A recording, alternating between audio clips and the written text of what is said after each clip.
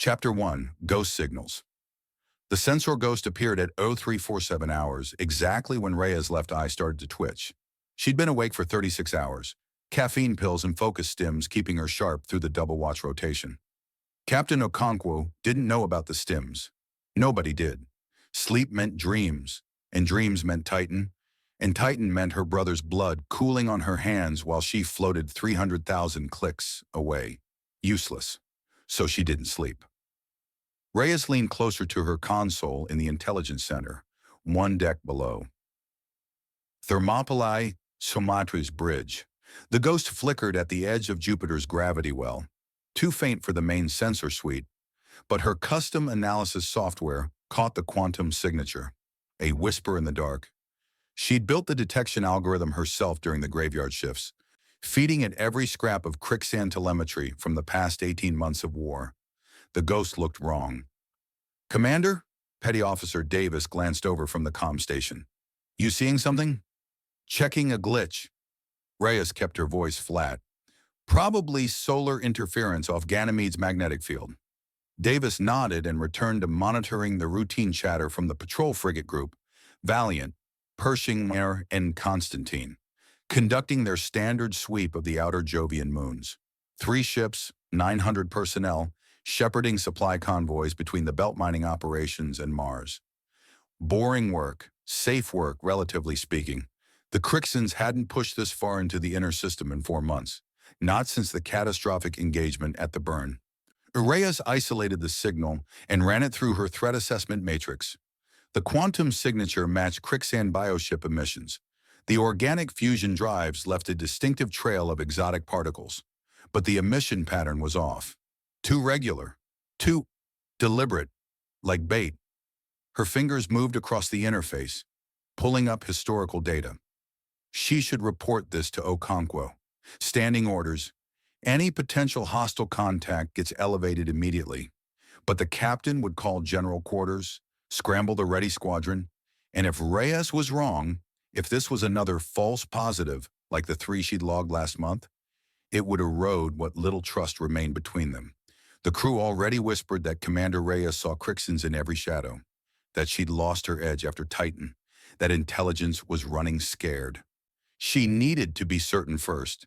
The intelligence center hummed with its familiar mechanical rhythm, the whir of cooling systems, the soft ping of routine sensor sweeps, the subliminal vibration of Thermopylae damaged jump drives that maintenance swore they'd fixed but hadn't. The air tasted like recycled sweat and burnt coffee. Reyes had been breathing it for 6 years. Sometimes she forgot what real atmosphere smelled like. She expanded the search parameters, cross-referencing the ghost's trajectory with known Krixan patrol patterns.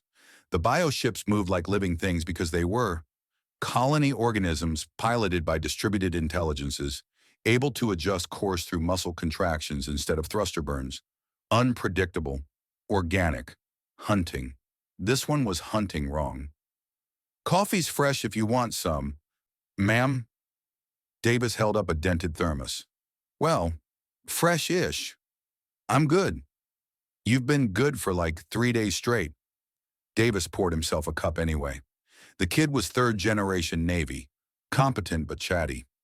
"Sleep is a thing humans do, you know. Supposedly helps with the whole staying alive situation." "I'll sleep when I'm dead." "That can be arranged, ma'am. Plenty of ways to die out here."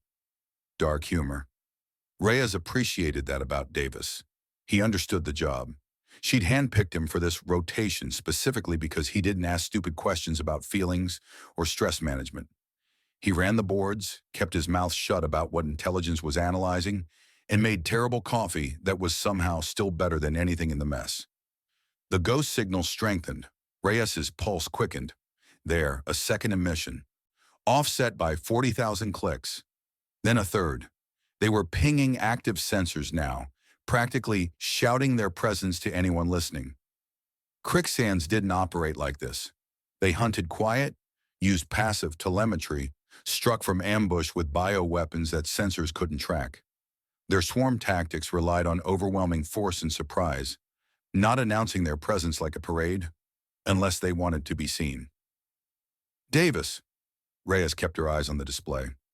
Pull up the patrol frigate vector. Where's their next jump point? He tapped his console. Valiant Group is scheduled to jump to grid Echo 7 at 0400 hours. Standard resupply rendezvous with the mining convoy from Pallas. 13 minutes. Reyes overlaid the Krixan signatures onto the tactical map. The ghost emissions formed a perfect triangle around grid Echo 7's entry coordinates. A kill box. Invisible until you knew what to look for. Her stomach went cold. Get me Captain Okonkwo. Ma'am? Davis's hand hovered over the comm panel. Now, Davis. But even as she said it, even as Davis opened the priority channel to the bridge, Reyes was already running probability matrices in her head. What if she was wrong? The Krixans had never used this tactic before. Active sensor baiting, deliberate exposure. It violated everything they knew about enemy doctrine. The tactical briefings all emphasized Krixan preference for stealth and overwhelming close-range assault. This could be equipment malfunction, sensor echoes, cosmic ray interference making her see patterns in noise. Or it could be 900 people about to die. Commander, Captain Okonkwo's voice crackled through the speaker. Even at 400 hours he sounded composed, aristocratic accent crisp. What's the situation? Reyes opened her mouth, closed it. On her screen the timer counted down. 0356 hours.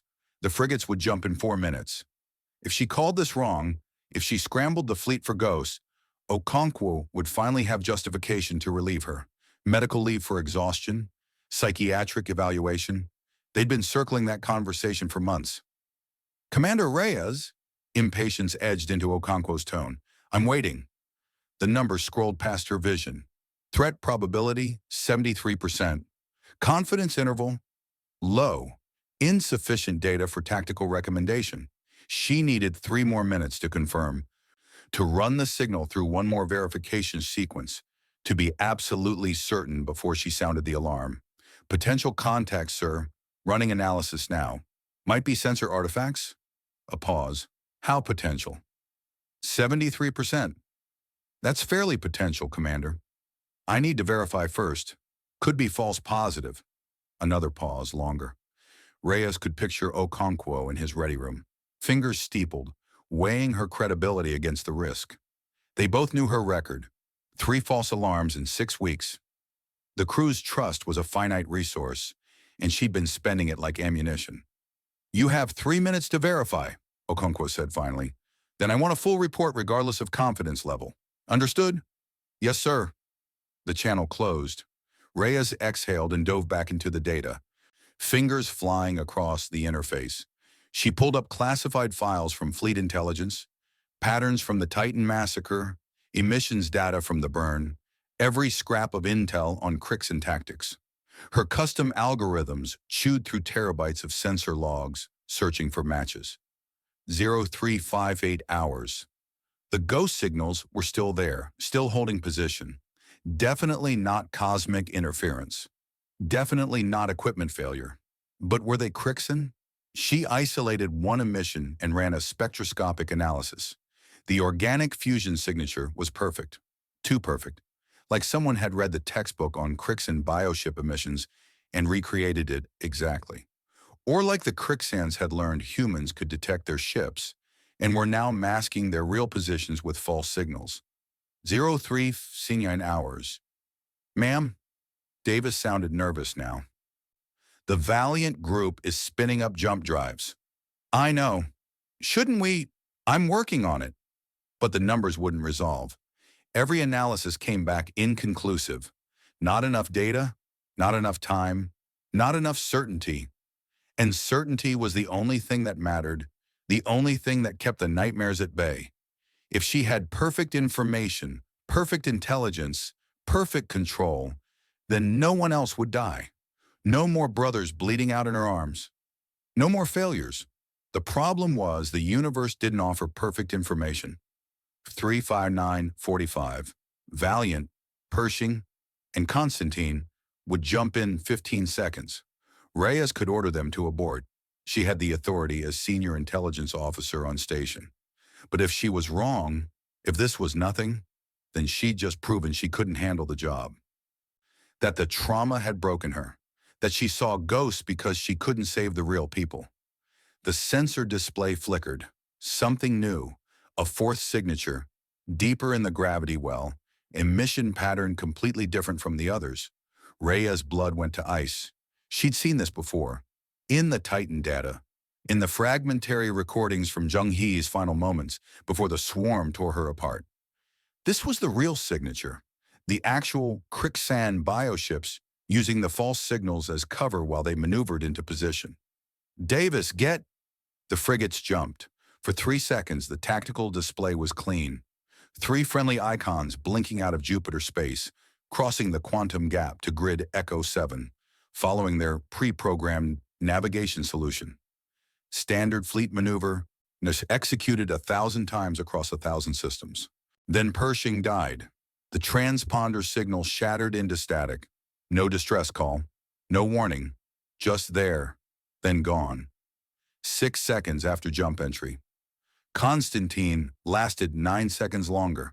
Her automated systems managed to squawk a partial emergency beacon before going silent. Valiant. Zerdium's transmission broke through the interference, audio only, the kind of compressed burst you sent when you had maybe 30 seconds to live and wanted someone to know what killed you. Contact, biomines. Christ, they're everywhere. Hull breach sections 4 through 9. Casualties heavy were... The voice cut off mid-word. Not static, just silence. The kind that meant the speaker's lungs had just vented into hard vacuum. Davis was screaming something into his comm panel, calling for damage control, for search and rescue, for anyone to respond. But Reyes knew there was no one to rescue.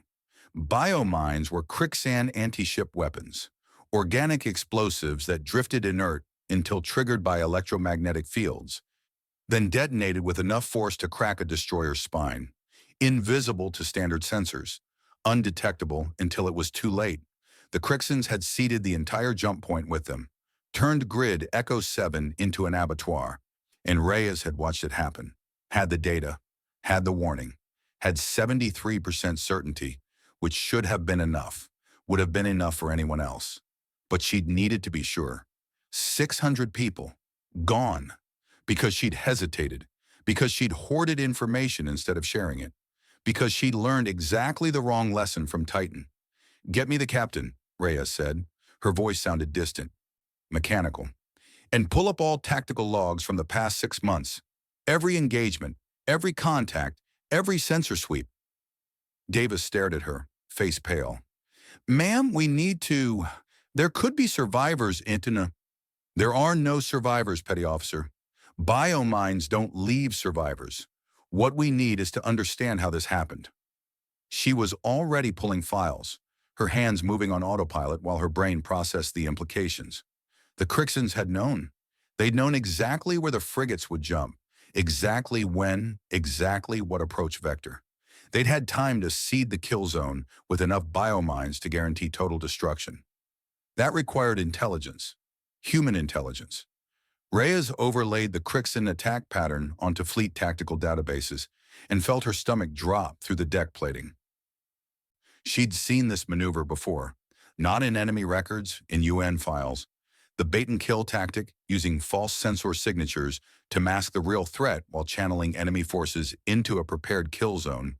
That was Exercise Redstone, a classified wargame scenario developed by Fleet Intelligence 6 months ago. Reyes had reviewed the after-action reports herself. Only a handful of officers had access to those files. The Krixans had used UEN's own playbook against them. Someone had fed the enemy Earth's tactical doctrine. Not just vague strategic concepts, detailed, specific operational procedures. The kind of intelligence that got hundreds of people killed. The kind that would get thousands more killed if it continued. Reyes stared at the tactical display, at the 3 dead ships, at the ghostly sensor signatures that had tried to warn her and that she'd almost trusted. Behind her, Davis was still trying to raise the frigate group, his voice cracking with desperate hope that maybe someone had made it to an escape pod. But Reyes knew better. She pulled up her analysis of the Krixan sensor emissions one more time, examined the 2 perfect signatures, the mathematical precision of the ambush timing, and saw the fingerprints. Whoever had leaked the tactics had also provided the Krixans with detailed specifications on UEN sensor capabilities.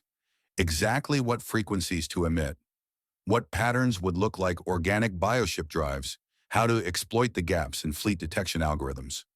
The traitor knew intelligence procedures, knew how Reyes thought, knew she'd hesitate, second guess, hoard the information while she verified, knew she'd fail. The comm panel chimed. Captain Okonkwo, demanding a sit rep, asking what the hell had just happened, why 3 ships were gone, and his intelligence officer hadn't warned him. Reyes reached for the comm, opened her mouth to confess everything, the delay, the hesitation, the 600 deaths that were her fault, then stopped. Because if she told Okonkwo about the leaked tactics now, he'd launch an immediate investigation. Lock down the crew, quarantine all classified files, standard security protocol, and the traitor would know they'd been discovered, would go to ground, erase their tracks, maybe take a few more secrets to the enemy before disappearing. No, this required a different approach, the kind intelligence was trained for: quiet investigation, controlled information. Figure out who had access to exercise Redstone files, who had opportunity to communicate with Krixan forces, who stood to gain from UEN losses. Trust no one. Control everything. Get it right this time. The old habits slid back into place like armor. Reyes closed the comm to Okonkwo without responding and pulled up the personnel access logs for classified tactical files. 37 officers had clearance for exercise Redstone. Any one of them could be the leak, or none of them. Maybe it was someone in Fleet Command, someone on Mars, someone. Her display flashed red. Priority alert. 4th Krixan signature confirmed. Real bioship, emission profile 99.7% match. Current vector, Mars orbit. ETA, 4 hours. In an appended to the tactical data, buried in the metadata where only someone running her specific analysis algorithms would find it, was a message. 5 words in plain text. Commander Reyes, we know. Choose carefully.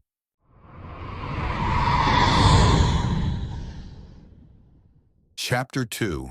The Welding Scars. The hull screamed.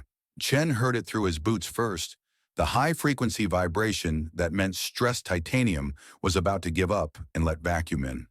He killed the plasma torch and yanked his helmet's faceplate down, the HUD flickering to life as the section of corridor he'd been welding flexed inward with a sound like tearing metal.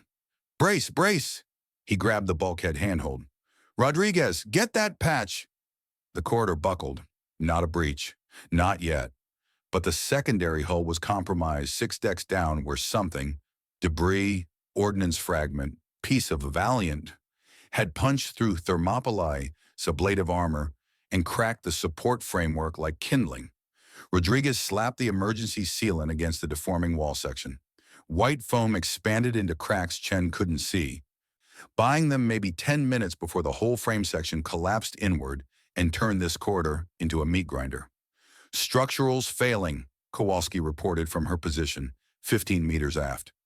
Mag boots locked, running a scanner across the wall joints. Load-bearing struts are shot. This whole section's gonna fold. I can see that. Chen's HUD painted the damage in angry red overlays. Struts 7 through 12 showing critical stress. Metal fatigue beyond safe tolerances.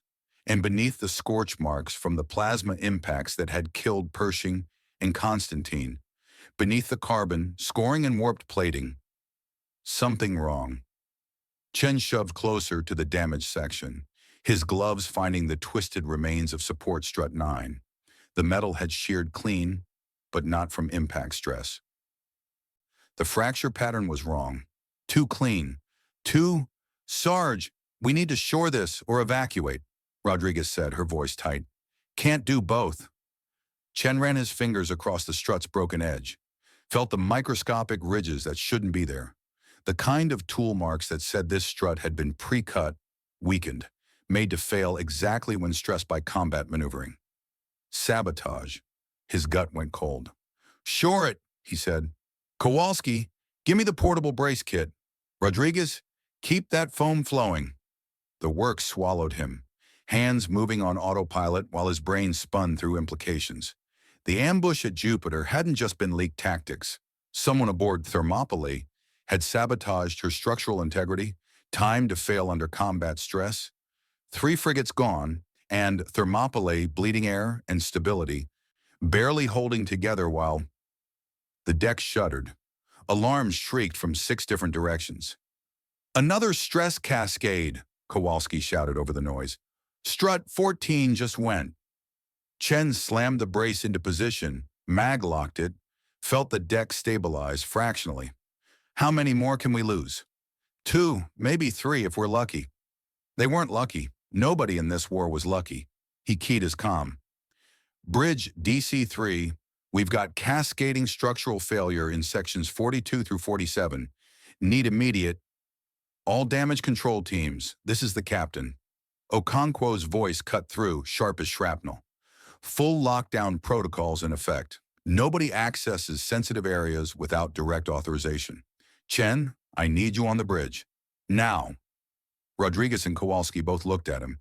Chen stared at the sabotage strut, his mind racing.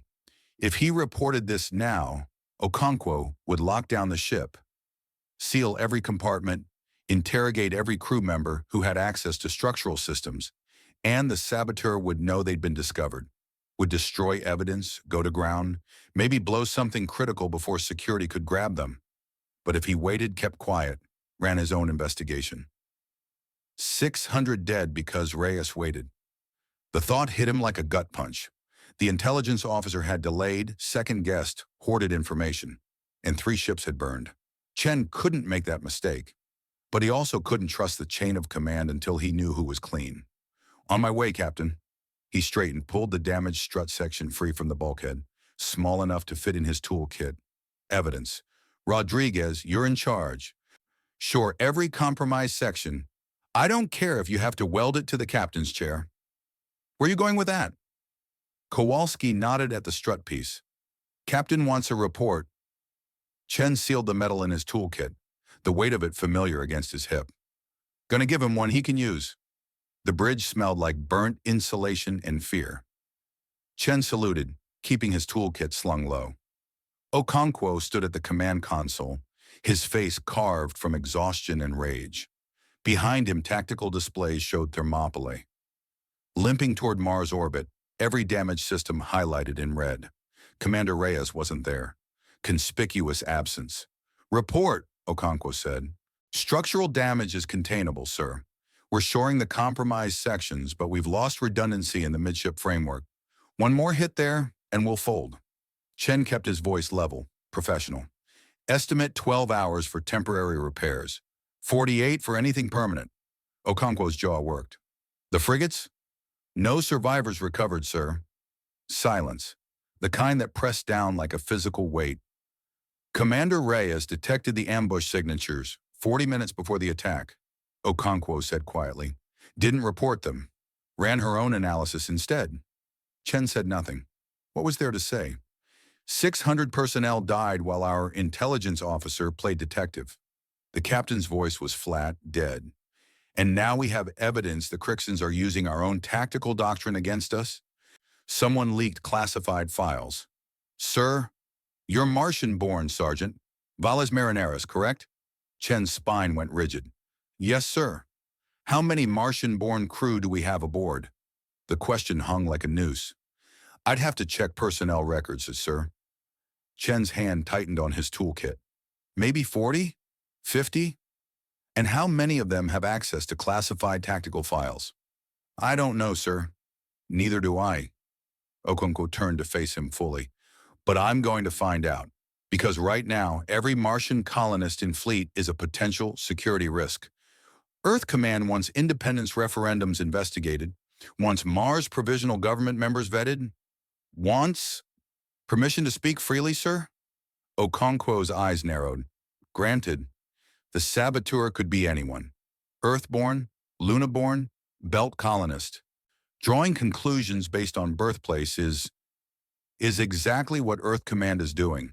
The captain's expression was bleak. "I don't like it either, Sergeant, but we're hemorrhaging classified intel and 600 bodies are floating in Jupiter's gravity well. I need answers, not political correctness. Chen could feel the strut piece in his toolkit, the tool marks that would point to Martian-issued equipment, evidence that would confirm every Earth supremacist's paranoid fantasy about colonial traders, or evidence that someone was framing them. "I'll assist however needed, sir," Chen said. Okonkwo studied him for a long moment. "Dismissed.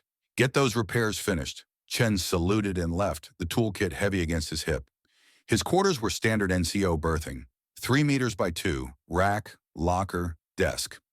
Barely enough room to turn around. Chen locked the door, pulled the damaged strut from his toolkit, and spread it across his desk under the worklight. The fracture edge showed clear tool marks. Precise, professional. The kind of cut that took time and skill and access. He pulled his personal toolkit from his locker, selected the structural cutter he used for emergency repair work, held it against the strut's edge. Perfect match. Chen's hands went cold. Every damage control specialist aboard had the same toolkit, standard issue, but the cutting tools came in different configurations depending on assignment and training. Mars Colonial Engineering used different specs than Earthfleet, different blade geometries for different gravity environments and construction materials. He pulled up the tool specifications on his datapad. Cross-referenced against fleet procurement records, the cuts on the sabotage strut match Mars pattern structural cutters, not Earth issue, not Luna fabrication, not belt mining equipment. Mars, his toolkit, his training, his equipment signature. Someone had either used Martian tools to sabotage Thermopylae, or someone was very carefully framing every Mars-born crew member aboard. Chen sat back, his mind racing through the implications. If he reported this, Okonkwo would lock down every Martian on the ship. Interrogations, suspicion, ruined careers even if they were cleared, and the real saboteur would vanish. But if one of his fellow colonists was the traitor, the emergency klaxon shattered his thoughts. Chen's datapad lit up with proximity alerts. His blood went ice cold reading the tactical feed. The Krixan bioship they detected 4 hours ago hadn't burned for Mars.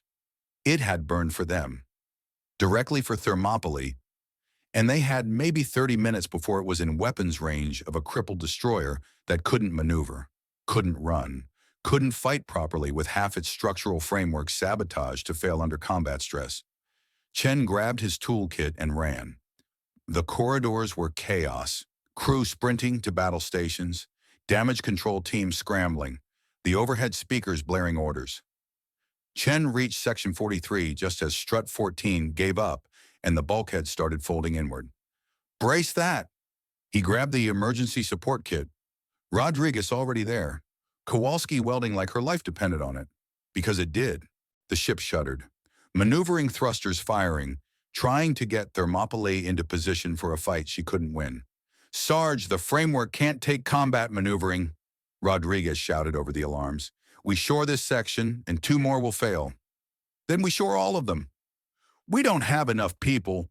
The tactical feed lit up Chen's HUD. The Krixan bioship was accelerating, closing fast. And something about its approach vector was wrong, too deliberate, like it knew exactly where Thermopylae was weakest, like it had been told. Chen's hands moved faster, locking braces, welding joints, the sabotage strut piece still in his toolkit. Evidence he couldn't use, couldn't risk, not until the Krixan ship fired. Bioplasma lances cut through space, impacts hammering Thermopylae's failing shields. The deck heaved. Struts 13 and 15 screamed and started buckling. "Get that brace!" The hull section tore open. Emergency bulkheads slammed down, sealing the breach. Chen felt the deck shift under his boots, the whole ship torquing as stressed metal gave way. Somewhere distant, another section was venting atmosphere. They had minutes. Maybe. His comm crackled. "All damage control teams, reactor containment is failing. Core temperature spiking. We've got..." Static. 7 minutes to emergency shutdown or we lose containment integrity." The feed cut out. 7 minutes. If the reactor went critical, Thermopylae would become a miniature star. Brief, bright, fatal. Chen looked at the compromised sections, the sabotage framework, the carefully weakened structure that had been designed to fail exactly like this. The saboteur had planned this, weakened the ship, leaked the tactics, led the Krixans straight to them, and now the reactor was failing right on schedule. Rodriguez, Kowalski, get to the escape pods, now! Sarge, that's an order! They ran. Chen grabbed his toolkit and sprinted toward engineering. The reactor deck was 6 levels down, through corridors that were buckling, past hull sections that groaned like dying things. The emergency lighting painted everything red. His HUD counted down, 0614, 0613, 0612. The reactor containment chamber was an inferno of alarms and flashing warnings. Emergency shutdown had failed. Somebody had isolated the automated systems, cut the manual overrides, left nothing but a countdown to core breach. Sabotage. Chen pulled his toolkit open, found the strut piece, the evidence he'd kept hidden. Tool marks matching Martian equipment, his equipment, and beneath the evidence, his plasma cutter, the one tool that could maybe cut through to the manual override junction if he worked fast enough. The countdown hit 6 minutes. Chen started cutting. The metal resisted, his hands shaking, sweat pouring down his face inside the helmet. The plasma cutter screamed, peeling back layers of reinforced casing. He could feel the heat through his gloves, radiation warnings flashing across his HUD. 0547. 0546. 0545. The junction was deeper than the specs indicated. Someone had added extra shielding, made it harder to reach, bought themselves time to escape while the reactor... His cutter broke through. Chen yanked the panel free, reached into the exposed wiring, found the manual override trigger. Pulled. Nothing. The countdown kept falling. 0458, 0457, 0456. Chen stared at the override mechanism, his engineer's brain processing what he was seeing. The trigger was intact. The connections were solid, but the bypass had been severed 3 levels down in the secondary containment junction. The saboteur had cut 2 systems, cut them thoroughly. There was no way to reach the secondary junction in 4 minutes. The ship was going to die, and Chen was standing at ground zero. His comm crackled. All personnel, this is the captain. Abandon ship. Repeat, abandon. Chen looked at his toolkit, at the Martian pattern cutter that matched the sabotage marks, at the evidence that would condemn 40 innocent colonists if it survived, or save them if it burned. The countdown hit 4 minutes. The reactor temperature spiked into the red. Chen ran, not toward the escape pods, toward the secondary junction, through corridors filling with radiation warnings, past crew members fleeing the other direction, down maintenance shafts that were never meant for emergency transit. 0312, 0311, 0310. His lungs burned. His radiation dosimeter screamed. The ship shuddered around him, coming apart in slow motion. The secondary junction was behind an access panel welded shut for safety regs. Chen grabbed his plasma cutter, started cutting. R244, R243, R242. The weld gave way. He yanked the panel free, reached inside, found the bypass connection hanging loose where someone had deliberately severed it. No time for proper repair. He grabbed the contacts, held them together with his bare hands through the gloves, felt the current arc through him. The reactor control system flickered, then locked. Emergency shutdown initiated. The countdown stopped at 02107. Chen collapsed against the bulkhead, his whole body shaking, the contact still gripped in his hands. Around him, the ship's systems began cycling down, reactor temperature dropping, crisis averted by... The junction exploded. Not the reactor, something else. Secondary charge hidden in the access panel, triggered by reconnection. The blast threw Chen backward. He hit the opposite wall, his helmet cracking, air hissing out through the faceplate. Emergency seals engaged, barely. His HUD was dying, radiation warnings screaming, structural integrity at 12%. He tried to move, couldn't. Something was wrong with his left leg. Wrong in a way that meant bone fragments and arterial bleeding and not much time. Chen's vision tunneled. His datapad was cracked but functional, showing one last alert. Hull breach in secondary junction. Automatic containment, 90 seconds. After that, the bulkheads would seal, and he'd be on the wrong side. Vacuum would finish what the explosion started. 90 seconds. Chen tried to drag himself toward the corridor, made it half a meter before the pain whited out his vision. 81 seconds. His hand found his toolkit, still mag-locked to his belt. The sabotage strut piece inside, the evidence, the tool marks that matched his own equipment. If he died here, someone would find it, would see the Martian's signature, would blame his people. 63 seconds, or he could destroy it, erase the evidence, die with the secret, let the real saboteur win.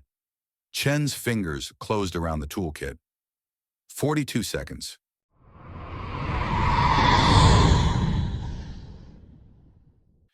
Chapter 3, The Weight of the Chair. The bulkhead countdown hit 30 seconds when Okonkwo made the call. Medical team, breach suits, secondary junction, now. He kept his voice level, despite the tactical display showing structural collapse in real time.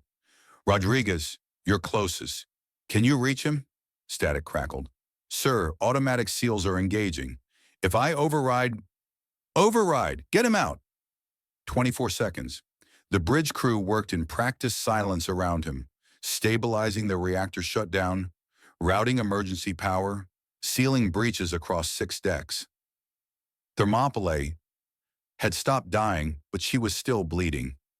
And one of his people was on the wrong side of a bulkhead that was about to turn him into vacuum-frozen meat. Okonkwo pulled up the damage control feeds, watched Rodriguez sprint through the access corridor, her helmet cam bouncing with each mag-boot step. The junction chamber beyond showed Chen collapsed against the wall, his faceplate cracked, one leg twisted at an angle that made Okonkwo's stomach clench. 16 seconds. Rodriguez hit the manual override. The bulkhead stuttered, groaning, trying to seal despite her command. She wedged herself into the gap, braced against the frame, pulled. The door held. Sir, hydraulics are shot. Kowalski, where are you? 30 meters out. Get there faster. 8 seconds. Kowalski appeared on Rodriguez's helmet feed, both of them jamming tools into the bulkhead mechanism, forcing it back centimeter by centimeter. Chen wasn't moving.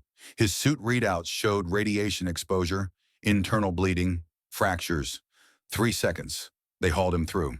The bulkhead slammed shut. Okonkwo exhaled. Around the bridge, the tension broke in small ways. Shoulders dropping, hands unclenching. Someone muttering thanks to a god they probably didn't believe in. Medical, what's his status? Severe radiation exposure, compound fracture left femur, possible internal hemorrhaging. Getting him to sick bay now. Keep me posted. Okonkwo closed the feed, turned to his tactical officer. Damage assessment. Lieutenant Park didn't look up from his console. Reactors stable. Hull breach is sealed, but we're down to 60% structural integrity in the midship sections. Another hit like that and we fold. And the Krixan ship. Burned out system after the attack. Current heading puts them toward the belt. Running, which meant they'd accomplished their mission. Cripple. Thermopylae. Test her defenses. Probe for weaknesses. Find them. Okonkwo's jaw tightened. The sabotage hadn't been random. Chen's initial report had mentioned tool marks, deliberate cuts, someone who knew exactly which struts to compromise for maximum effect during combat stress, someone aboard his ship. Commander Reyes, report to my ready room, immediately. She arrived 6 minutes later, long enough that Okonkwo had pulled the personnel files for every crew member with structural engineering access. 43 names. Too many. Reyes stood at attention, her uniform crisp despite the chaos of the last 4 hours. Her face gave nothing away. Sit, Okonkwo said. She sat. He opened the file on his desk terminal, turned it so she could see the tactical replay from Jupiter. 3 frigates jumping into the ambush zone, the biomines triggering. Pershing and Constantine dying in seconds. Valiant, sending that last garbled transmission before going dark. You detected the anomalies 40 minutes before this happened, Okonkwo said quietly. Yes, sir. Didn't report them.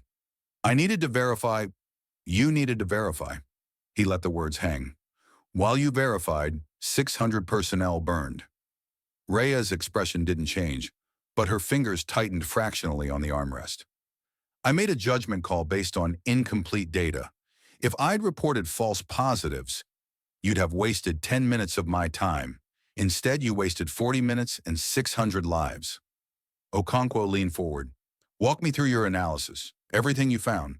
She did. The sensor signatures, the mathematical precision, the too-perfect mimicry of bioship emissions.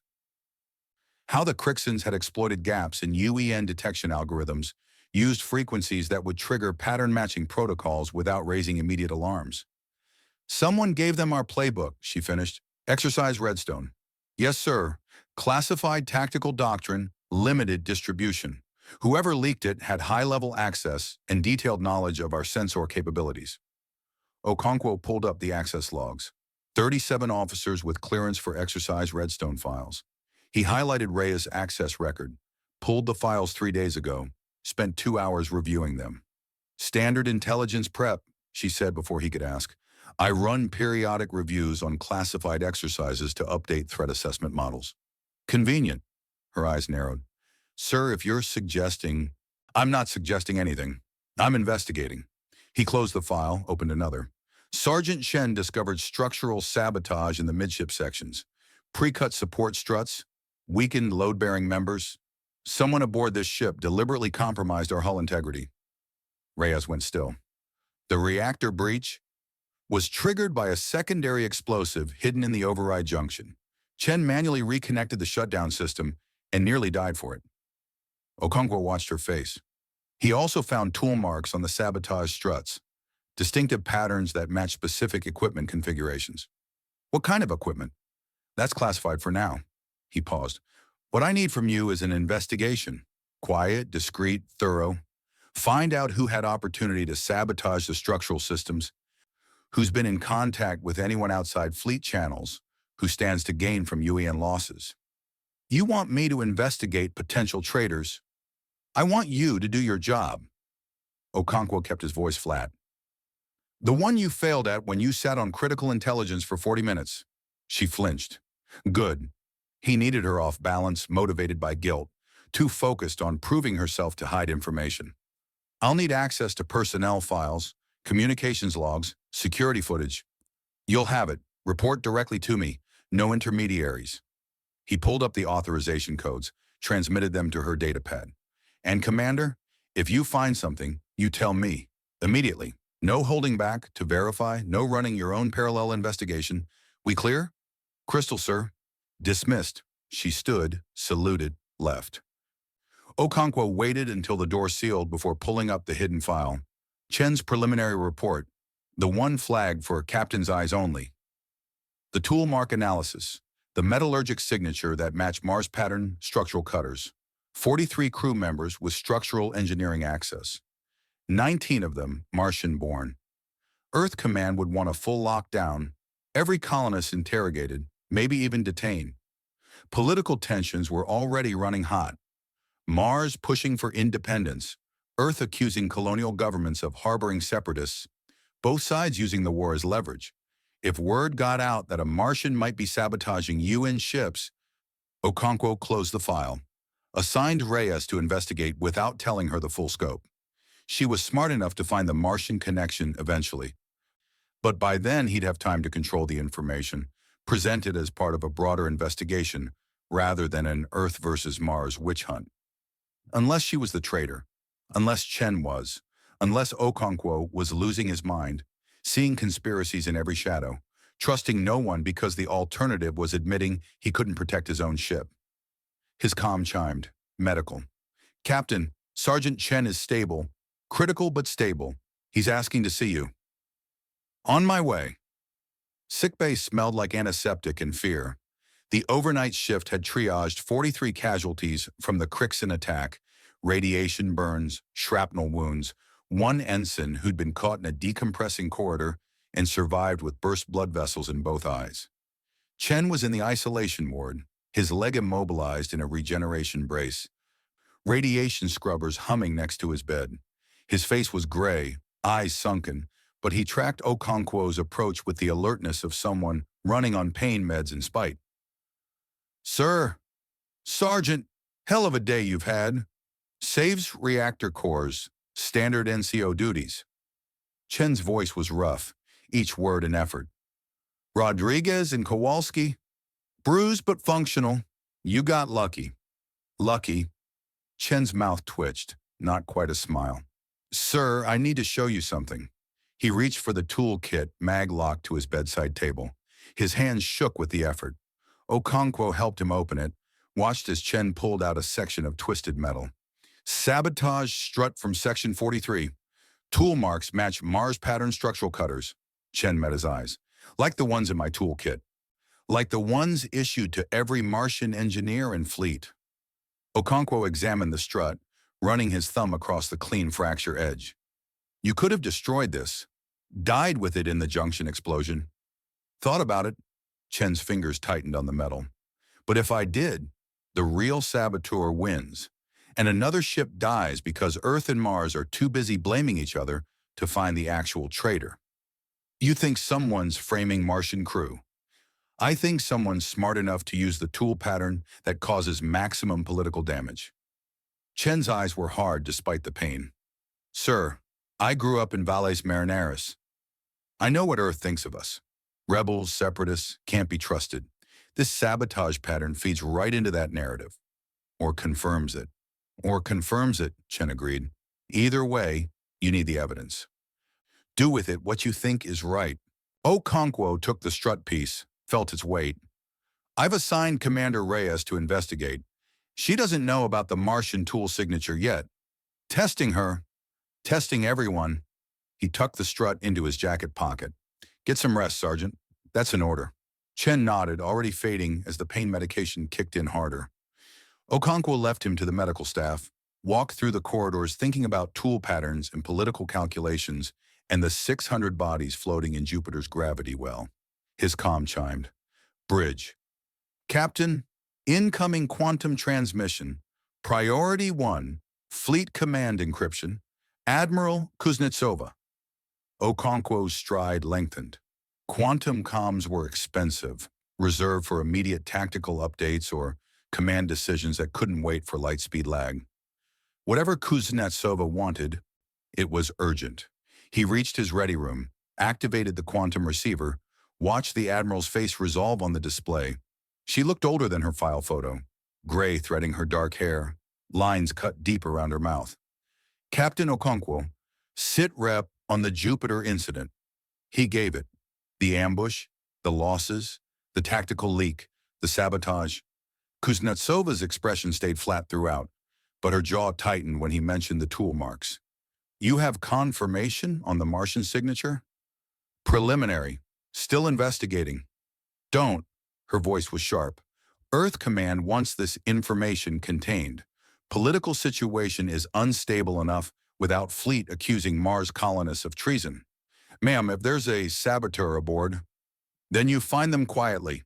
No mass interrogations, no targeting specific demographics, no feeding ammunition to separatist movements." Kuznetsova leaned forward. "That's a direct order. You investigate this as a general security breach, not an Earth-Mars issue. Understood?" "Understood." Okonkwo kept his voice neutral. "What about the tactical leak?" "Intelligence is working that angle. In the meantime, you're being reassigned. Thermopylae is to make best speed for Mars orbit.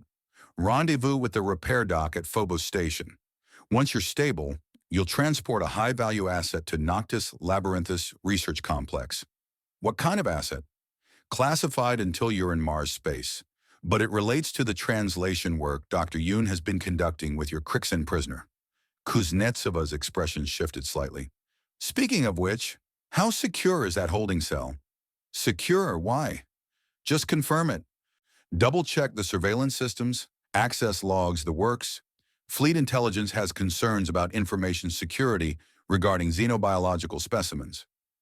Okonkwo's instincts prickled. "What kind of concerns?" "The kind I can't discuss over quantum comm." Kuznetsova killed the connection. Okonkwo sat back thinking, why would fleet intelligence care about a single Krixan prisoner's surveillance? They had dozens of captured bioships in various research facilities, whole hive minds in containment. What made Ixtar special? He pulled up the security protocols for the holding cell. Level 5 containment, biometric access only, automated monitoring. Dr. Yoon conducted daily translation sessions, recording every interaction, submitting reports to Xenolinguistics Command, standard procedure. He cross-referenced the access logs. Yoon's entries were regular, predictable. The security rotation checked in every 4 hours. Automated systems logged environmental conditions, neural activity, chemical composition of the containment atmosphere. All normal. Okonkwo frowned, opened the deeper system logs. Surveillance camera access, remote monitoring connections, data transmission records. There, someone had been remotely accessing the holding cell's surveillance feeds, not watching the automated logs, actually tapping into the live camera streams, monitoring Yoon's sessions with Ixtar in real time. The access codes traced to a terminal in the science lab, but the usage patterns were wrong. The remote views happened during off-duty hours, when the science lab should have been locked down. The session durations varied, sometimes 5 minutes, sometimes 2 hours. And whoever was watching had routed their connection through 3 different relay points to obscure the origin signal. Professional tradecraft. Okonkwo pulled the terminal's physical access logs. 12 authorized personnel, including Dr. Yoon. He cross-referenced their duty schedules against the surveillance access times. None of them matched. Someone was using the science lab terminal without logging in. Either they had bypass codes, or they'd physically compromised the security system, or someone on the authorized list was providing cover. He pulled up the detailed access pattern, ran it through behavioral analysis algorithms. The surveillance sessions clustered around specific topics in Yoon's translation work, whenever she discussed Krixan hive structure, command hierarchies, communication protocols. Someone was specifically interested in how the enemy organized information flow. Exactly the kind of intelligence a saboteur would need to coordinate with Krixan forces. Okonkwo's hand moved to his comm, then stopped. If he called security now, locked down the science lab, pulled everyone in for interrogation, the Watcher would know they'd been discovered, would erase their tracks, go to ground, maybe dump whatever intelligence they'd gathered to the enemy before disappearing. But if he kept quiet, monitored the situation, figured out who was accessing the feeds, the same calculation Reyes had made, the same hesitation that had killed 600 people. Okonkwo stood, walked to the bridge. Lieutenant Park, I need continuous monitoring on Science Lab Terminal 7. Flag any access attempts, authorized or otherwise. Feed the data directly to my ready room. No alerts to the general system. Sir, operational security. Do it quietly. Park's fingers moved across his console. Done. You want historical access data? Already have it. Okonkwo pulled up the personnel files for the 12 authorized users, started cross-referencing them against the sabotage timeline, the tactical leak, the Jupiter ambush, looking for patterns, finding them. Dr. Yoon had accessed the science lab terminal the night before the frigate group departed for Jupiter. 3-hour session, no official report filed. The surveillance logs showed her reviewing previous translation sessions with Ixtar, focusing on Krixan tactical adaptation strategies. Coincidence? Maybe. Or maybe Okonkwo's xenolinguist was extracting military intelligence from a prisoner and selling it to the enemy. He pulled her service record. Earthborn, Lagos Colony. Doctorate in Comparative Linguistics, specialized in non-human communication systems. Recruited by Fleet Intelligence 8 years ago. Exemplary performance ratings. Security clearance renewed annually. Clean. Too clean. Okonkwo's terminal chimed. New surveillance access detected. Science Lab Terminal 7. Right now. He pulled up the camera feed. The lab was dark, empty. But someone was remotely viewing the holding cell, watching Ixtar's chamber in real time. The connection had been active for 40 seconds. Okonkwo ran a trace, following the signal through its relay points, stripping away the obfuscation layers. The origin terminal resolved. Commander Reyes' quarters. Okonkwo stared at the data, his mind refusing to process what he was seeing. Reyes was in her quarters, remotely accessing Yoon's surveillance feeds through the science lab terminal, watching the Krixan prisoner, the intelligence officer he'd just assigned to investigate the traitor. Was the traitor. The connection terminated. Okonkwo watched the logs update, saw Reyes's access signature fade from the system as she disconnected. His comm chimed. Captain, Commander Reyes requesting permission to access the holding cell. Says she needs to interview the prisoner as part of her investigation.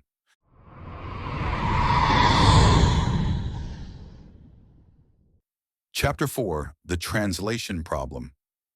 The surveillance logs didn't make sense. Yoon stood in the darkened lab, tablet casting blue light across her face, reviewing the access history for the third time. Someone had been watching her sessions with Ixatar. 47 separate instances over 3 weeks, each connection masked through relay protocols that shouldn't exist on a military vessel. The watcher knew when she scheduled sessions, knew how to ghost through security, knew exactly which camera angles showed Ixatar's chemical emissions best. They'd been studying her methodology, learning how to talk to Krixans. Her fingers moved across the tablet, peeling back the connection layers. The access terminal resolved to the science lab. This lab, Terminal 7, the workstation she was standing beside. But the usage patterns were wrong, too deliberate, too efficient. Whoever had watched her didn't fumble through menus or reference help files. They'd known the system intimately. Professional. The timestamp on the most recent access made her stomach drop. Last night, 0342 hours. 3 hours before her scheduled morning session with Ixatar, someone had reviewed every recording from the past month, focusing on segments where she discussed Krixan tactical adaptation. The same night Chen had discovered the sabotage, Yoon saved the logs to an encrypted drive and pocketed it, started toward the bridge.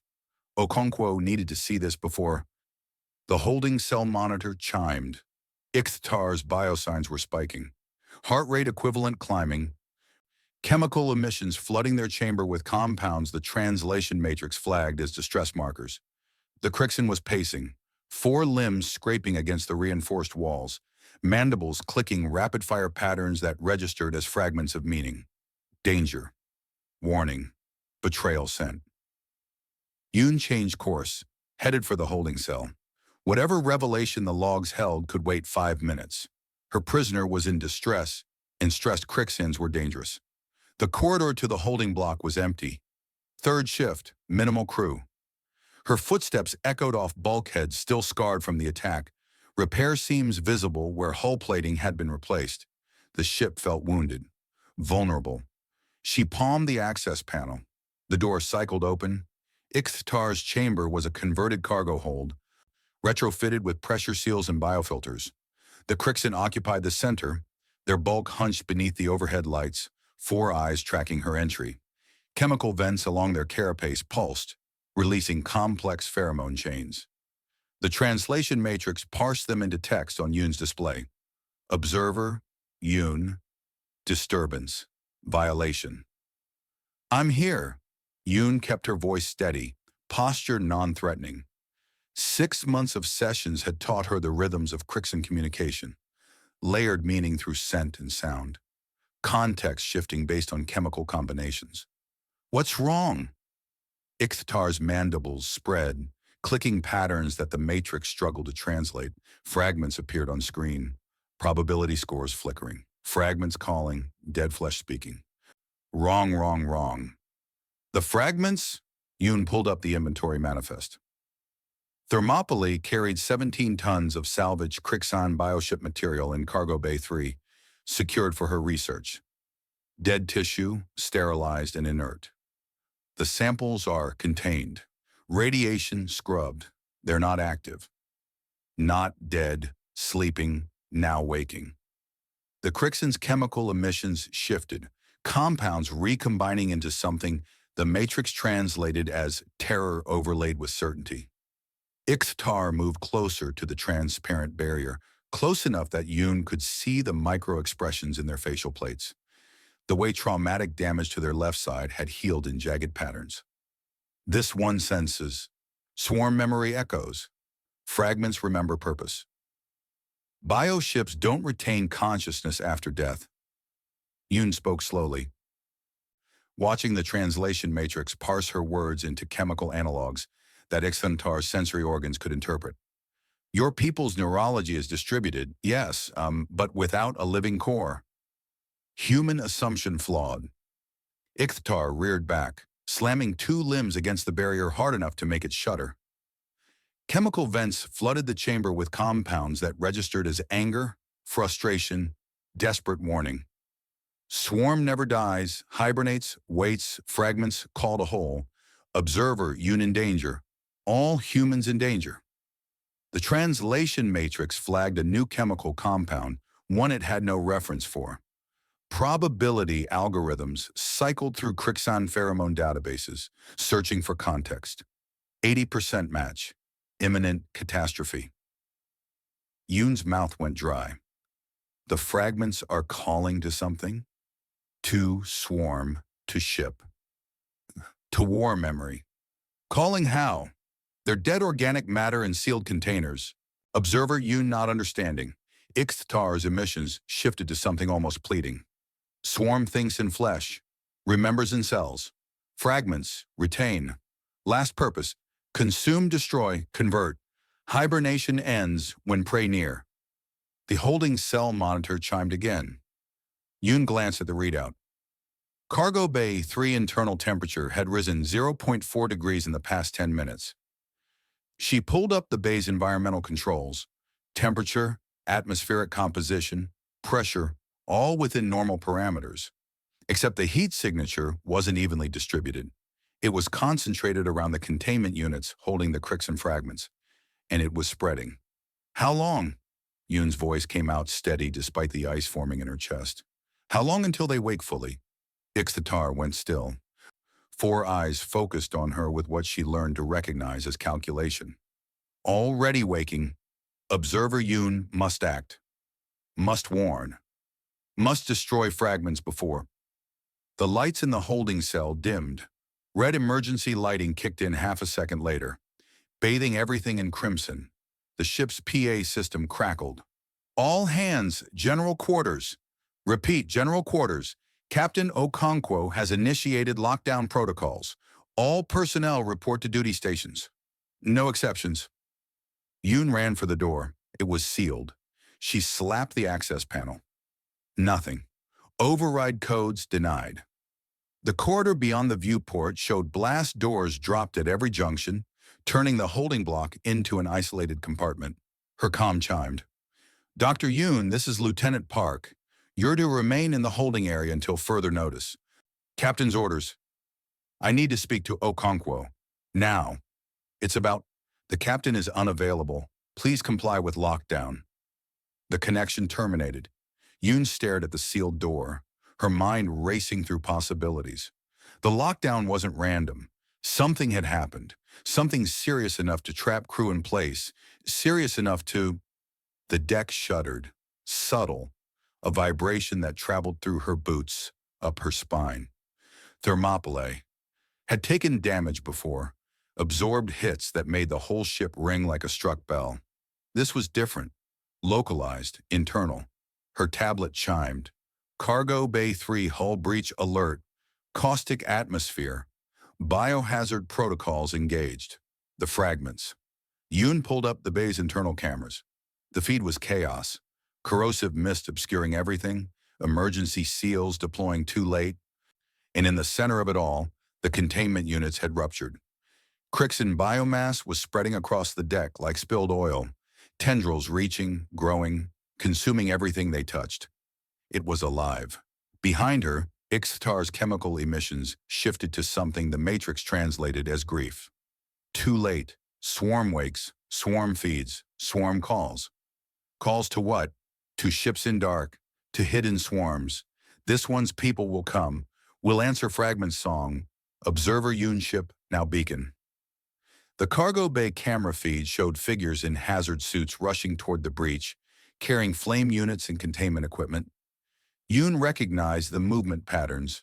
Damage control teams, following protocols designed for chemical spills and radiation leaks. Not for living tissue that remembered how to kill. She needed to warn them. Needed to explain that fire wouldn't work, that Krixan biomass adapted to temperature extremes, that containment was impossible once it reached critical mass. Her comm was locked, doors sealed. She was trapped in a holding cell with a prisoner who just told her. Thermopylae had become bait. Yun turned back to Ixtar. How do we stop it? Cannot stop. Only delay. Only warn. Warn who? Everyone's locked down. The damage control teams don't know what they're facing. Ixtar moved closer to the barrier again. Chemical vents pulsing patterns that made the translation matrix struggle. Observer Yun must reach command. Must explain danger. This one can help. How? The Krixan extended one limb toward the cell's control panel, the one that regulated atmospheric composition and chemical filters. Their claw hovered over the emergency release. This one remembers ship systems, remembers human weakness. Barrier fails of pressure. Differential exceeds tolerances. Yun understood. You breach your own cell. Create an emergency that forces the lockdown to lift. Yes. They'll kill you. Security will assume breakout attempt. This one already dead. Already traitor. Already failed swarm. The chemicals shifted to something achingly familiar. Resignation. Purpose. The scent of a soldier accepting a final mission. Observer Yun live. Observer Yun warn. Observer Yun understand. Krixan more than any human must survive. The cargo bay feed showed the first damage control team entering the breach zone. Yun watched them advance in standard formation, flame units ready, confident in their equipment and training. The biomass surged. It moved faster than anything dead should move, tendrils whipping out to wrap around the lead figure's legs. The hazmat suit held for 3 seconds before the caustic secretions ate through. The screaming started before Yun could look away. The other team members retreated, dragging their dying teammate, trying to seal the bay. The biomass was growing, doubling its mass every few seconds, fed by the organic materials it consumed: deck plating, insulation, bodies. Ixtar's claw touched the emergency release. Wait, Yun started. The barrier exploded outward. Not a breach. A detonation. The transparent wall shattered into fragments. Pressure differential creating a shock wave that threw Yun backward. She hit the quarter wall hard enough to crack her head against metal, vision swimming. Through the ringing in her ears, she heard alarms, felt hands grabbing her arms, hauling her up. Security personnel in full combat gear, weapons trained on the holding cell where Ixtar stood motionless, limbs spread in what Yun had learned was a gesture of surrender. Don't shoot, her voice came out slurred. Don't, they're helping Cargo Bay, biomass. Dr. Yun, stay down. The security chief, Peterson, kept his weapon aimed at the Krixan. Prisoner, return to containment or we will fire. Ixtar didn't move. Behind them, the corridor's emergency bulkheads began cycling open. Lockdown lifting, red lights shifting to amber. Yun struggled to her feet despite Peterson's protest. Her tablet was still in her hand, somehow unbroken, still showing the cargo bay feed. The biomass had reached the bay's main hatch, was pressing against it, testing it. Captain Okonkwo needs to see this. Yun shoved the tablet at Peterson. Now, before... The cargo bay hatch failed. The feed went dark as caustic atmosphere flooded into the corridor beyond. More screaming, this time from multiple sources. Yun heard the distinct crack of small arms fire, the whoosh of flame units, the chaos of people dying in ways their training hadn't prepared them for. Peterson's face went pale. He tapped his comm. Bridge, this is Security Chief Peterson. We have a containment failure in Cargo Bay 3. Krixan biomasses. The ship lurched. Not damage, not impact. This was the entire vessel shifting orientation, maneuvering thrusters, firing in patterns that meant emergency course correction. Through the deck, Yun felt the rumble of the main engines spooling up to combat thrust. Peterson's comm erupted with overlapping voices. Multiple contacts inbound, bearing 347 mark biosignatures matching Krixan war swarm composition. Estimating 12 ships, correction, 15, they're still decloaking. Ixtar's chemical emissions flooded the corridor. The translation matrix parsed them mechanically. Swarm answers, fragments called, too late, too late, too late. Yoon looked at the cargo bay feed, now showing only static. Looked at Peterson's expression as he processed the tactical situation. Looked at Ixtar, standing motionless in the ruins of their cell. "We need to reach the bridge," she said. "I know how to stop the biomass, but we're out of time." Peterson nodded, gestured to his team. "Prisoner comes with us. Full restraints. You try anything, we put you down." They moved fast through corridors that smelled like fear and recycled air, past damage control teams suiting up, past medbay where the burned were being carried in. The ship was a hive of controlled chaos, everyone moving with purpose, following protocols designed for this exact nightmare. Except the nightmare was worse than anyone had planned for. The bridge access corridor was ahead. Yoon could see the security checkpoint, see Lieutenant Park coordinating damage reports, see... She stopped. The corridor was empty. Peterson and his team were gone. Ixtar was gone. The security checkpoint was gone. She stood alone in a stretch of hallway that shouldn't exist, bulkheads on either side showing sections of ships she'd walked past seconds ago. But there were no doors, no junctions, no way to reach them. The deck beneath her feet vibrated with the wrong frequency. The air tasted like something that had been breathed too many times. Yoon turned in a slow circle. The corridor stretched in both directions, identical, impossible, empty. No crew, no sounds, no way forward or back. Just her in a stretch of ship that had swallowed everything else. And then from somewhere that had no location, a voice. Not Ixtar's chemical speech. Not the translation matrix. Not anything her brain could process as coming from a specific direction. Just a voice, speaking in harmonics that hurt to hear. Observer found. The lights went out.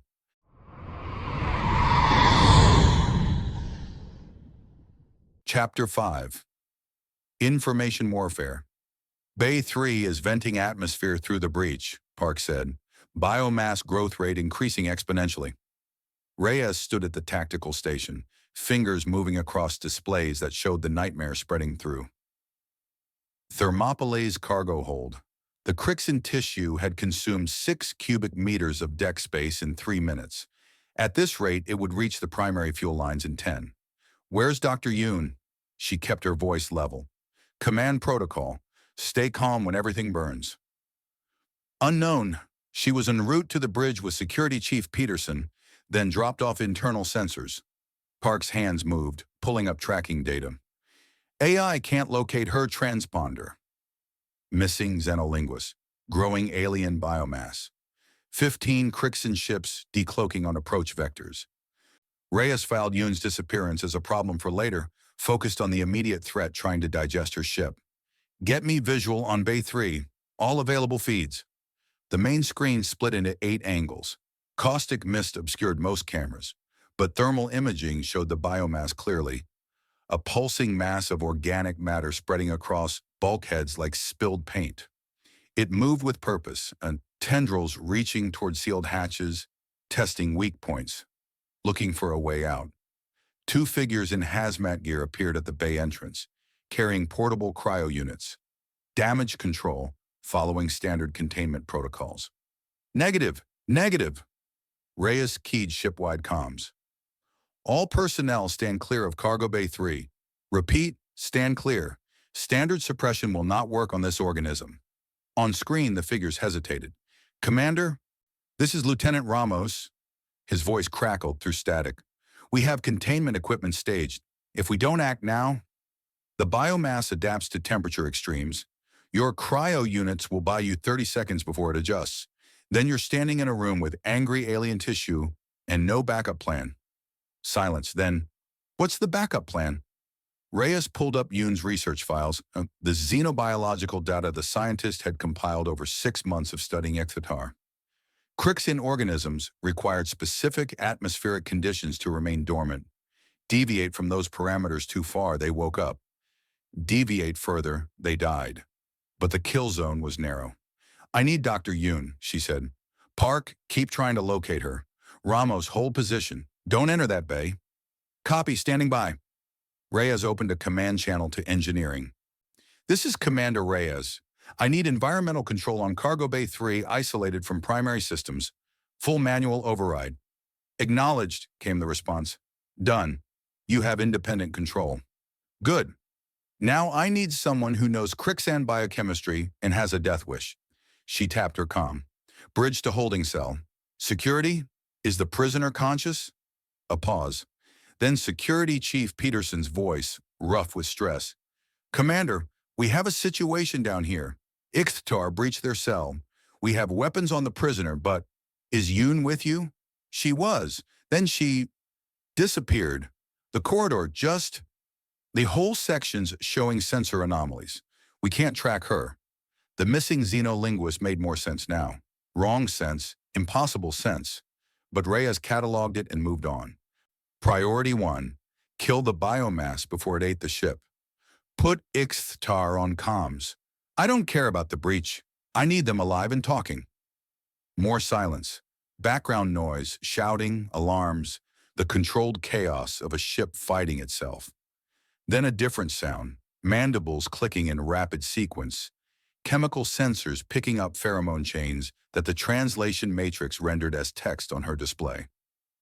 Observer Reyes, fragments waking, swarm coming, this one can help. How do I kill it? No time for diplomatic niceties. The biomass in Cargo Bay 3, what kills it permanently? Radiation plus cold. Swarm cells require thermal gradient. Eliminate gradient, eliminate life, but must be simultaneous. Reyes pulled up environmental controls. Ran the numbers. Bay 3's cryo systems could drop temperature to near absolute zero. The ship's radiation scrubbers could be reversed, flooding the space with hard gamma rays from the reactor feeds, but anyone inside would be reduced to frozen, irradiated ash. How long does the process take? 30 cycles human seconds, perhaps 40. Fragments will resist. On the tactical display, the biomass had doubled in size. Tendrils were testing the bay's primary hatch, secreting acids that ate through the seal. "Ramos, get clear of that bay. Move to Junction 7 Alpha and stand by." "Commander, my whole team is staged here. If that thing breaches, it will breach. You have 90 seconds to relocate, or you'll be inside the kill zone when I flood that bay with enough radiation to sterilize a planet." She heard Ramos breathing over the comm, calculating, making the same assessment she'd made. 90 seconds wasn't enough time. "Ramos, my team's clear. I'm staying. Someone needs to manually seal the secondary hatches from inside. The biomass already compromised the remote locks." Reyes looked at the sensor data. He was right. The tissue had grown into the hatch mechanisms, jamming them open. Without manual intervention from inside the bay, the seals wouldn't hold when she triggered the kill protocol. There's no way out once you seal those hatches. "I know." Professional, calm, the voice of someone who'd made peace with a bad hand. "Lieutenant, do it, Commander. That thing gets loose, it kills the whole ship. I can buy you 40 seconds. Get engineering to override the internal safeties on those hatches. I'll cycle them manually from the control station." Rhea's fingers were already moving, pulling up the engineering schematics. "Patching you through to damage control. They'll walk you through the override sequence." "Appreciated." A pause. "Ma'am, tell my sister. Tell her I wasn't a coward." "You're not dying, Ramos. You seal those hatches, you haul ass to the emergency airlock. I blow the bay the second you're clear." No response. On screen, she watched him enter Cargo Bay 3. The biomass sensed him immediately. Tendrils whipped toward the movement, faster than anything without a nervous system should move. Ramos sprinted for the control station, hazmat suit already showing stress marks where caustic mist ate through the outer layer. He reached the console, started keying in override codes. The first hatch groaned, began cycling shut. The biomass surged toward it, trying to jam the mechanism. Ramos moved to the second hatch. 30 seconds until I initiate the kill sequence, Reyes said. Move faster. Working on it. The second hatch sealed. Third hatch. Fourth. Ramos was running now, moving between stations, his hands working with the practiced efficiency of someone who'd trained for this exact scenario. Except training didn't account for living tissue that wanted to kill you. A tendril caught his ankle. Ramos went down hard, helmet cracking against the deck. The biomass pulled him backward, wrapping around his legs, beginning to climb. He grabbed the nearest bulkhead support, trying to pull free. Commander, I can't. Override your suit's emergency release. Eject the lower half. Get to the airlock. Suit integrity is already compromised. I'm breathing this shit. On screen, Reyes watched the hazmat suit's seals fail, watched Ramos start coughing, the biomass's caustic atmosphere eating his lungs from the inside. Ramos, talk to me. He was trying to crawl now, pulling himself toward the emergency airlock with hands that left bloody smears on the deck. The biomass followed, patient, inevitable. Can't make it, his voice came in gasps. Do it now, before it reaches fuel lines. 10 seconds. You still have 10 seconds. Not enough. Reyes looked at the environmental controls, at the tactical display showing 15 Krixan ships closing to weapons range, at Park's white face as he monitored communications, listening to one of their own die. She thought about Jupiter, about 600 dead because she'd waited, because she'd needed perfect information before acting. Different calculus this time. Save one man, lose the ship, lose the intel about the saboteur, lose any chance of warning Earth about the tactical leak. Ramos made the decision for her. Commander, need to tell you something. His breathing was wrong now. Wet, failing. Confession, I'm the saboteur. The bridge went silent. Reyes felt something cold settle in her chest. Say again? TerraCorp recruited me 5 years ago. Promised to evacuate my family. Pacific Zone. Rising seas. They were drowning. He coughed, the sound liquid and breaking. Fed them intel, tactical data, ship movements. They sold it to corporate merc units, who sold it to the Krixans, the Jupiter ambush. My fault. I gave them exercise redstone. Didn't know they'd pass it to the enemy. Just thought. Corporate warfare. Just thought. His voice faded, came back weaker. My family's dead anyway. Evacuation was a lie. Check the manifest. They never made it out. On screen, the biomass had wrapped around his torso, was pulling him back, dissolving him slowly. But I didn't plant the fragments, didn't sabotage Chen's equipment. Someone else, someone working directly with Krixans. Who? Don't know. But they know about the archive, Chen's sister, Valles Marineris. Tell him to check the archive. She knows about the second traitor. The biomass covered his face. Reyes triggered the kill protocol. Cargo Bay 3 flooded with liquid nitrogen and hard radiation simultaneously. The temperature dropped 300 degrees in 8 seconds. Gamma rays saturated every molecule of air, every surface, every cell. The biomass tried to adapt. She watched it pulse, watched chemical reactions attempt to compensate for the environmental shift. It lasted 23 seconds before the cellular structure began breaking down. 30 seconds, it was sludge. 40 seconds, it was frozen crystal. 50 seconds, Ramos stopped screaming. Reyes cut the protocol at 60 seconds, sealed the bay, flagged it for full sterilization before anyone entered. Park was looking at her. Ma'am, log the confession. Flag it, classified absolute.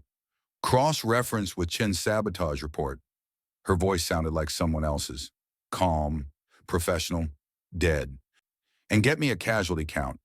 1 confirmed KIA, Lieutenant Ramos. 1. Just 1. Reyes had killed 600 at Jupiter. 1 more shouldn't register.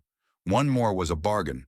But Ramos had looked at her from that screen, had trusted her to save him, had died knowing she'd chosen the ship over his life. The right choice. The only choice. She'd make it again. Commander, The Krixan ships are adjusting formation. Park's voice pulled her back. They're not attacking. They're retreating, Reyes finished, watching the tactical display. The 15 bioships that had decloaked were burning away from Thermopylae. Emergency acceleration, running scared. Something had changed their calculus. Why would they run? Park pulled up sensor data. We're damaged, outnumbered. They could... The proximity alarm screamed. New contacts, not from the direction of the Krixan ships, from spinward, emerging from behind Jupiter's radiation shadow, where sensors couldn't track them. IFF transponders lit up the display. Martian Independence Fleet, 12 warships in battle formation, weapons hot, moving to intercept Thermopylae. At the center of the formation, one ship twice the size of the others, running signature that matched nothing in UN databases. Park's hands flew across his console. They're hailing us. Priority Alpha channel. Put them through. Static. Then a woman's voice accented with the clipped vowels of Valles Marineris colonies.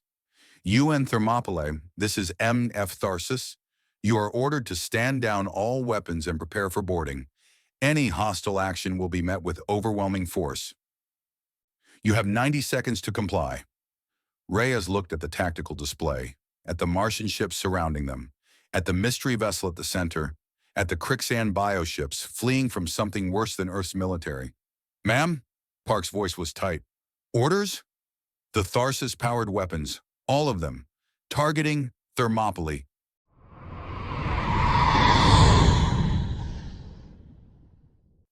Chapter 6. The Cost of Understanding. Yoon woke on the deck outside the holding cell, tasting blood and recycled air. No memory of how she'd gotten there. One moment the corridor had been empty, impossible, swallowing her whole. The next she was lying on cold metal with security personnel stepping over her to secure Ixthar's breach containment. Her tablet was still in her hand, screen cracked but functional, showing the timestamp. She'd lost 47 minutes. Peterson hauled her upright. Dr. Yoon, are you injured? I don't know. Her voice came out rough. What happened? Was hoping you could tell me. We found you unconscious. No visible trauma.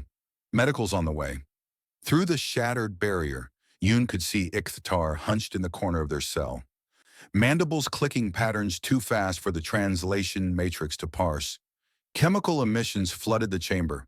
Compounds the matrix flagged as distress, grief, something close to human anguish. I need to talk to them.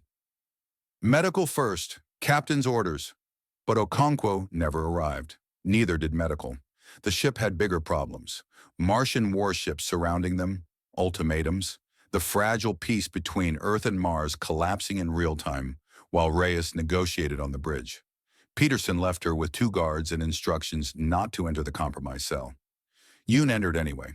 The containment field was offline, the transparent barrier in pieces across the deck. She stepped through the gap carefully, watching Ixtar for signs of aggression. The Krixan didn't move, just kept clicking, kept releasing chemical chains that spoke of things the translation matrix couldn't fully capture. She sat down 3 meters away, close enough to communicate, far enough to run if needed. I'm here. Ixtar's emissions shifted. The translation matrix rendered it as, Observer Yoon survived. This one uncertain if real. I'm real, I think. Yoon touched the deck, feeling the vibration of damaged systems running below spec. What happened to me? The corridor, swarm fragment, reached, touched observer, Yoon mind, showed truth. What truth? The Krixan went still. 4 eyes focused on her with an intensity that made her skin prickle. When they spoke again, the chemical emissions were complex enough that the matrix took 15 seconds to process them. Fragments, not dead, hibernating, dreaming, observer Yoon touch dream. Saw swarm, memory, saw purpose. Yoon pulled up her tablet, reviewing the logs from those missing minutes. No data, no readings. Just a gap where her biosigns had flatlined for 47 minutes while her body remained alive. She'd been clinically dead while walking. The biomass is contained now. Destroyed. I gave Reyes your instructions. Radiation plus cold. It worked. Ixtar's mandibles opened wide, releasing a chemical burst that made the alarms on Yoon's tablet shriek. The translation matrix flagged it as pain, grief, loss, murder, guilt. You saved the ship. This one killed swarm kin, disconnected but still kin. Fragments dreamed of reunion, dreamed of whole. This one ended dream. Yoon understood then. Ixtar had experienced something worse than killing enemies. They'd killed part of themselves, the collective consciousness that defined Krixan existence, even in its dormant state. I'm sorry, I didn't know it would. Observer, you not responsible. This one chose. This one knew cost. The emissions shifted to something bleaker. Always knowing cost. Always choosing anyway. They sat in silence for a long time, Yoon monitoring the matrix, watching chemical patterns rise and fall like breath. Ixtar processing trauma in ways human neurology couldn't fully comprehend. The ship creaked around them, damaged and listing, surrounded by ships that might kill them all. Eventually Yoon spoke. You said the fragments were calling to something, to swarms in the dark. Yes. The Krixan ships that appeared, they answered the call. But they retreated when the Martians arrived. Swarms fear what Mars wakes. Ancient defense systems. You mentioned them before, during our sessions. But you never explained. Because explaining means revealing. Swarm weakness means giving humans advantage. Ixtar's carapace shifted, limbs repositioning, and what Yoon had learned was the Krixan equivalent of a resigned sigh. But this one already traitor, already helping enemy, already lost. You're not my enemy. The Krixan made a sound like branches breaking, possibly laughter, possibly something darker. Observer Yoon different. Observer Yoon sees pattern, sees beyond human fear. They move closer, close enough that Yoon could smell the chemical complexity of their emissions without the matrix. This one will tell truth, but truth changes war. Changes everything. Yoon pulled up a recording interface. I'm listening. Neku, swarms not invading Sol system for resources, not seeking territory, not expanding naturally. The emissions carried weight, layers of meaning the matrix struggled to parse. Swarms fleeing. From what? From ancient ones, from Mars makers, from automated systems that wake across thousand worlds. Yoon's hand stopped moving across her tablet. Mars made defense systems on other planets? Mars was not Mars, was Empire. Spanned stars before humans, crawled from oceans, built weapons to defend territories. Weapons that sleep until intelligent. Life reaches threshold. What threshold? Fusion power, faster than light travel. Weapons of mass extinction. Ixtar's chemical emissions turned acrid, fearful. Swarms reached threshold 70. Cycles ago, human years. Ancient weapons woke. Began purging swarm worlds. Yoon thought about the Krixan tactics she'd studied. The desperate aggression, the willingness to trade massive casualties for small gains. Not expansion, evacuation. You're refugees. Refugees seeking new home. Finding humans instead. Finding same weapons, waking on Mars. The Krixan moved to the cell's observation port, 4 eyes watching the stars beyond. War between swarms and humans, pointless. Both will die when Mars fully wakes. How long do we have? Unknown. Ancient systems wake slowly, assess threats, calculate response, but patterns suggest acceleration. The emissions carried something close to desperate hope. Observer Yoon understands now. Observer Yoon sees larger pattern. Yoon saw it. 2 species fighting over a solar system that might kill them both. Corporate interests feeding intelligence to both sides, profiting from the war, while ancient Martian systems woke beneath the red sands. Chen's sister working in the archive, possibly the only place that held answers about what Mars had been, what it was becoming. I need to report this to Captain Okonkwo. Captain will not believe. Maybe, but I have to try. She stood, started toward the cell entrance. Paused. Turned back to Ikhtar. Thank you, for telling me, for trusting me. Observer Yoon earned trust. The emission shifted to something warmer, the Krixan equivalent of gratitude. This one hopes humans listen. This one hopes survival, possible for both species. Me too. Yoon spent the next 4 hours in her quarters, drafting a report that would either save 2 civilizations or get her court-martialed for treason. She included everything: the ancient Martian defense systems, Ikhtar's revelation about the Krixan exodus, the implications for the war that neither side could afford to continue. She argued that Ikhtar should be reclassified as a diplomatic asset, a potential ally against a threat that made human-Krixan conflict look like children fighting in a burning building. Her terminal chimed. Incoming message, Priority Alpha. Dr. Yoon, report to Docking Bay 2. Captain Okonkwo has authorized temporary release from quarters. Bring all research materials related to the Krixan prisoner. Commander Reyes. Yoon gathered her tablets, the translation matrix, 6 months of session recordings.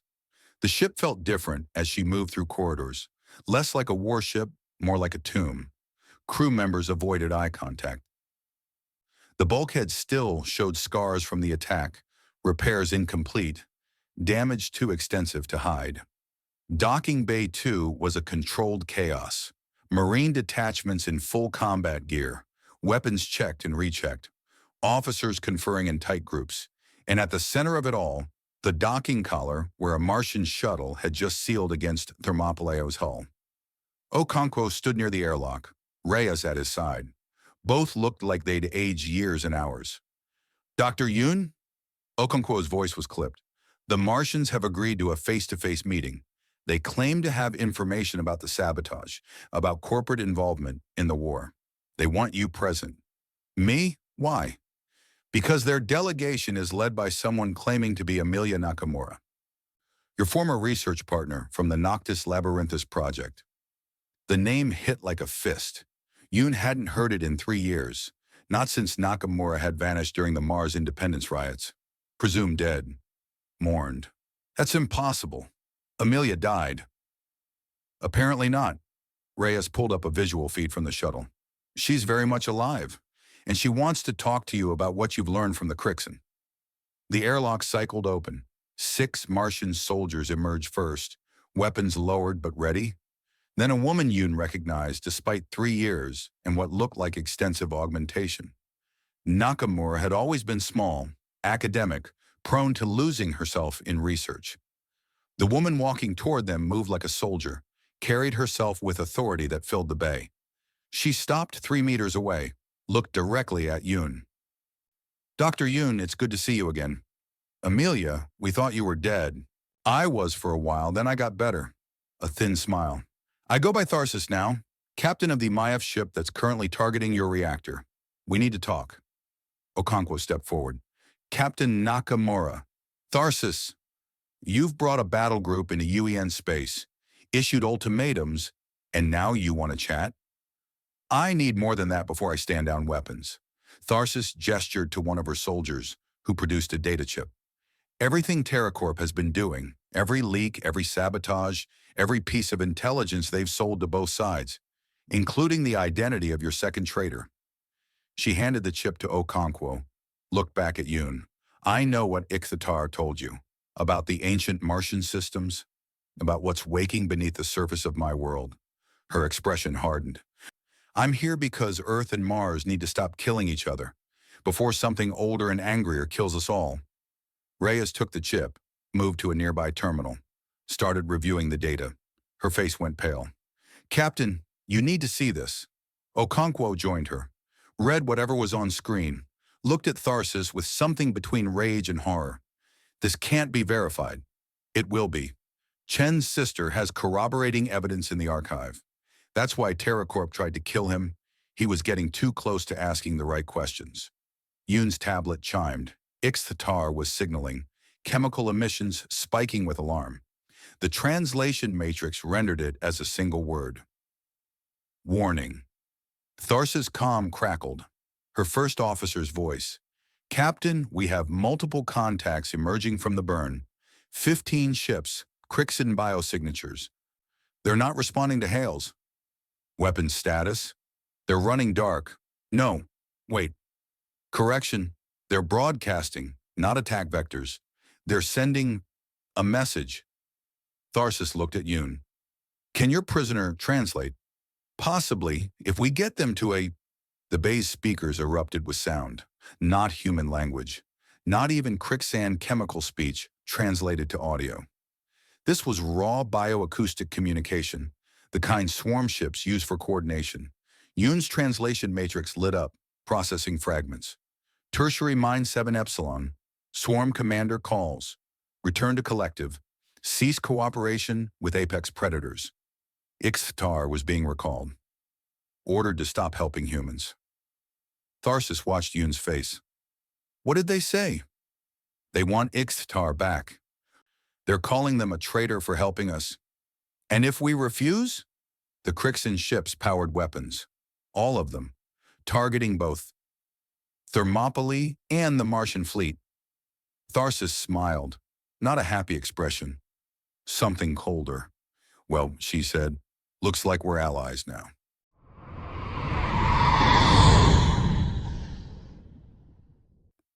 Chapter 7. Homecoming. The shuttle's descent burned red through Mars' thin atmosphere, and Chen watched his homeworld grow larger through the viewport, with something he couldn't name tightening his chest. Not home, not anymore. Not after 5 years deployed, not after Jupiter and the reactor junction and Ramos bleeding out in Cargo Bay 3. Home was the Thermopylae's berthing compartments, the familiar stink of recycled sweat and gun oil, the rhythm of Rhea's morning briefings, and Kowalski's terrible coffee. But his parents lived in Vise, Marinaris, Hab Cluster 7. Still. And Okonkwo had ordered him planetside with the Marine Security Detachment, officially to provide protection for the diplomatic talks with Tharsis' delegation, unofficially because Chen's sister worked in the archive, and Ramos had died warning him about it. The shuttle touched down at Mariner Valley Spaceport with a thud that Chen felt in his newly healed leg. Medical had cleared him for light duty. He'd lied about the pain, the way the bone still ached when atmospheric pressure changed, the phantom sensation of radiation crawling through his marrow. Marines knew how to lie to medical. Staff Sergeant Torres assembled the detachment on the tarmac. 12 Marines in combat exoskeletons, weapons safe but visible, a political statement. Earth wasn't backing down, even with Martian ships in orbit and Tharsis aboard the Thermopylae, negotiating alliance against ancient Martian defense systems that might kill them all. Chen, Torres pulled him aside while the others formed up. You've got 8 hours personal leave. Captain's orders. Report to Olympus Command at 0600 tomorrow. Understood. Staff Sergeant. Your family know you're coming? No. Torres studied him with the kind of look that saw through bullshit. 23 years in the Corps, combat drops on Titan and Callisto, the scar tissue around her eyes from a Krixan acid splash during the Gibraltar offensive. She'd lost half her platoon there. Whatever you find, she said quietly, you bring it to command, not the Martian local authorities. You understand? Chen understood.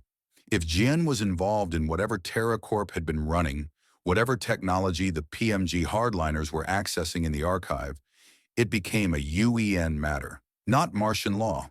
The line between jurisdiction and politics was thinner than Mars' atmosphere. Yeah, Staff Sergeant. She clapped his shoulder, avoided the side where shrapnel had embedded during the reactor breach, and sent him toward the civilian transit tubes. The Hab clusters spread across Valles Marineris like blisters, pressurized domes linked by transit tunnels carved into the canyon walls. Cluster 7 was older construction, pre-war engineering, when Earth and Mars had still been one government in theory, if not practice. The transit tube smelled like rust and too many bodies and the particular staleness of recycled Martian air that never quite matched Earth standard. Chen's parents lived in a third-tier apartment, mid-canyon depth, windows that showed red rock instead of sky. He stood outside their door for 30 seconds before pressing the chime, counting his heartbeats, checking equipment that wasn't there. Old combat habit. The pre-contact ritual of making sure mags were seated and armor seals were good. His mother opened the door. For a moment she just stared, like he was a ghost. Then she was pulling him inside, hands on his face, speaking rapid Mandarin mixed with English, asking if he was hurt. Why didn't he call? How long could he stay? Was he eating enough? I'm fine, Mama. The Mandarin came back automatically, linguistic muscle memory. I'm fine.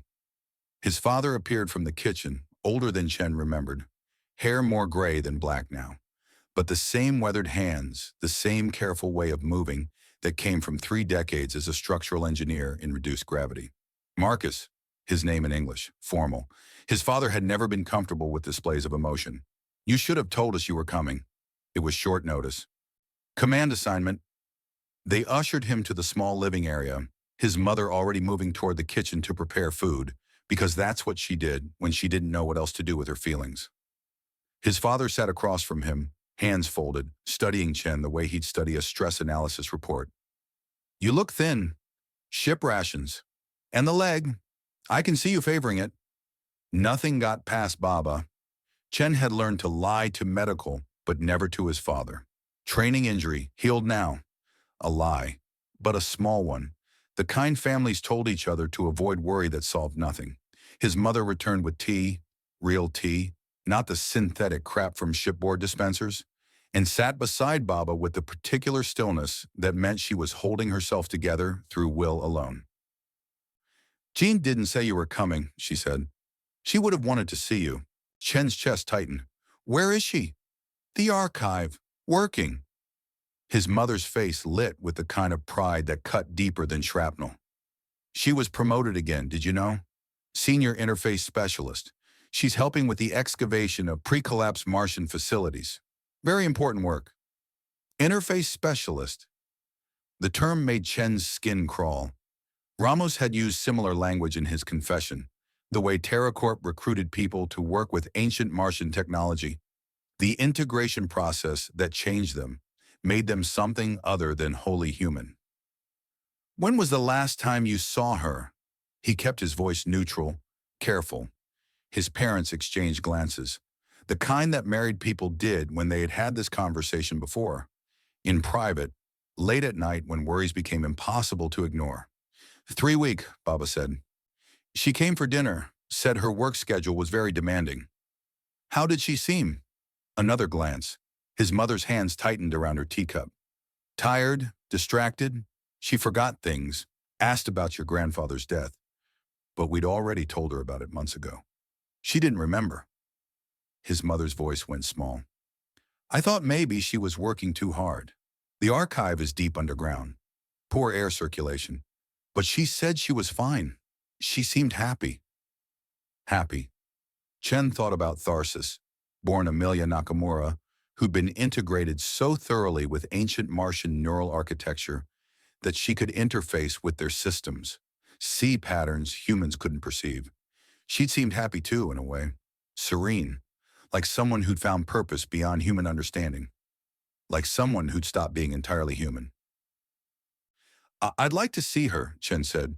Visit the archive. Baba's expression went carefully blank. The archive is restricted access. Even with your clearance, I'm not going as a Marine. I'm going as her brother.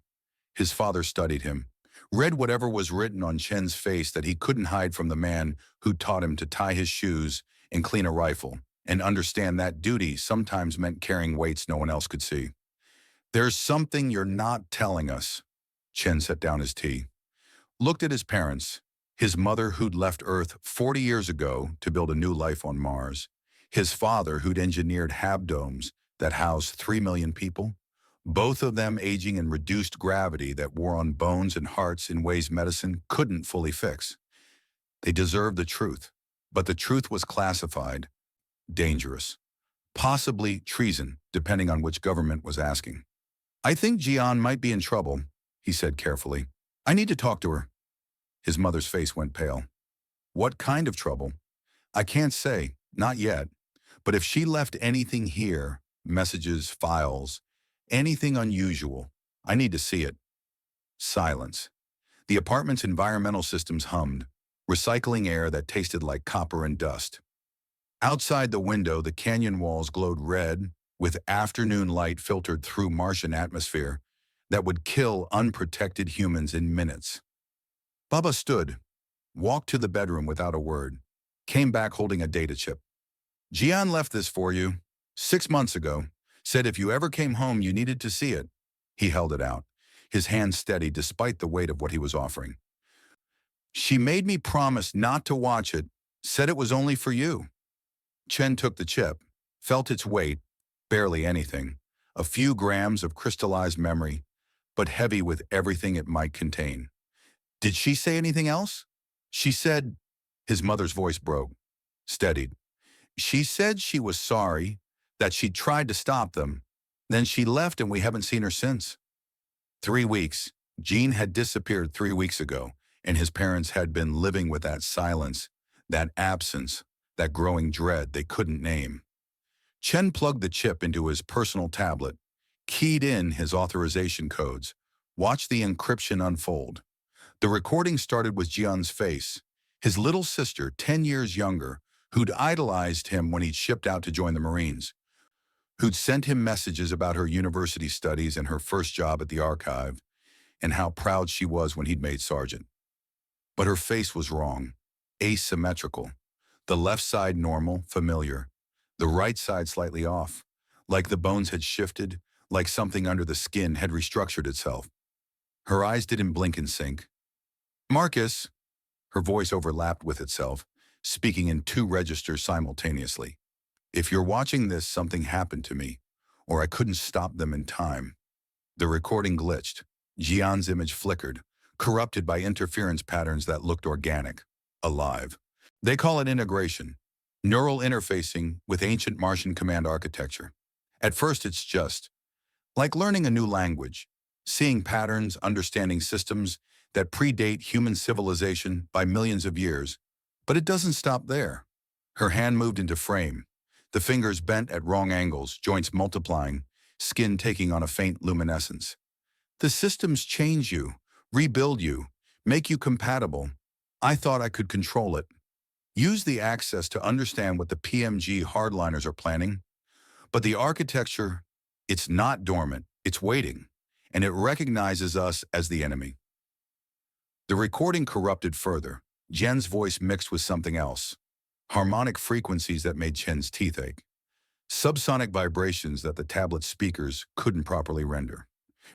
They're calling it the Liberation, Planetary Defense Protocol 7, ancient Martian automated systems designed to sterilize invasive species. The hardliners think they can control it, use it against the Krixans. But I've seen the code. I've interfaced with the decision trees. Jean's face split, not physically but perceptually, like Chen was seeing her from multiple dimensions simultaneously. It won't stop with the Krixans. Anyone with non-baseline human genetics, anyone with Krixan markers from exposure or integration, anyone who's been changed. She looked directly at the camera, and Chen saw his sister and something else wearing her face. They're going to activate it in 72 hours. Mars Command knows. They're allowing it. They think it's their only chance against the swarm. The recording glitched violently. John's image fragmented. I tried to stop them. I tried to warn, screaming. Not just Jian's voice, but multiple frequencies, overlapping, harmonizing in agony. The image dissolved into static, shot through with geometric patterns that hurt to perceive. Then silence. The recording ended. Chen sat frozen, the tablet dead in his hands, his parents watching him with the kind of fear that came from knowing your child had seen something you couldn't protect them from. 72 hours. The recording was 6 months old, but Jean's timeline had been specific. 72 hours before activation. Either she'd stopped it or, his father's voice carefully controlled. What did she say? Chen looked at his parents, saw the hope in their faces, the desperate need to believe their daughter was fine, just working hard, just tired, nothing that couldn't be fixed with rest and a good meal and family around her. He couldn't lie to them, not about this. She's been integrated, neural interfacing with ancient Martian systems, It's changing her. And she discovered something. A weapon the PMG wants to activate against the Krixans. But it won't just kill aliens. His mother's hands went to her mouth. His father's face hardened into something Chen had never seen before. Not anger, not grief, but a kind of absolute refusal to accept what reality was offering. You're saying our daughter... I'm saying Jian found out about a war crime in progress and tried to stop it. And I don't know if she succeeded. The silence stretched. Somewhere in the Hab cluster, voices echoed through thin walls. Children playing, couples arguing. Life continuing its small, desperate rhythms, while the universe prepared for horrors that would make individual suffering meaningless. Chen's mother spoke first, her voice steady despite the tears. What do you need from us? Everything she left, all her files, her messages, anything she might have. We already gave them to you. Baba's voice was flat, dead. The chip was everything. She wiped her personal files before she left. The apartment, her accounts, all clean, like she was erasing herself. Or being erased. Integration didn't just change your body, it rewrote memory, identity, the fundamental architecture of self. Chen stood. His legs screamed protest, but he ignored it. Old pain becoming background noise against the weight of what he had to do next. I need to report this to command. They'll want to debrief you? No. His father stood too, eye level despite Martian gravity that should have made him seem smaller. You're not making us part of this. Whatever Jen did, whatever she found, she chose to involve you, not us. We're Martian citizens. Your war stays in space. Baba, this isn't about... Your sister is missing. His father's voice cracked. Our daughter is missing. And you come here wearing your uniform, bringing your war, your chain of command, your classified briefings. You stand in our home and tell us Jian has been, transformed, weaponized, and you think we'll just hand her over to Earth intelligence? I'm trying to help her. You're trying to use her. Whatever she knows, whatever she found, you want it for your reports, your political games, your war against Mars, against TerraCorp, against the people who did this to her. His father's laugh was bitter, broken. And you think Earth's any different? You think your government wouldn't do the same if they had access to ancient Martian technology? You're fighting over scraps while your sister, my daughter... He stopped, turned away. His shoulders shook. Chen reached out, let his hand fall. The distance between them was more than physical space. It was 5 years deployed, different governments, different loyalties, the gap between soldier and civilian that could never fully close. It was Chen choosing the core over family, duty over home, watching his little sister through classified briefings instead of across dinner tables. I'm sorry, Chen said, and meant it, and knew it wasn't enough. His mother stood, moved between them. Looked at Chen with eyes that had watched him leave for basic training at 18 and counted every day since, weighing her son against the uniform he wore. You should go, she said quietly, before your father says things we can't take back. Chen grabbed the data chip, headed for the door. His father's voice stopped him. When you find her, if you find her, you tell Jian we love her, that we're proud of her, that she's still our daughter no matter what they made her into. Chen nodded, couldn't trust his voice, stepped through the door into the corridor beyond. Behind him he heard his mother's voice, speaking Mandarin. You're wrong. He's trying to save her. His father's response, equally quiet. Then why does it feel like we just lost both our children? The door sealed. Chen stood in the empty corridor. Data chip burning against his palm, his family on the other side of a barrier that had nothing to do with metal and everything to do with choices that couldn't be unmade. His comm chimed. Torres. Chen, report to Olympus Command immediately. Situations escalated. Tharsis is requesting UEN presence at Archive excavation site. Captain wants you there. The Archive. Where Jian had worked. Where she'd been integrated. Where 72 hours might have already run out or might be counting down right now. Chen keyed acknowledgement. Started walking toward the transit tubes. Didn't look back.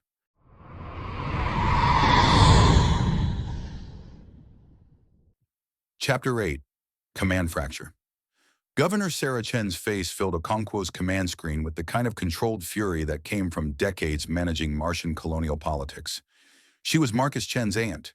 He could see the family resemblance in the cheekbones, the set of her jaw. But where the sergeant carried his burdens with enlisted pragmatism, the governor wielded hers like precision weapons. You are harboring a wanted terrorist aboard your vessel, Captain.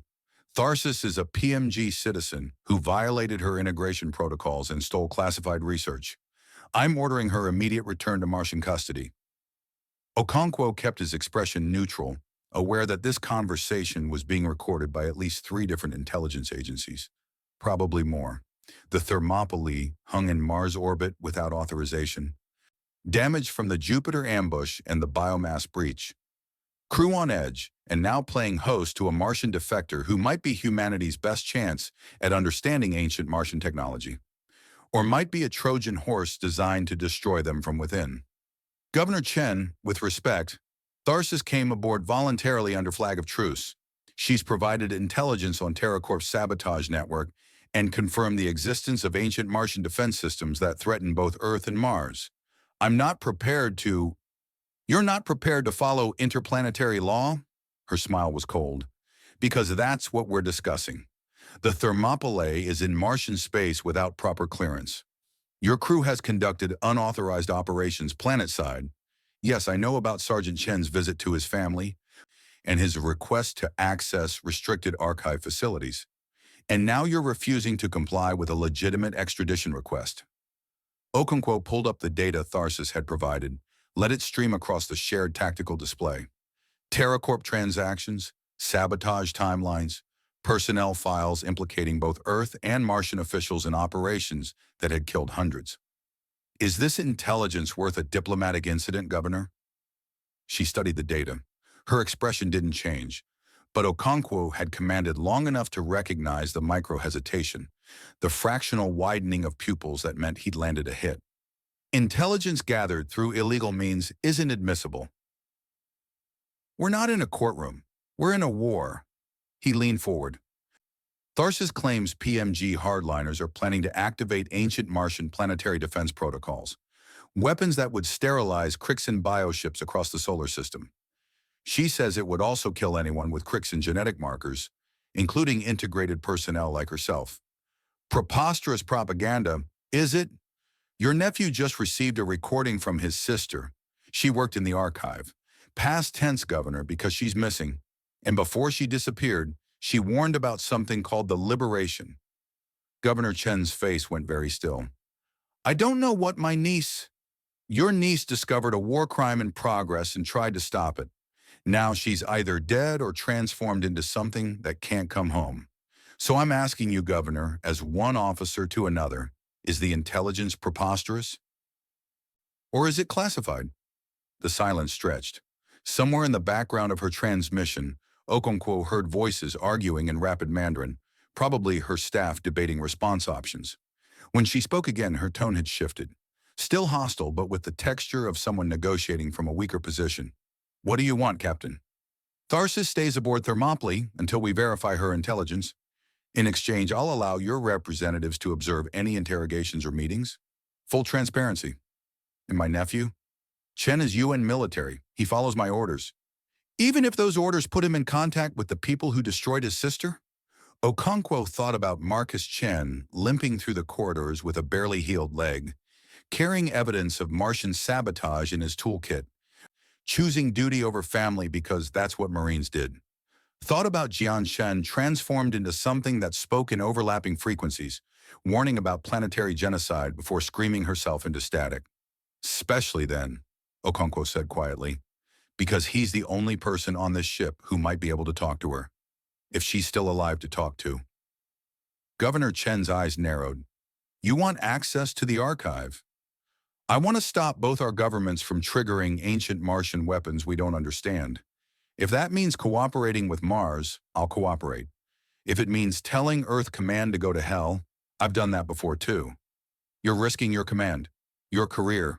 Governor, I'm sitting in orbit around your planet with a Krixan prisoner, a Martian defector, and intelligence suggesting an imminent existential threat to human civilization. My career is already over. The question is whether we use the time we have left to save lives or score political points. Another pause. Chen's staff was definitely arguing now, voices rising enough that the transmission's audio filters couldn't quite suppress them. 24 hours, Governor Chen said finally. You have 24 hours to verify Tharsis's intelligence. After that, she returns to PMG custody for formal debriefing. And Captain, if you're lying to me, if this is some Earth intelligence operation to steal Martian research, I will personally ensure your ship never leaves Mars orbit. The connection cut. Okonkwo sat back, felt the weight of the command chair pressing against his spine. Through the bulkheads, he could hear the ship breathing, environmental systems recycling air that tasted like metal and fear, reactor humming at 70% capacity because the repairs from Jupiter were incomplete. Crew moving through corridors with the careful tension of people waiting for the next crisis. His comm chimed. Reyes, Captain, we're ready. Time to make the pragmatic call. The dangerous one. The observation room adjacent to Ixttar's holding cell held Okonkwo, Reyes, and Yoon. Through reinforced glass steel, they watched Tharsis enter the cell flanked by Marines whose weapons tracked her with the kind of focus that came from facing down Krixan swarms and living. Corporal Stevens and Private First Class Liu. Both had been on the Thermopylae since the Gibraltar offensive. Both had lost friends to Krixan bioweapons. Both had orders to shoot Tharsis if she made any hostile move toward the Krixan prisoner. Okonkwo watched their faces, read the suppressed rage there, the way Stevens' finger rested just outside the trigger guard with the discipline of someone fighting their own instincts. They won't hesitate, Reyes said quietly. Good. Yoon's tablet displayed the translation matrix interface, chemical sensors tracking Ixttar's emissions in real time. The Krixan had been agitated since Tharsis boarded, pheromone signatures spiking between alarm and something the matrix rendered as recognition of ancient enemy. Tharsis approached the containment barrier. Her movements held that same uncanny fluidity Okonkwo had noticed before, like she was processing multiple inputs simultaneously, seeing the world through sensors humans didn't possess. Tertiary, Mind 7, Epsilon. Her voice had harmonics that made Okonkwo's teeth ache. I'm called Tharsis now. I was Amelia Nakamura before the integration. Ixttar's biomass rippled. Chemical emissions flooded the cell. The matrix struggled to parse the complexity, fragments appearing on Yoon's screen. Predator, ancient, betrayer, weapon, death memory. I know what you are, the Krixan said through the translation matrix. Your species built the systems that hunt us, that killed us across 17 stars, that made us forget our own name. The systems predate my species by millions of years. We didn't build them. We found them, like you found us, and made them weapons. Turned them against the swarm. Tharsis moved closer. The Marines' weapons tracked her with mechanical precision. I'm here because those weapons are activating, not by human choice. The systems are autonomous, and they're waking across multiple planets. Mars, Titan, Europa. They don't distinguish between Krixan and human anymore. They only recognize threat signatures, and we both qualify. Ixttar's emissions shifted. The matrix rendered it as doubt-questioning fear. You lie. Your species has always lied, offered peace, then slaughtered us when we came close enough to trust. Then don't trust my words. Tharsis raised her hands. Her fingers had that same wrong articulation Okonkwo had seen in Jinshin's recording. Too many joints, bending at angles biology shouldn't allow. Trust the data, I can show you. If you're willing. Show how. Direct interface.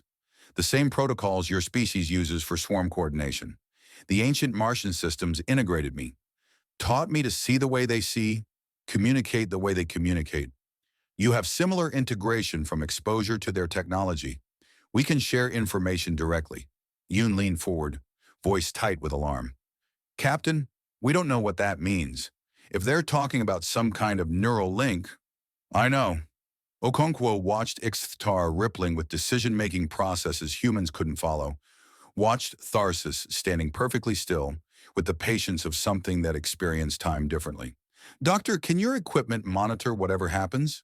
Monitor, yes. Control? No.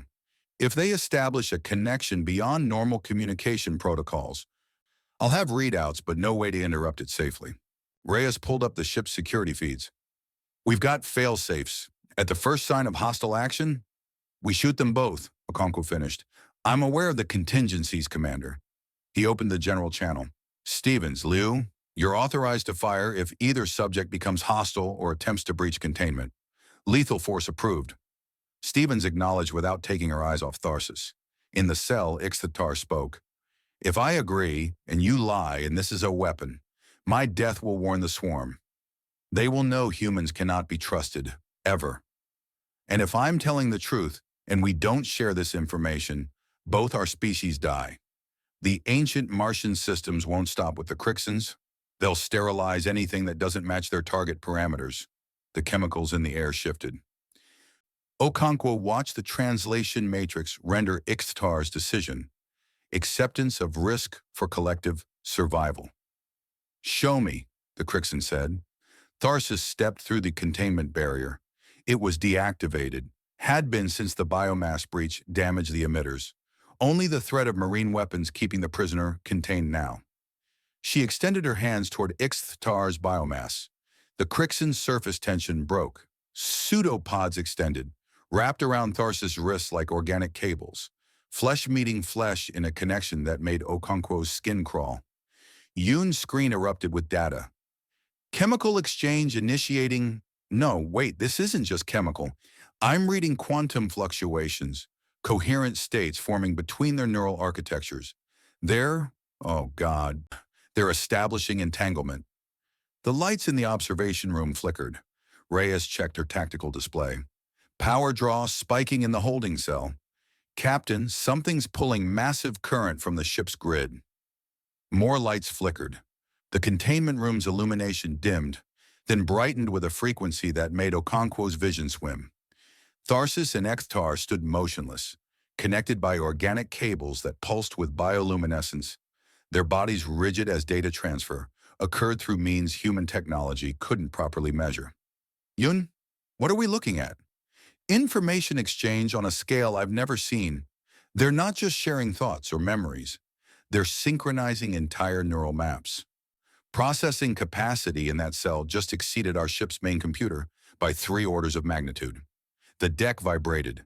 Subsonic frequencies that Okonkwo felt in his bones, in his teeth, in the fluid of his inner ear. Reyes moved to terminate the connection. Okonkwo stopped her with a gesture. They'd committed to this.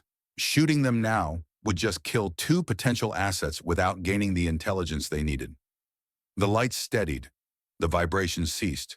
Tharsis and Ixthatar collapsed simultaneously, biomass and flesh hitting the deck in synchronized impact. Stevens and Liu converged, weapons trained on both bodies. Hold fire, Okonkwo ordered. Yoon, medical status? Both alive. Neural activity.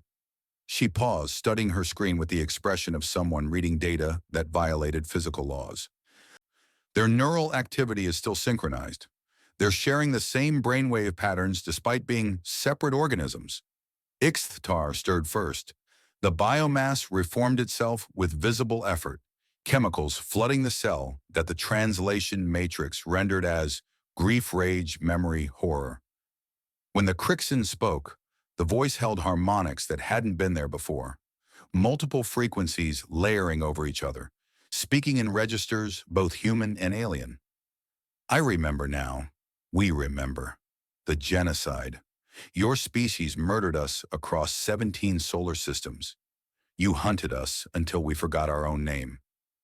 The biomass rippled, shapes forming and dissolving in its surface, images, memories. Okonkwo saw fragments, ships burning, planets cracking open, swarms dying in vacuum while human vessels watched. You called us the Krixan because you couldn't pronounce what we called ourselves. You designated us tertiary mine and war swarm because you needed to categorize the enemy. But we were Shkara. We were explorers. We were refugees from the ancient Martian purge that destroyed our homeworlds 3 million years ago. Ixthatar's voice carried the weight of species memory, ancestral trauma encoded in biomass that remembered across generations. And when we fled here to this spiral arm, hoping to find safety, your ancestors found ancient Martian weapons and turned them against us. Again. Hunted us until we forgot we'd ever been anything but prey. Tharsis sat up. Her eyes held the same layered awareness, like she was seeing multiple timelines simultaneously. The Liberation Protocol isn't new, she said. It's the same genocide repeated. Mars is about to activate the weapons that made the Krixan into what they are, that destroyed their civilization and scattered them across the stars. Okonkwo opened the comm. This stays in this room. Nobody speaks about what just happened until alarms shrieked through the ship. Red light flooded the observation room. Rhea's tactical display lit with proximity warnings. Captain, we have multiple contacts. Ancient Martian signatures emerging from beneath Mars' surface. Jesus Christ, they're targeting everything. Krixan ships, Martian orbital stations, us. Okonkwo pulled up the plot. Watch defense satellites that had been dormant for millions of years come online across the Martian surface. Weapon ports opening, energy signatures building toward discharge. Yoon's translation matrix chimed. Ixtar was broadcasting on all Krixan frequencies chemical signals that her equipment rendered as swarm-wide alert, ancient death awake, flee, flee, flee. The Krixan ships began emergency burns, fleeing Mars orbit. Governor Chen's face appeared on Okonkwo's command screen, her background filled with staff shouting emergency protocols. Captain, what did you do? The defense grid is activating across the entire planet. It's not responding to our commands. The transmission cut as weapon satellites adjusted their targeting parameters. Locked onto the Thermopylae. Reyes pulled up defensive systems. Captain, we need to burn now. Those satellites have enough firepower to crack us like an egg. Okonkwo looked at the data streaming from Yoon's equipment. The quantum exchange between Tharsis and Ixtar hadn't just shared memories, it had broadcasts. The ancient Martian systems had detected the entanglement signature, recognized it as the same quantum protocols they used for coordination, interpreted it as hostile action. The satellites powered up. They'd wanted intelligence. Instead, they'd rung a dinner bell for weapons that had been sleeping for 3 million years. The first targeting lock went solid.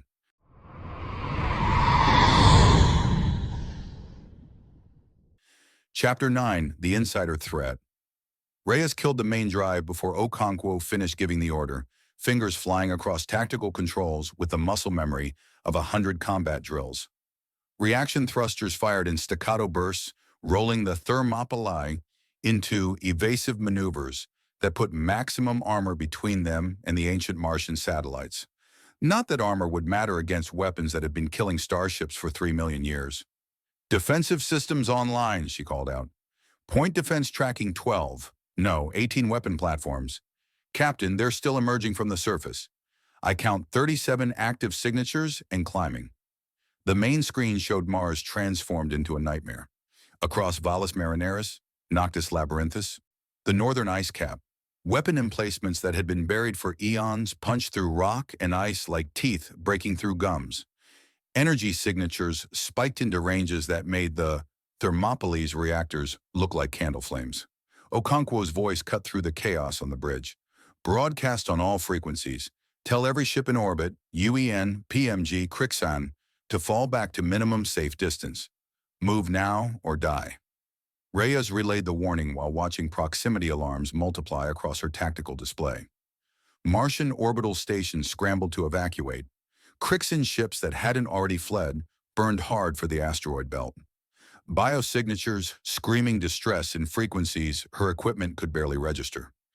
One of the satellites acquired final targeting lock on a Martian cargo hauler struggling to break orbit. Fired. The beam punched through the hauler's reactor shielding like it was paper. The ship came apart in a bloom of plasma that lit up Mars' orbit with the brightness of a newborn star. 300 crew. Gone in the time it took Rhea's heart to beat twice. Jesus Christ, someone breathed behind her. Ensign Park at the sensor station, young enough that this was probably his first time watching people die in real time. He'd get used to it, or he wouldn't, and he'd transfer to logistics or engineering or some other posting where death happened at a comfortable distance. Reyes had stopped counting her dead years ago. She pulled up the data from Yoon's equipment, the quantum exchange between Tharsis and Ixtar that had apparently woken every ancient Martian weapon system in range. The transfer had lasted 97 seconds. In that time, enough information had moved between the two entities to fill every data core on the ship 10 times over. Information flowing both directions. Tharsis hadn't just shared memories with the Krixan, she'd received them, downloaded Ixtar's entire neural architecture, species memory going back 3 million years, tactical protocols from hundreds of swarm engagements, and broadcast the exchange using quantum entanglement protocols that the ancient Martian systems recognized. Reyes isolated the signal patterns, ran them through analysis algorithms that intelligence had spent decades developing for exactly this kind of technological archaeology. The results made her stomach drop. The quantum exchange hadn't originated from the holding cell. Source trace showed the primary broadcast node in the ship's main computer core. Tharsis had been inside their systems the entire time she'd been aboard, not just passively accessing data, actively rewriting core architecture, installing subroutines that her analysis software flagged as command overrides and backdoor protocols.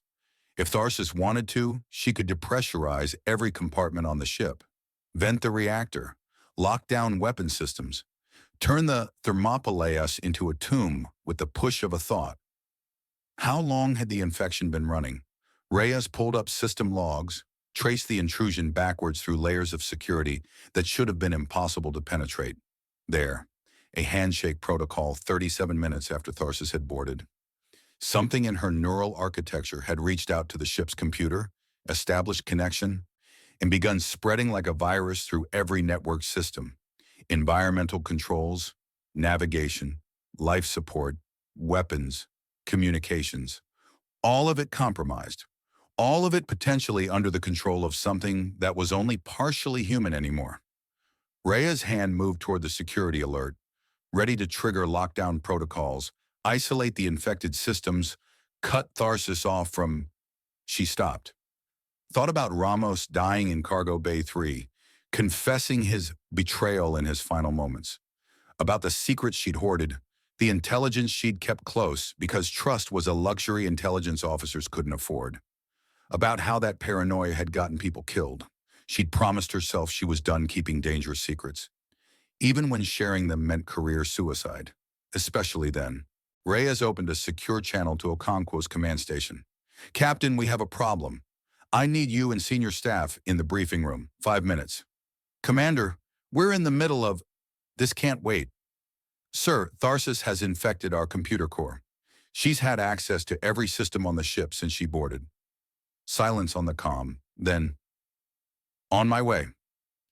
The briefing room felt too small with Okonkwo, Chen, and Yoon crowded around the tactical display. Reyes pulled up the intrusion analysis, let them see the extent of the infection spreading through their ship's digital nervous system. Chen spoke first, his voice flat. "How bad?" "She could kill us all right now if she wanted to. Environmental, life support, reactor containment. All of it's running on compromised code." Yoon studied the quantum exchange logs. This wasn't hostile infiltration. Look at the architecture. She's not trying to hide. These protocols are designed for integration, not sabotage. Integration with what? With us, with the ship. She's trying to make the Thermopylae compatible with ancient Martian command systems. Yoon scrolled through data that looked like organic circuitry, neural pathways rendered in silicon and light. The same way she integrated with Ixithar. She's teaching our computer to speak their language. Okonkwo leaned against the table. "Why?" "Because the alternative is death." Tharsis' voice came from the doorway. She stood flanked by Marines, Stevens and Liu, weapons trained on her center mass, looking calm despite the fact that everyone in the room knew she'd just been caught compromising their ship. The ancient Martian systems won't communicate with entities they don't recognize. They'll just kill them. But if the Thermopylae can interface with their protocols, if I can make this ship's computer core compatible with their command language, we might be able to negotiate. Or you might be turning us into a Trojan horse, Reyes said, making it easier for those systems to take control. That's possible. Tharsis stepped into the room, Stevens and Liu tracked her with professional precision. Integration is a two-way process. I'm changing your systems, but they're also changing me, and through me, changing you. Chen's hand rested on his sidearm. Captain, respectfully, we should put her back in containment, cut her access to the ship's systems. You can't. Tharsis smiled without humor. The integration is too deep. Isolating the infected code would require a full computer core wipe. You'd lose navigation, environmental control, weapons targeting, everything. You'd be dead in space while ancient Martian satellites use you for target practice. Okonkwo looked at Reyes. Options?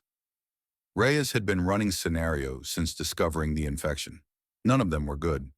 We can monitor her access, set up kill switches on critical systems, hope we catch any hostile action before it kills us. Or, she stopped. Thought about what she was about to propose, about how it would end her career, possibly get her court-martialed, definitely put her in Admiral Kuznetsova's sights for the rest of her life. Thought about Ramos dying because she'd kept secrets. Or we go public, broadcast everything. The ancient Martian infiltration, the quantum protocols, the infection spreading through our systems. Warn every UEN ship in the solar system that integration isn't just happening to people, it's happening to our technology. That's classified intelligence, Okonkwo said quietly. Sharing it with PMG forces would be treason. Keeping it secret while crews die is worse. Silence in the briefing room. Outside, through the bulkheads, Reyes could hear the ship breathing. Environmental systems, cycling air, reactors humming, the thousands of small mechanical processes that kept 400 crew alive in the void. All of it potentially compromised. All of it possibly already lost. Chen spoke, his voice carrying the weight of someone who'd watched his sister get consumed by ancient Martian integration. She's right. If this is happening to us, it's happening to other ships, other installations. Mars, Earth. How long before the entire UEN fleet is running on infected code? Yoon pulled up genetic markers from Ixtar's biomass samples. It's not just the technology. The integration affects organic systems too. Anyone who's been exposed to ancient Martian sites, handled their artifacts, worked in the archives, they're all potential vectors. Like Jian, Chen said. Like Jian. Like Tharsis. Like me. Yoon's hand shook as she highlighted the analysis. I've been working with Ixtar for weeks. Direct contact with Krixan biomass. Running samples through equipment that interfaces with ancient Martian translation protocols. I'm showing early markers for neural restructuring. The revelation hung in the air like a grenade with the pin pulled. Reyes made her decision, opened her workstation, pulled up the data package she'd been assembling, added her own analysis of the ship's infection. Everything. The quantum exchange protocols, the computer core compromise, the integration markers in human personnel, the satellite activation patterns. All of it marked top secret. All of it worth a firing squad if she transmitted it on open channels. She looked at Okonkwo. Captain, I need your authorization code. He knew what she was asking, knew it would destroy both their careers, knew it might be the only chance to save lives across the solar system. He entered his code. Reyes broadcast on all frequencies, UEN encrypted channels, PMG military bands, civilian emergency networks, even the quantum protocols that Tharsis had taught their computer. She dumped everything into the void and watched it propagate outward at the speed of light, carrying secrets that governments had killed to protect. Her console lit up within seconds. Admiral Kuznetsova's face appeared, rage-distorting features that Reyes had only ever seen composed with military precision. Commander Reyes, you are hereby relieved of duty pending court-martial for disclosure of classified intelligence to hostile foreign powers. Captain Okonkwo, you will place Commander Reyes under arrest and confine her to quarters under armed guard. Acknowledge immediately. Reyes killed the connection, opened the channel again, and broadcast a second data package. This one containing every piece of intelligence she'd gathered on TerraCorp's sabotage network, including evidence implicating UN command officers in the conspiracy. Admiral Kuznetsova could court-martial a corpse. Alarms shrieked. Not ship systems this time. Something else. Something that made Reyes' neural implants spike with pain, feedback screaming through channels that shouldn't exist. data burning through her optic nerve like acid. Everyone on the bridge grabbed their heads.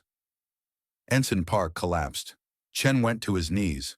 Even Tharsis staggered, her face showing something close to fear.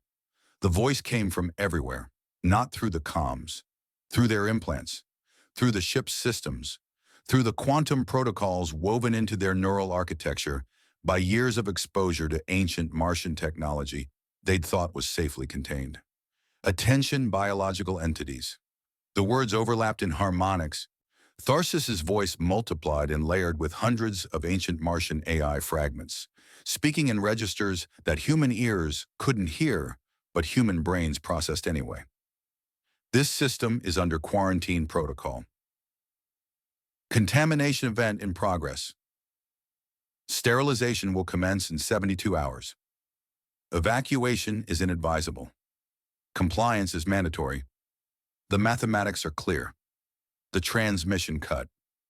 The pain in Reyes's skull faded to a dull throb. Around the bridge, crew were picking themselves up, checking for bleeding from ears and noses, looking at each other with the hollow-eyed fear of people who'd just been addressed by their own extinction. 72 hours. 3 days before ancient Martian weapons sterilized everything in the solar system that qualified as contamination, which, based on the integration markers Yoon had identified, included most of the human population. Reyes pulled herself upright, tasted copper blood in her mouth from where she'd bitten through her cheek, checked her tactical display.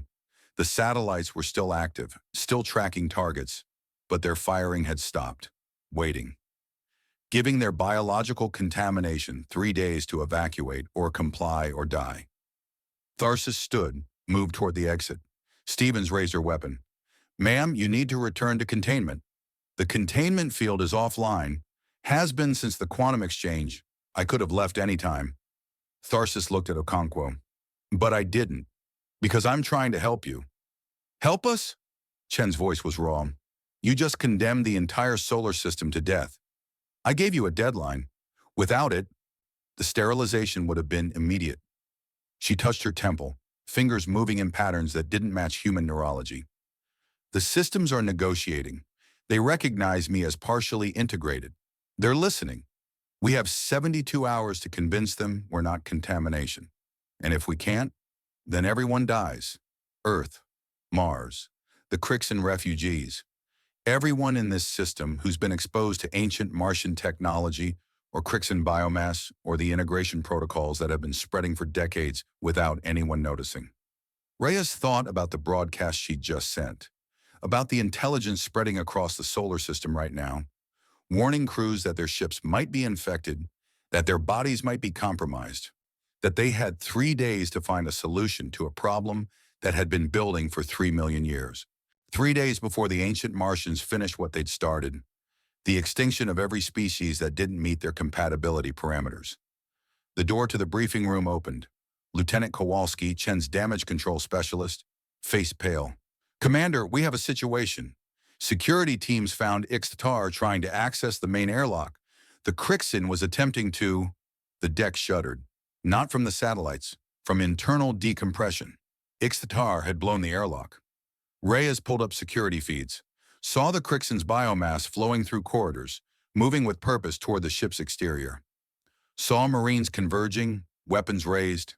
Saw Stevens level her rifle at the biomass spreading toward the hull breach. Saw Ixtar's pseudopods wrap around the emergency bulkhead controls.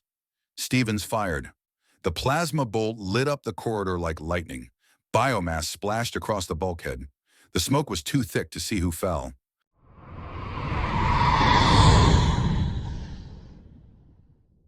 Chapter 10. The Olympus Protocol. Yoon ran toward the airlock breach with her medical kit bouncing against her hip, the ship's emergency lighting strobing red across bulkheads slick with vaporized biomass. Smoke obscured the corridor ahead, not from fire, but from flash-frozen moisture condensing around superheated plasma residue. Stevens stood with her rifle still raised, barrel glowing cherry red from the discharge. Behind her, Liu had his weapon trained on the emergency bulkhead where Ixtar's biomass had splashed across the controls, where it was reforming. "Hold fire," Yoon ordered, dropping to her knees beside the coalescing mass. Her fingers found pulse ox sensors in her kit, useless for Krixan physiology, but the motion helped her think. Gave her hands something to do besides shake. The biomass rippled. Chemical emissions flooded her nostrils with the sharp tang of ammonia and something organic, rotting.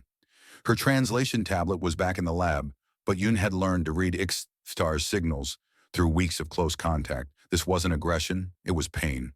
Doctor, step away from the hostile. Stevens kept her weapon aimed at Ixtar's reforming mass. The hostile just saved us. Yoon gestured at the emergency bulkhead.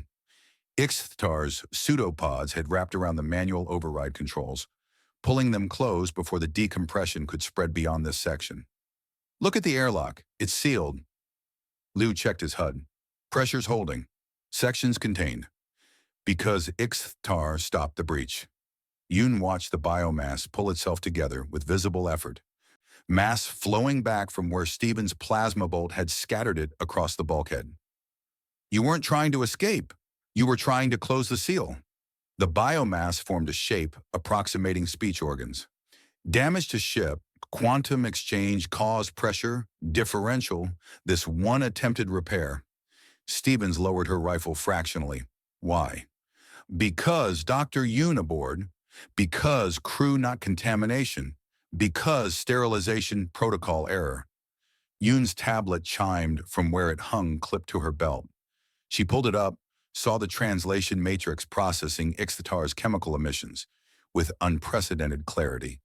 The quantum exchange with Tharsis had upgraded something in the Krixans' communication architecture, made the signals more precise, more human-compatible, or more Ancient Martian compatible. The distinction was starting to blur in ways that made Yoon's skin crawl. Sick bay to Dr. Yoon. The ship's intercom crackled with urgency.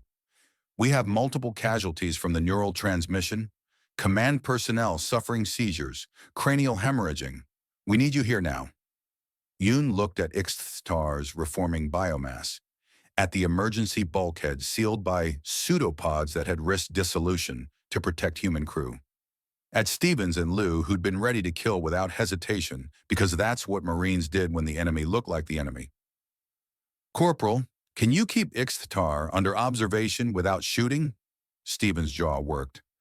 If it stays in the section and doesn't try to access any more ship systems, this one remains. This one assists if required. Ixtar's biomass settled into a quiescent state. Chemical signatures reading as what the matrix translated to cooperative, non-hostile, willing to help. Yoon ran for sickbay.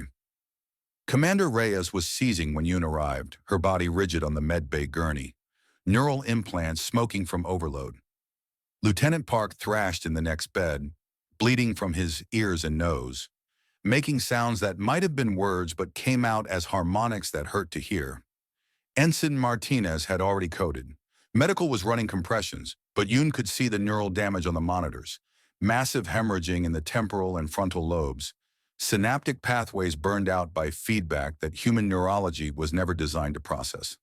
What happened? Yoon snapped on gloves, moved to Reyes first because she was still alive, and rank mattered even in triage. The transmission.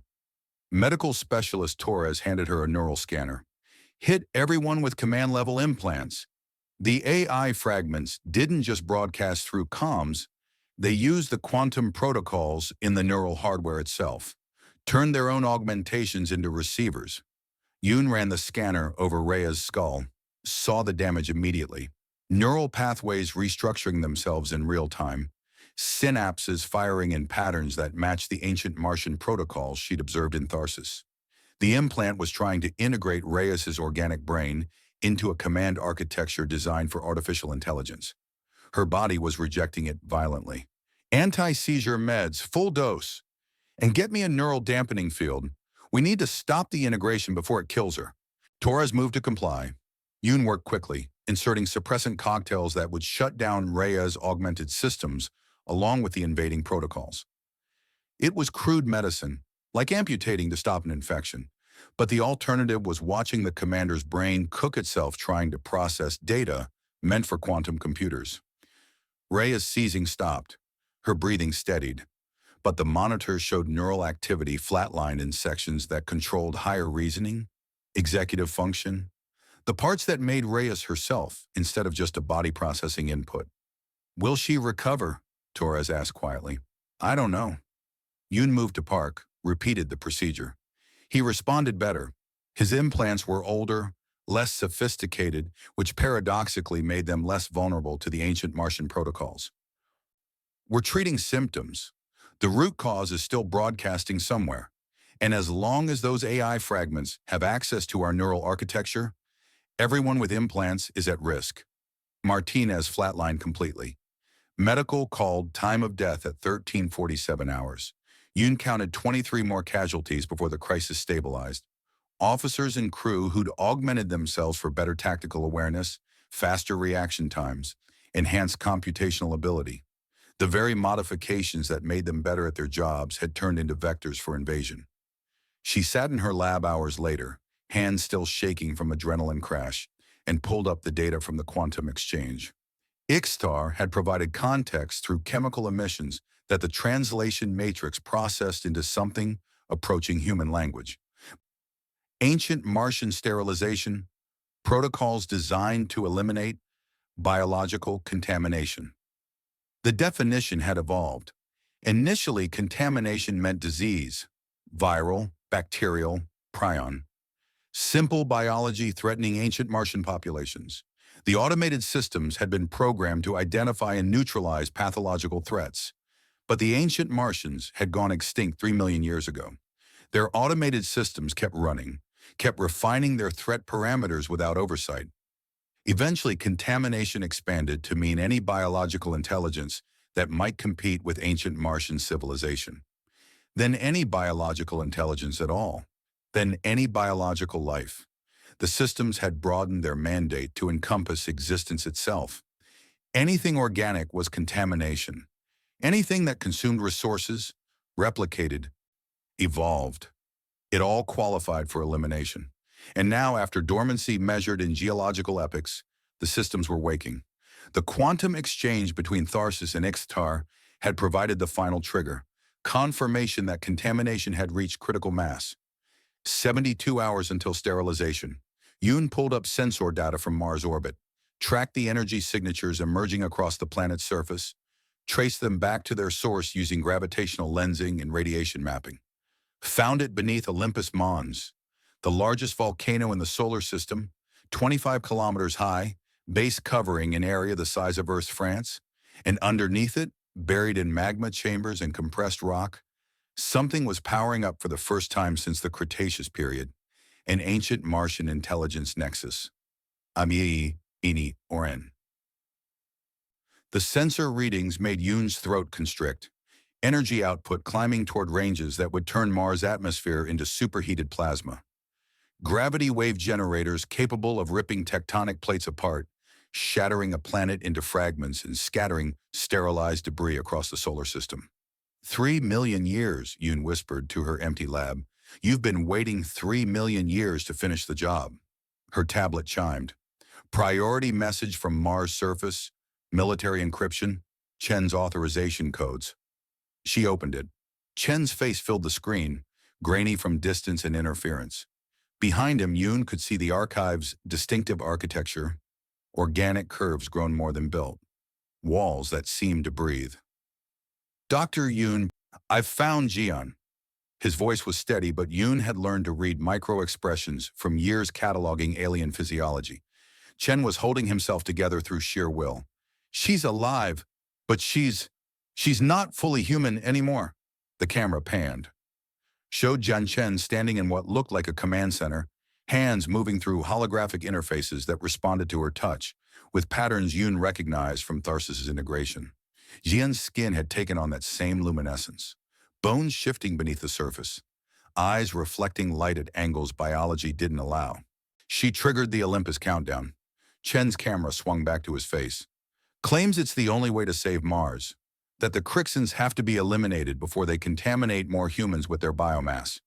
She says the ancient Martian protocols are mercy, quick death instead of slow transformation into something that isn't human or Krixan or anything recognizable.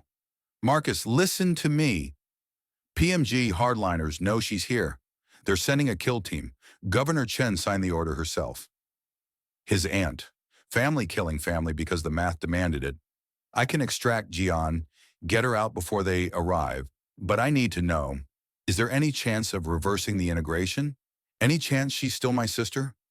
Yoon looked at the data on her screen, saw the integration markers in her own blood work, the early signs of neural restructuring, saw Tharsis halfway between human and ancient Martian AI, saw Ixtar carrying species memory of genocide across 17 star systems, saw the Olympus countdown ticking down with mathematical precision. There might be a way to stop it. The sterilization protocol. She pulled up her theoretical models, simulations she'd been running since understanding what Olympus Mons contained. If we can interface with the AMN nexus, introduce a logic contradiction. Biological life includes the systems themselves. They have biological components in their quantum processors. It might crash the protocol. Might? I'm working with a sample size of 1 Krixan and 1 partially integrated human. The theory is sound but untested. Chen's expression went flat. And to interface with Olympus, you'd need someone who's integrated, someone who can communicate with ancient Martian systems. Tharsis could do it. Or Jian. He understood immediately. She's already connected to the archive, already speaking their language. She could access Olympus if we bring her there. Marcus, she triggered the countdown. She might not be willing to stop it. Then I convince her, or I drag her to Olympus and you use her as an interface whether she cooperates or not. The way he said it, flat and cold, told Yoon exactly how much that possibility was costing him. Just tell me, can you stop this thing or not? Yoon's simulation flickered on her screen. Probability matrices, calculating success rates based on variables she barely understood. The logic contradiction might work, or it might accelerate the countdown. Or it might do nothing while Olympus Mons crack Mars open like an egg. Theoretically, yes. But Chen, if Jian's integration is too advanced, if she's too far gone, using her as an interface might kill her. The feedback could burn out what's left of her organic brain. So I have 2 options. His voice was sand and broken glass. Let the PMG kill team execute her for triggering genocide, or bring her to you so you can possibly stop the countdown by possibly killing her yourself. I'm sorry. Don't be. You're giving me a choice. That's more than most people get in this war. Her tablet chimed again. Different priority, Ixtar, broadcasting from the sealed corridor section, chemical signals that the translation matrix rendered with increasing sophistication. Time remaining, 68.4 hours, Olympus activation accelerating. This one detects gravity wave buildup. Sterilization will begin early. 68 hours, not 72. The countdown was compressing. Yoon pulled up the sensor data, confirmed what Ixtar was reporting. Olympus Mons' energy signature was climbing faster than projected. The MN Nexus was coming online ahead of schedule, possibly responding to quantum traffic as ships tried to evacuate Mars orbit, interpreting increased biological activity as contamination requiring immediate response. They had less than 3 days, maybe less than 2. Chen's face filled her screen again. Doctor, I need an answer. Extract Jian and risk her dying in your experiment, or leave her for the kill team and look for another solution. But there wasn't another solution. Tharsis was aboard the Thermopylae, possibly already too compromised to interface safely. No one else had the integration depth to access Olympus Mons' command architecture. Just Jian, who'd triggered the countdown believing it was salvation. Who might refuse to stop it? Who might die if they forced her to try? Yoon thought about the 23 bodies in sickbay, about Martinez coding on the table while his neural implants burned, about the Martian cargo hauler vaporized in orbit, 300 crew gone in an eye blink, about what would happen when Olympus Mons went fully active and turned Mars' atmosphere into plasma hot enough to sterilize a planet, about the billions who would die if she made the wrong choice. Chen waited for her answer. Behind him, Jean moved through holographic interfaces with fingers that bent at wrong angles, speaking to ancient systems in harmonics that might have been prayer or might have been programming. Yoon had 3 seconds to decide. 2 terrible options, both of them possibly fatal. She opened her mouth.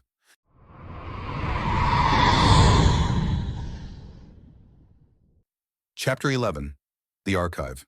Bring her! Yoon's voice crackled through Chen's earpiece.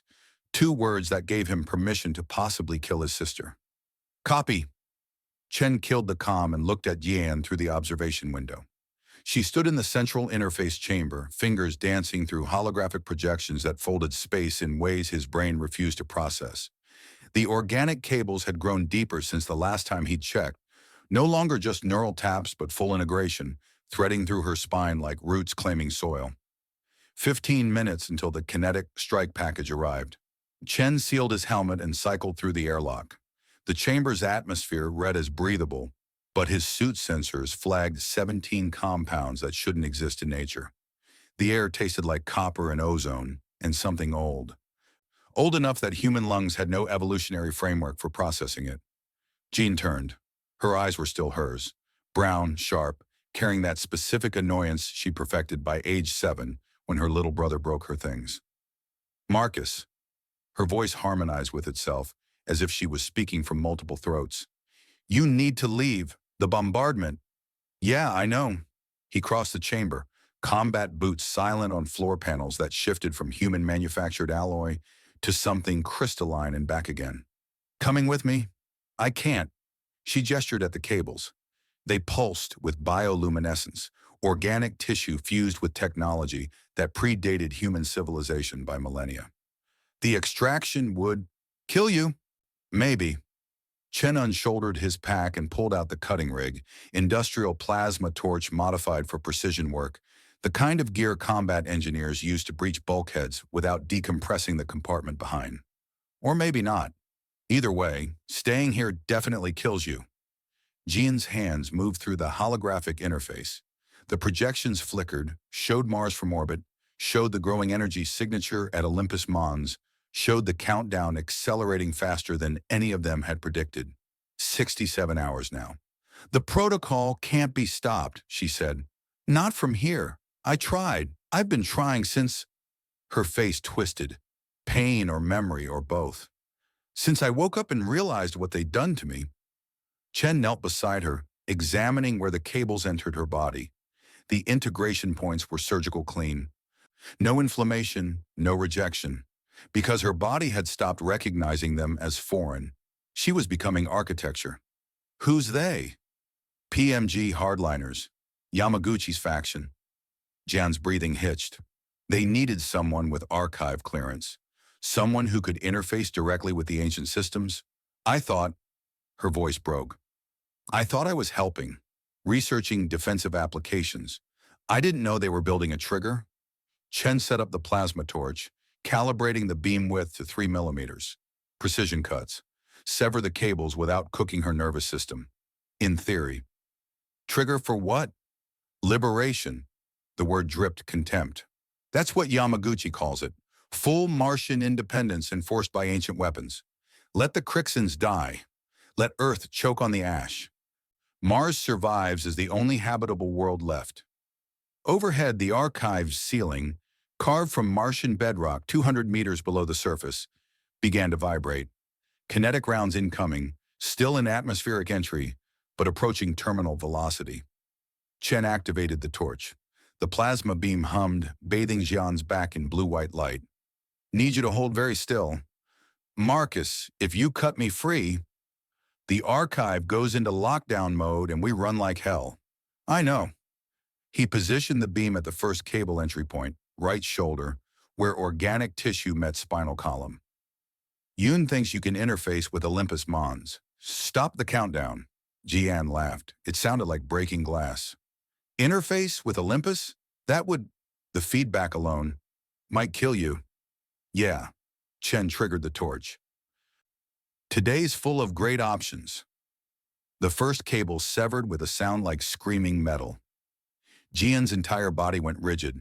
Her fingers locked mid-gesture, and the holographic interface shattered, fragments cascading into nothing. The archive noticed. Alarms shrieked in frequencies that bypassed Chen's ears and went straight for his brainstem. Ancient warning systems designed for ancient ears, alien enough that human perception translated them as pure wrongness. The floor rippled. Wall panels began cycling through configurations, human corridors morphing into alien architecture that Chen's spatial reasoning couldn't follow. Second cable. This one went deeper, threaded through Jian's cervical vertebrae. Chen adjusted the beam focus, cut with surgical precision, while his sister's screams harmonized with the alarms. The ceiling cracked. Not from kinetic impact, those were still 30 seconds out, but from the archive's defensive systems activating. Panels peeled back to reveal weapon emplacements that had been dormant for millennia. Energy weapons that Chen recognized from intelligence briefings, the kind that had vaporized Krixan ships in the burn. Charging now, third cable, fourth. Jean's convulsions were getting worse, her body rejecting the sudden severance even as it tried to regenerate the connections. Blood ran from her nose. Her eyes rolled back. Stay with me. Chen worked faster, cutting through the remaining cables with controlled desperation. Combat engineering under fire. Breach the obstacle. Extract the asset. Don't think about the timer counting down in your head. Jian, stay with me. Fifth cable, sixth. The kinetic rounds hit. The archive's upper levels ceased to exist in any meaningful sense. 200 meters of Martian rock and ancient architecture converted to expanding plasma and debris. The shockwave hammered down through reinforced corridors, through blast doors that had held for 10,000 years, through everything except the central chamber's shielding. That shielding was failing. Seventh cable, eighth. Chen was cutting blind now, plasma torch carving through anything that connected his sister to the interface throne. Organic tissue, synthetic neural bridging, crystalline structures that might have been ancient computational substrate. All of it had to go. The last cable parted, Jian collapsed forward. Chen caught her, dropped the torch, hauled his sister up in a fireman's carry. She weighed nothing. Integration had metabolized muscle mass, replaced it with lighter hybrid tissue. Her body temperature was wrong, running 15 degrees too hot. She wasn't breathing. Then she was, gasping like a drowned person breaking surface. Chen ran. The archive was dying around him. Defensive systems fired at targets that no longer existed. Energy beams carving through walls and ceilings in automated threat response patterns. Structural supports gave way. Corridors that had maintained stable geometry for longer than human civilization existed were folding into impossible angles. Chen's helmet display showed the exit route. Straight shot, 300 meters, should take 90 seconds at combat pace. Except the corridors weren't staying straight. He took a left turn that became a right turn halfway through, space twisting in ways that made his inner ear scream. Gravity shifted. Chen adjusted mid-stride, using the new down as his reference frame, boots finding purchase on what had been a wall.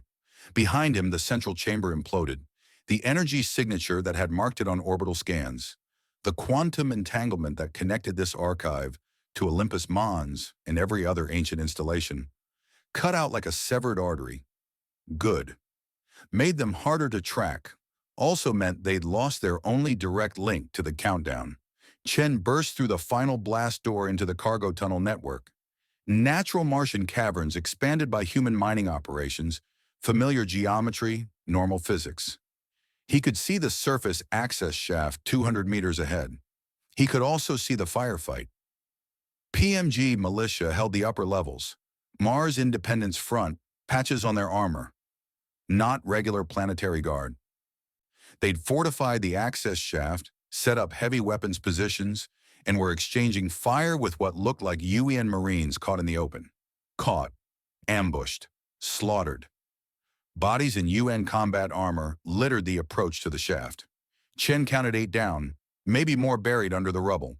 The Marines who'd survived had taken cover behind mining equipment, returning fire with rifles against entrenched positions with crew-served weapons. This wasn't opportunistic chaos. This was coordinated. Chen ducked behind a cargo container, lowered Jian to the ground. She was seizing again, muscles spasming as her nervous system tried to compensate for the sudden loss of ancient integration. He pulled a medical injector from his kit, broad-spectrum anticonvulsant that might work on human neurology or might do nothing against ancient biotech. Jabbed it into her thigh. Jian's eyes focused, found his. Yamaguchi, she gasped. He's here. He's... Plasma fire punched through the cargo container. Chen grabbed Jian and rolled, came up with his sidearm drawn. The Marines had spotted him. One was waving, frantic gestures to get down, stay down. Too late.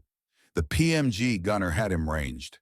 Chen saw the heavy plasma cannon swivel, target lock engaging, saw his death coming with enough time to recognize it, but not enough time to do anything about it. Then something massive hit the PMG position from behind. The fortification exploded, not from ordnance, from internal detonation. Bodies flew, the heavy weapons emplacement disintegrated. Through the smoke came power armor. Real power armor, not the infantry support frames the UN issued.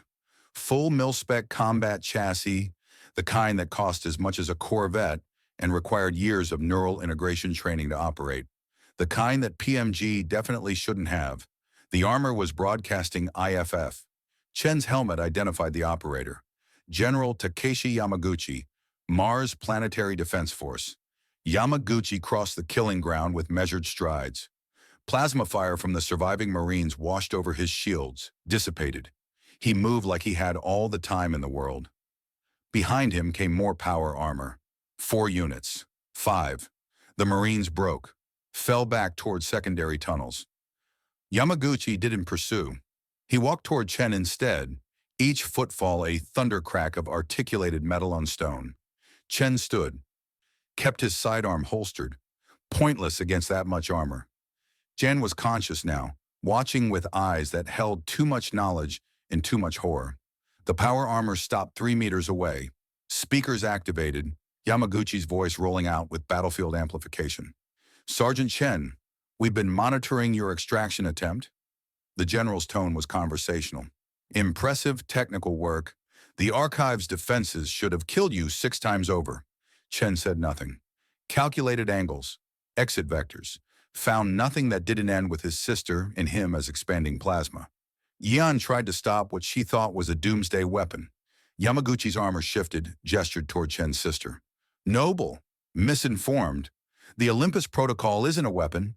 It's the key to Mars's future. Genocide, Jian whispered. You're going to genocide? The Krixan contamination? Yes. The integrated humans who've been compromised by ancient systems? Also yes. Yamaguchi's armor moved closer. Sometimes you need to burn the wound clean. Mars will survive. The species will survive. Earth will come begging for our help when their world dies. Chen's hand found Jian's. Squeezed. Felt her squeeze back. You can't stop the countdown, he said. I don't want to stop it. Yamaguchi's speakers carried something that might have been a smile. I want to accelerate it, and thanks to Jian's interface work, I know exactly how. The power armor turned, gestured toward the access shaft. I'm taking control of Valles Marineris. UN forces will be contained or eliminated within the hour. Then we activate Olympus ahead of schedule. Yamaguchi paused. You can surrender. Join the New Order, or you can die here with the other Earth loyalists. John's body spasmed. Blood ran from her nose again, thicker now. Her pupils were different sizes. The extraction had done damage. How much Chen couldn't tell without medical gear he didn't have. Yamaguchi's armor waited. Chen looked at his sister, at the blood spreading across her lips, at the way her breathing was getting shallow, irregular. Tell my... Jian's voice cut out. Her eyes locked on his, desperate, trying to communicate something vital. Then she stopped breathing entirely.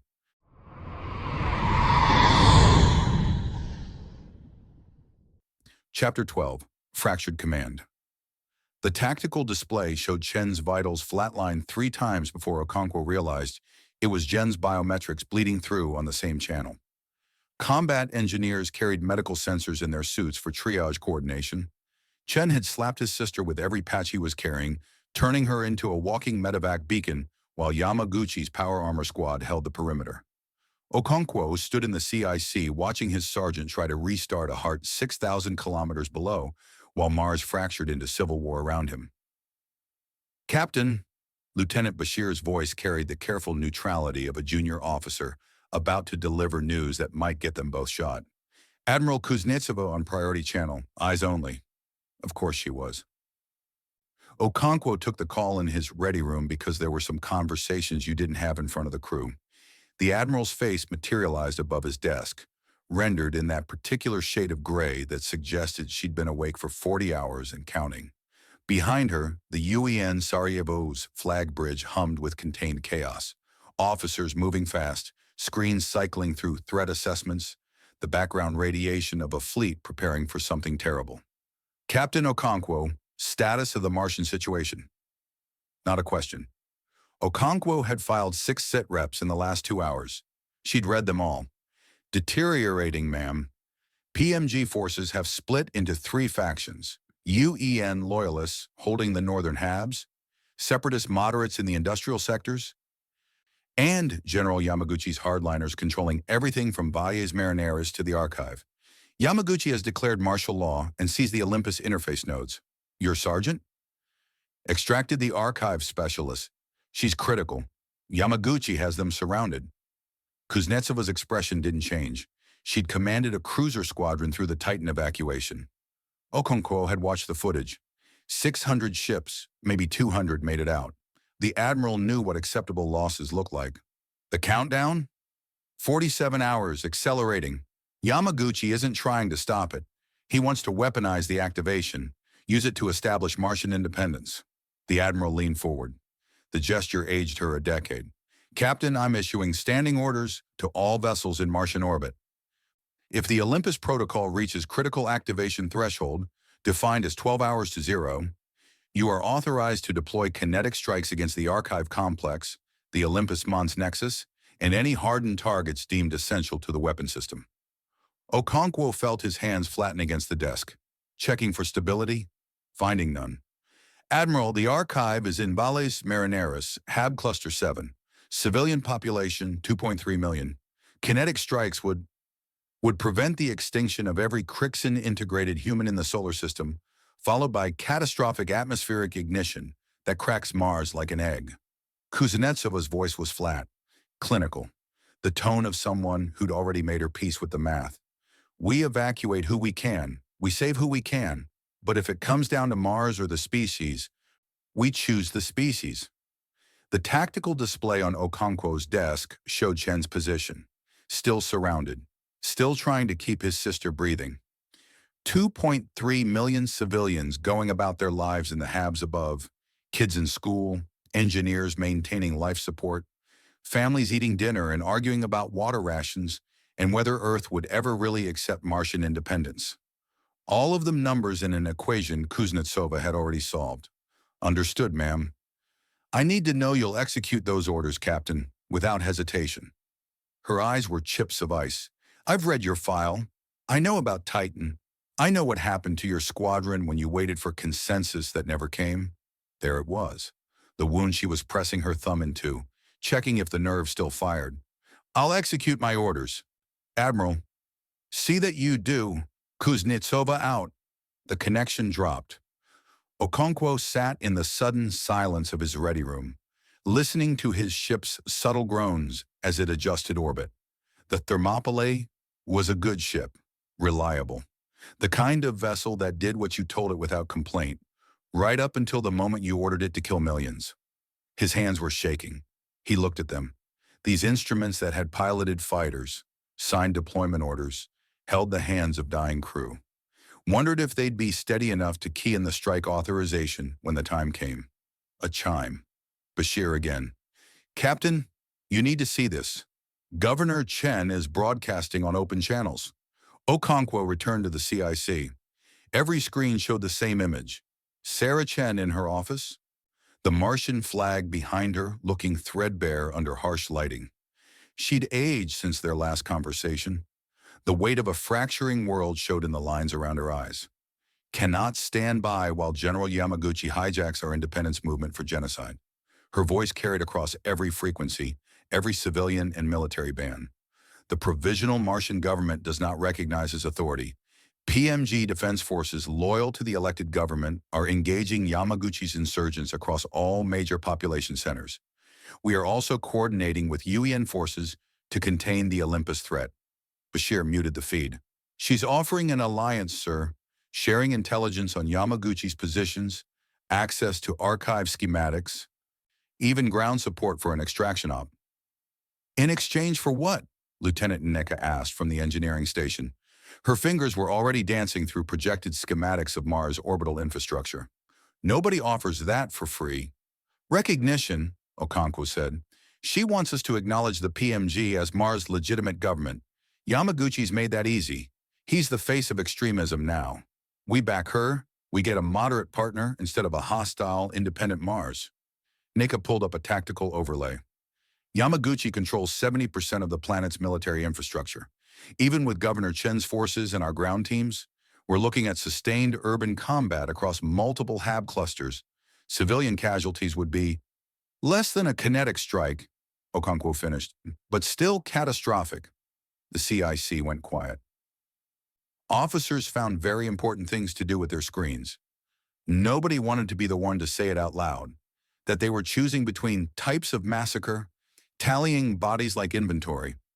Okonkwo pulled up the tactical feed from Chen's position. His sergeant had genes stabilized. Barely. Heartbeat thready but present. Yamaguchi's forces were pulling back, consolidating around the archive proper. A gap was opening in their perimeter. Not large, maybe 60 seconds of opportunity before it closed. If Okonkwo ordered a dropship now, if Governor Chen's forces provided cover, if Chen could carry his sister through 200 meters of kill zone without taking fire. If. He thought about Titan, about the evacuation order he'd waited to give because the fleet coordination wasn't perfect, because the civilian transports weren't optimally positioned, because consensus felt safer than command. About watching 12 ships atomize on his tactical display because he trusted the data over his gut. About the nightmares where he still heard the screaming. Comms, he said. Get me Governor Chen. Secure channel. Bashir hesitated. Sir, the Admiral gave me tactical discretion for Martian operations. Okonkwo's voice was steady now. Decision made, hands no longer shaking. Get me the Governor. Sarah Chen's face appeared on his command screen. Behind her, sirens wailed. Someone was shouting coordinates. The sound of a world coming apart. Captain, I didn't expect a response. You're offering access to archive schematics and ground support for extraction in exchange for political recognition. Yes, I can't authorize recognition. That's above my pay grade. Okonkwo pulled up the tactical overlay, tagged Chen's position. But I can coordinate a joint operation. Your forces provide suppressing fire here and here. My dropship executes hot extraction on my signal. We get my people out. You get intelligence on Yamaguchi's archive access points from the specialists we're extracting. Chen's expression shifted. Relief, maybe, or just exhaustion finding a different shape. Acceptable. I'll have my commander liaise with your tactical officer. One more thing, Governor. My sergeant down there, his sister is the archive specialist. She's critical. He won't leave without her. I know. Chen's smile was bitter. She's my niece. Family's complicated. The connection dropped. Okonkwo turned to find the entire CIC watching him. Lieutenant Bashir, coordinate with PMG Defense Forces. I want a firing solution on Yamaguchi's positions and a clear corridor for dropship insertion. Lieutenant Neka, prep the Resolute for hot extraction, armor packages, medical bay on standby. Pilot with combat atmosphere experience. Sir? Neka's voice was careful. This is direct cooperation with PMG forces. That's keeping my people alive while we still have time to stop Olympus without nuking a planet. Okonkwo met her eyes. You have concerns, Lieutenant. File them in writing after we get Chen home. She nodded, turned back to her console. The CIC resumed motion. Orders flowing, displays updating, a ship pivoting from observation to action. Okonkwo watched it happen and felt something unlock in his chest.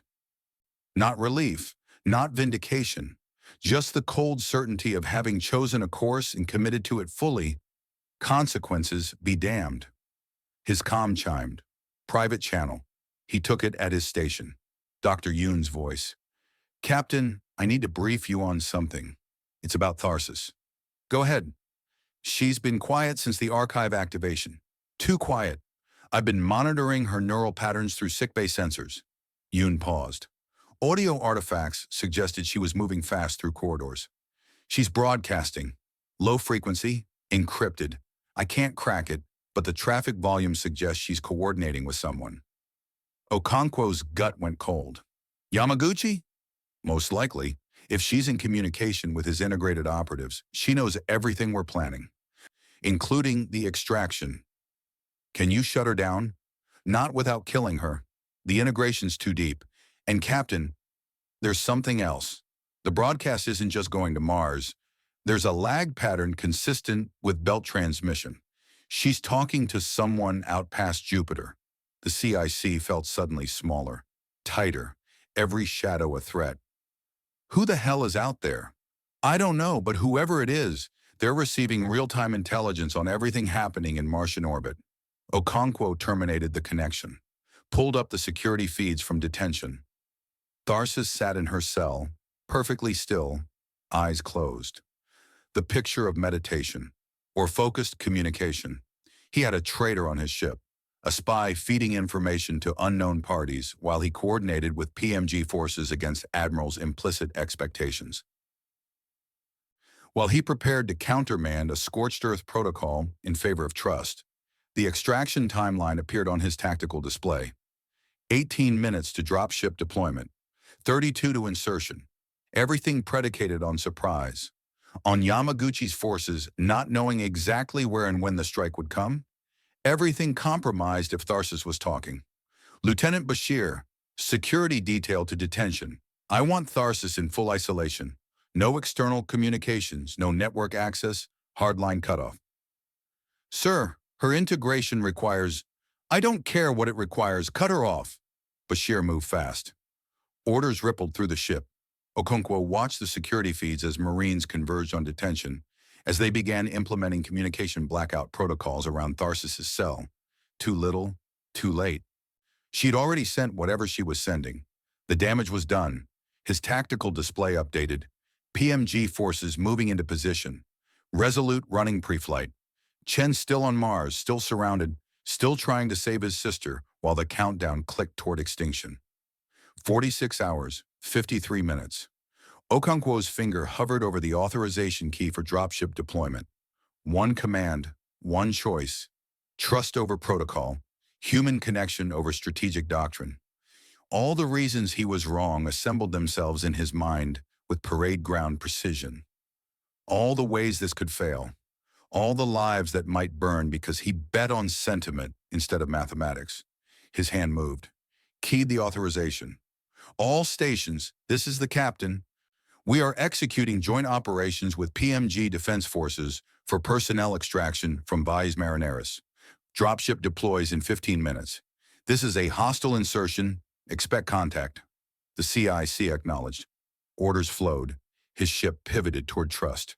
Then every screen in the CIC flashed red. Emergency override. Ship-wide broadcast, not from him. Admiral Kuznetsova's face appeared on every display, every screen, every terminal from engineering to crew quarters. Her voice rolled through the ship's speakers with the weight of full fleet authority. Attention all UEN vessels in Martian orbit.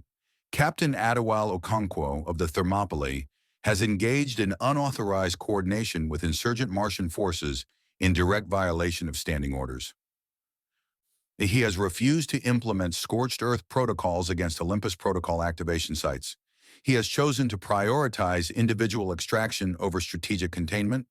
I am hereby relieving Captain Okonkwo of command effective immediately. Commander Reyes will assume command pending court-martial proceedings. The transmission continued, but Okonkwo wasn't listening. He was watching his crew, watching them process that every word they'd heard him speak in the last 30 minutes had been monitored, recorded, compiled into evidence of his treason. The secret exposed, not just to the ship, to the fleet, to command, to history. Admiral Kuznetsova's voice cut through the ringing in his ears. Commander Reyes, you will implement kinetic strike protocols against Olympus nodes if activation threshold is reached. You will cease all cooperation with PMG forces. You will consider Captain Okonkwo under arrest until he can be remanded to proper authority. The channel cut. Silence crashed down. Every face in the CIC turned toward him. Okonkwo stood at his station, hands steady now, heart rate normal, watching his career atomize in real time. The dropship was still prepping, the extraction window still open. 14 minutes. He looked at Bashir, at Neka, at the junior officers who'd served under him for 2 years, who'd trusted his command, who now had to choose between his orders and the admiral's. Commander Reyes stepped onto the bridge. Her face was stone. "Captain Okonkwo," she said, "I'm assuming command of the Thermopylae."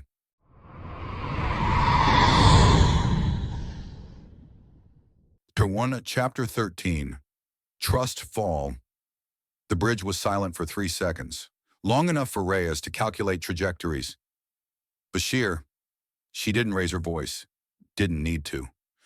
"How long until the orbital defenses fire again?" The lieutenant's fingers flew. 40 seconds, maybe less. Their targeting pattern suggests. "Launch the dropship, now." Okonkwo didn't move from his station. "Commander, you heard the Admiral, Captain." Reyes kept her eyes on the tactical display. Red icons swarmed their position. 6 ancient satellites rotating into firing solutions. "I'm in command.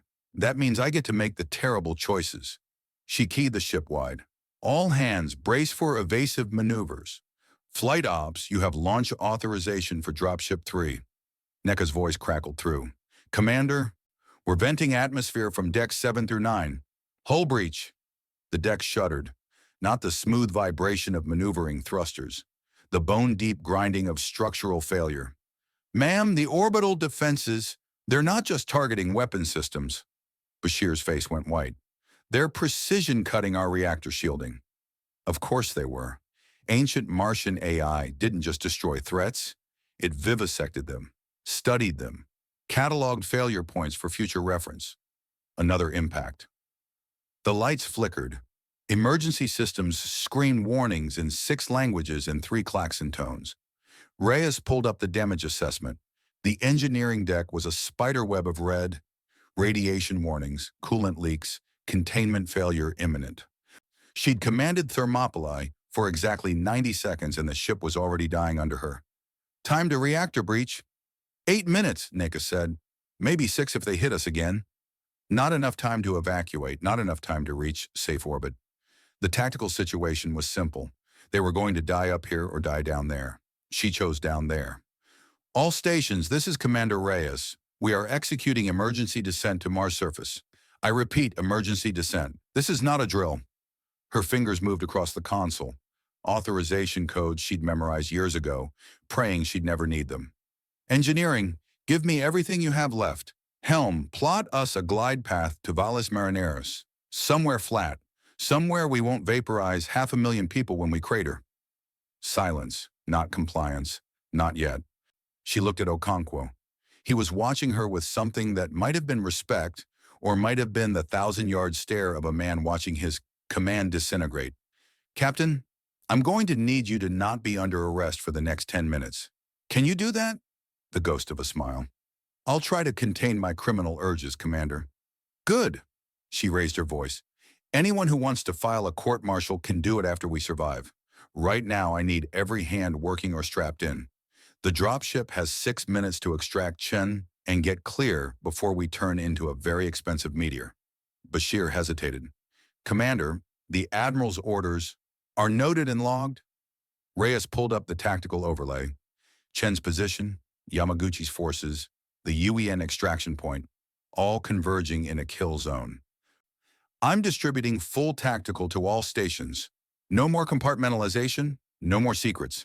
You all get to see exactly how bad this is." She pushed the files. Intelligence, casualty estimates, the Olympus protocol countdown, Tharsis infection vectors, Geon's integration data, everything. The CIC erupted in murmurs, gasps. One junior officer swore softly in Mandarin. "There," Reyes said. "Now we all know we're dead if we fuck this up. Transparency is terrifying, isn't it?" She locked eyes with each of them. "The Admiral wants us to nuke Mars and run. Captain Okonkwo wanted to save his sergeant and maybe prevent human extinction. I want to crash land this ship and buy enough time for Dr. Yoon to work some kind of quantum miracle with our Krixan prisoner. Anyone have a better plan?" No one spoke. Excellent. NECA, start controlled venting on decks 8 and 9. Use it for thrust. Bashir, send encrypted burst to Governor Chen's forces. We need a landing zone and we need it 3 minutes ago. Helm. The ship lurched. Not weapons fire. Worse. Reactor containment at 40%, engineering reported. Voices overlapping, panicked. Coolant pressure dropping. We can't. Shut down the reactor. Okonkwo's voice cut through the chaos. He was at his station, hands moving with the muscle memory of 2 decades. Emergency protocols. Vent the core into space before it cooks us all. Sir, without the reactor, we'll have no power for... We'll have batteries and inertia. That's enough. He looked at Reyes. Commander's call. She didn't hesitate. Do it. Kill the reactor. All available power to maneuvering thrusters and life support. The ship groaned. Deep in the engineering spaces, magnetic bottles collapsed. Superheated plasma vented into vacuum, a brief sun flowering from Thermopylae's spine before dissipating into darkness. The lights dimmed. Half the displays went black. They were gliding now. A 40,000-ton brick with delusions of atmospheric entry. Dropship away, Flight Ops reported. Pilot reports heavy contact. PMG forces engaging Yamaguchi's hardliners. Chen's position is hot. Reyes watched the tactical feed, their dropship racing toward the surface. Thermopylae beginning her terminal descent. The ancient satellites tracking both, calculating, deciding which posed the greater threat. They chose the ship. Beams lanced through the vacuum, not the sloppy wide-spectrum lasers of human weapons. Precision cuts, surgical. The ancient AI was still vivisecting them even as they fell. Hull temperature rising, someone called out.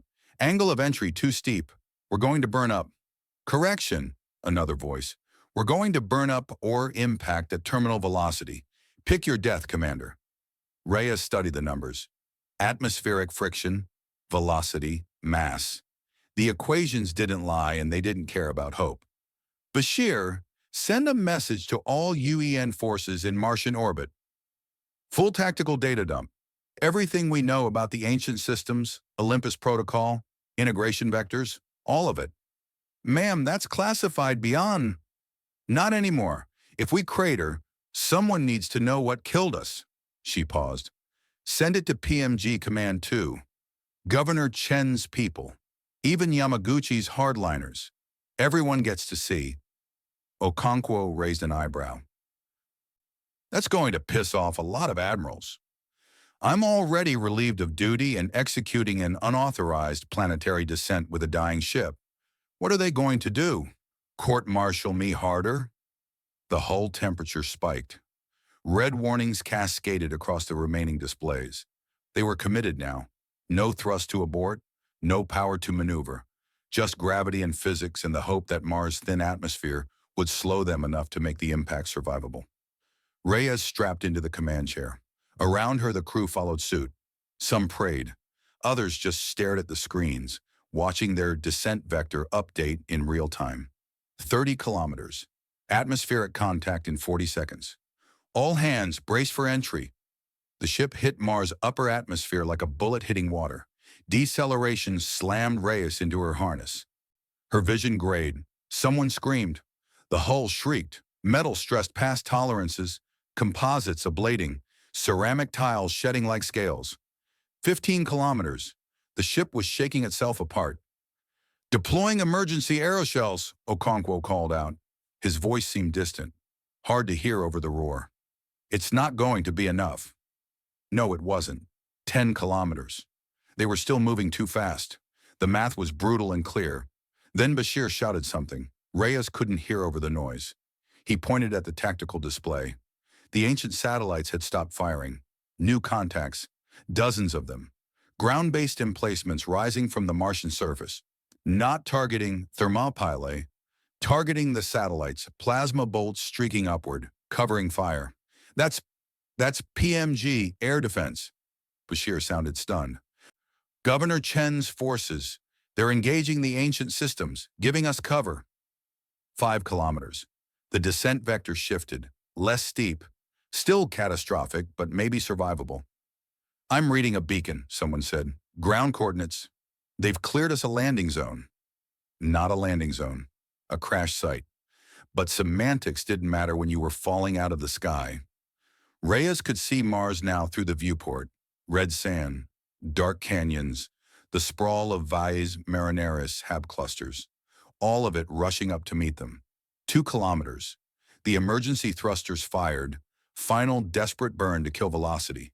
Not enough. Never enough. 1 kilometer. Brace! She shouted. The ship hit. Everything went sideways. Metal screamed. Bulkheads sheared. Rhea's vision went white, then black, then fractured into spinning fragments. Her harness cut into her chest. Couldn't breathe. The world was noise and violence and stillness. She was upside down. No. The ship was tilted, canted at 45 degrees. Smoke everywhere. Sparks raining from severed conduits. The emergency lighting cast everything in sick red. Sound off, she croaked. Tasted blood. Anyone alive sound off? Voices. Weak. Pained, but voices. Okonkwo was bleeding from a cut above his eye. He was grinning. I think we crashed, Commander. Outstanding tactical assessment, Captain. Reyes hit her harness release.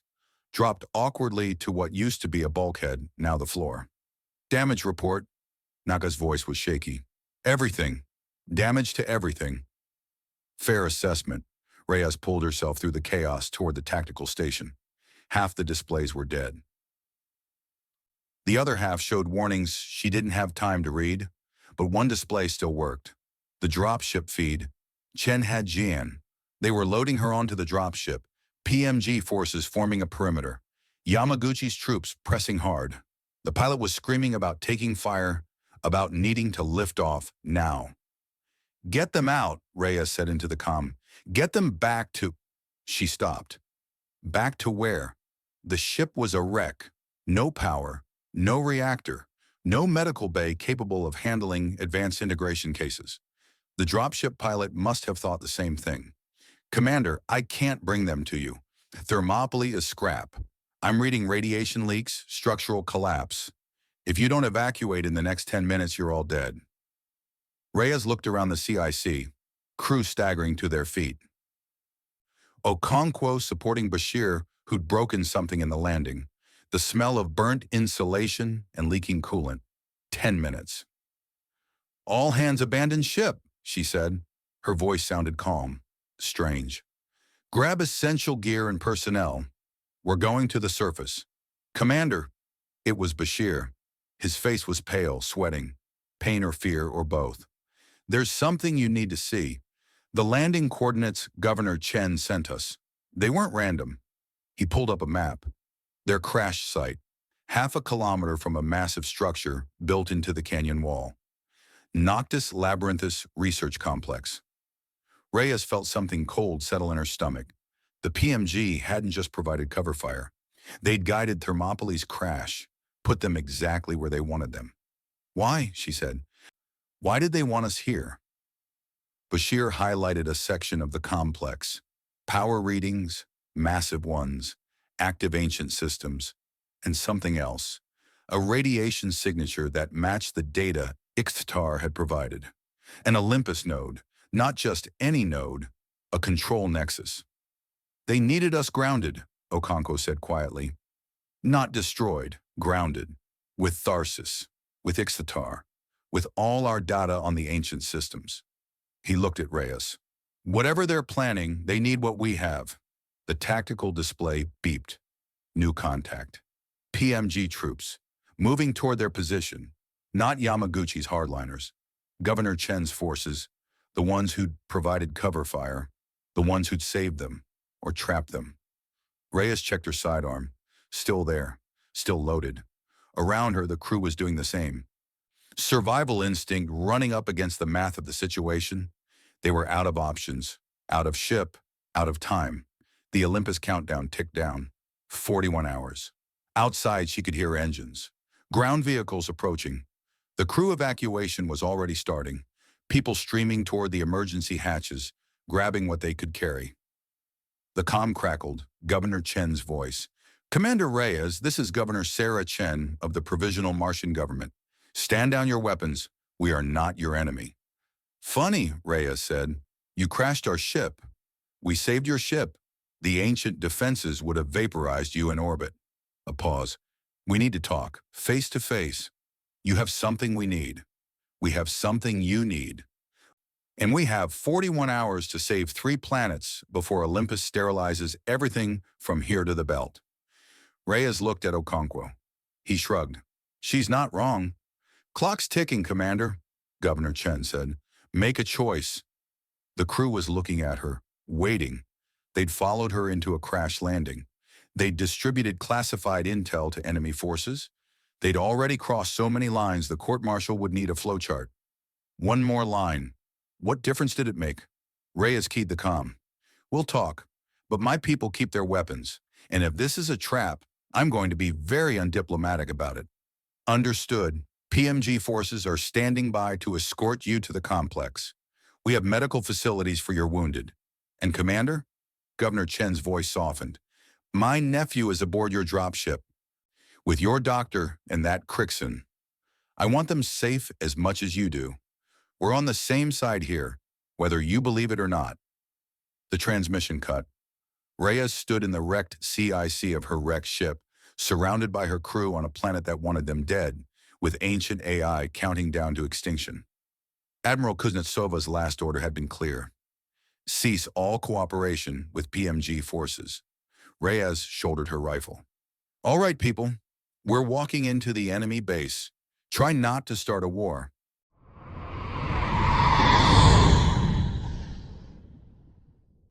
Chapter 14. The bridge between species. The ship's medical bay had no power. Yoon worked by portable lights rigged to emergency cells, their blue-white glare turning the space into an operating theater for salvage. Ixtar occupied 3 examination tables pushed together. The Krixans' biomass had spread thin, tendrils connecting to every piece of viable equipment, diagnostic scanners, biomonitors, the portable reactor pack Bashir had scavenged from engineering. Adapting. Always adapting. Your people will not trust this, Ixtar said. Not a question. My people don't trust anything right now. Yoon calibrated the interface between Krixan tissue and human power systems. The readings were stable. Improbable, but stable. But they're practical. If it works, they'll use it. She glanced at the countdown displayed on her cracked tablet. 39 hours.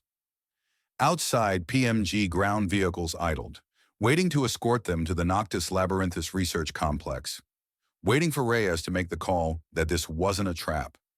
Waiting for everyone to stop pointing guns at each other long enough to not die. The bioelectric conversion rate is holding, Yoon said, more to herself than Ixtar. You're generating 0.73 kilowatts per cubic meter of biomass.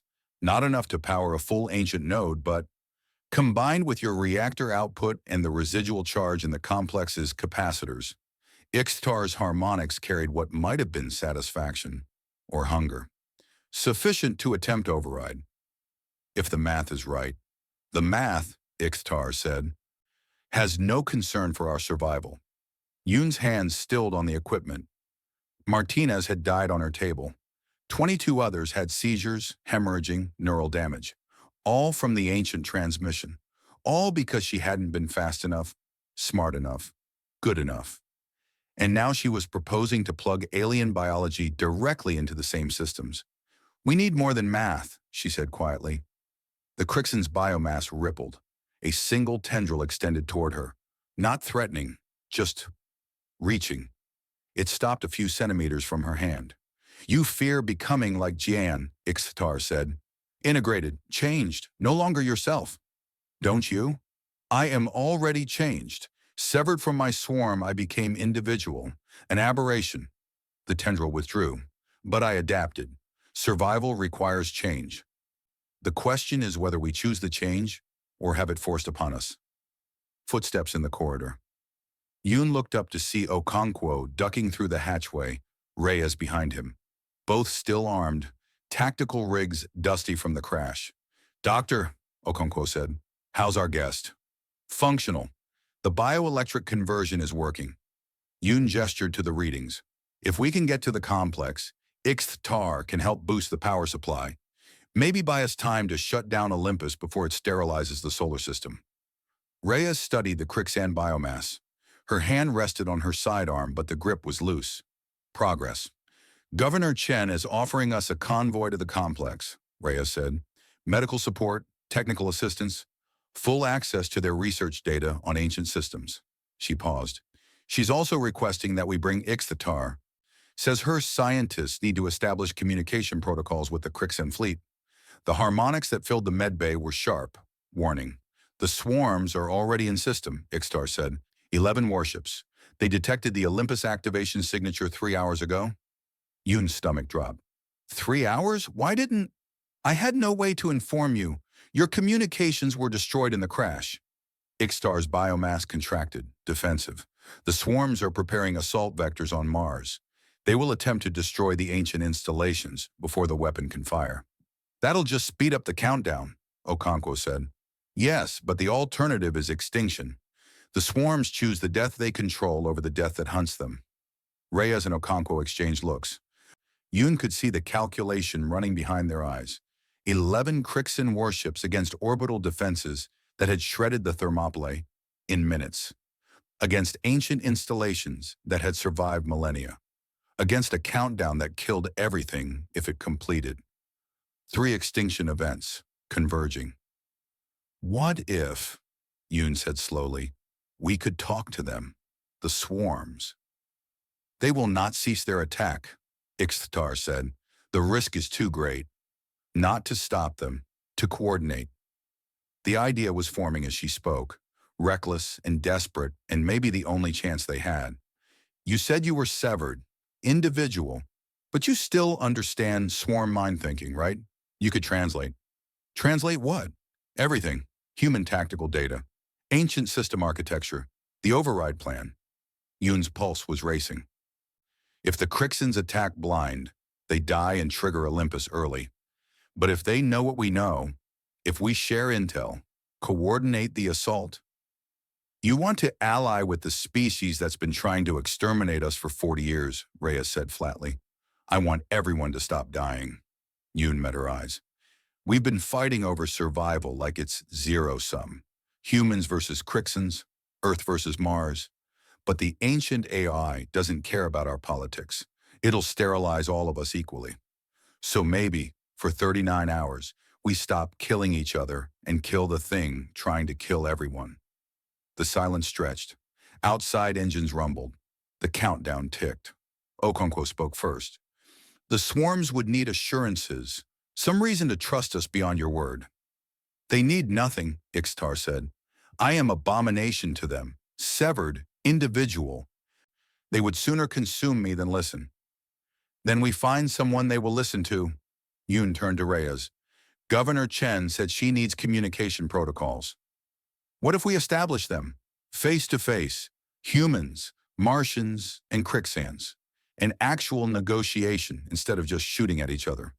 You're talking about first contact, Reyes said. Real first contact. Not combat, not survival, diplomacy. I'm talking about not dying. Reyes looked at Okonkwo. He shrugged. We're already walking into a PMG base on a planet trying to kill us, while an ancient AI counts down to extinction. What's one more impossible thing? The Noctis Labyrinthus Research Complex had been built into the canyon walls. Human construction fused with ancient architecture, like scar tissue over an old wound. PMG guards flanked the entrance, weapons lowered but ready. Rhea's crew matched them, mutual distrust keeping everyone polite. Governor Sarah Chen met them in what had been a laboratory. Now it was half command center, half refugee camp. Wounded civilians on cots, technicians working salvaged equipment, the organized chaos of people who'd stopped asking if they'd survive and started asking what they could save. She looked like Marcus Chen. Same sharp cheekbones, same way of moving like gravity was a suggestion. But where Chen had gone military, his sister had gone political. The weight she carried wasn't gear. It was the 2.3 million lives in the Valles Marineris HAB clusters. Commander Reyes, Governor Chen didn't offer a hand. Smart. Thank you for coming. Let's skip the diplomacy, Reyes said.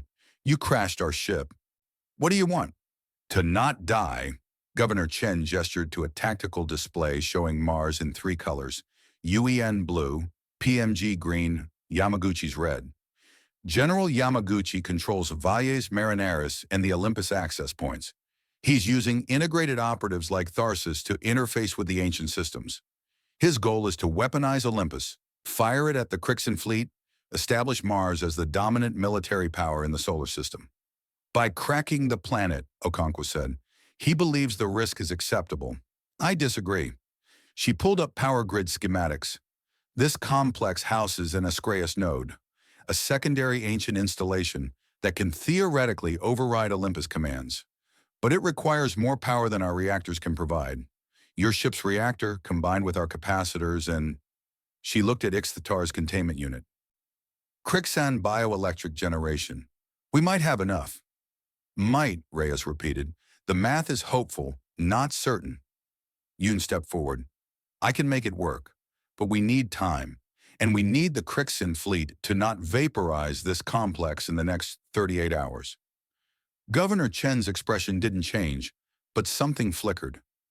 You want to negotiate with them. I want to stop three separate forces from destroying each other while ancient systems sterilize the survivors.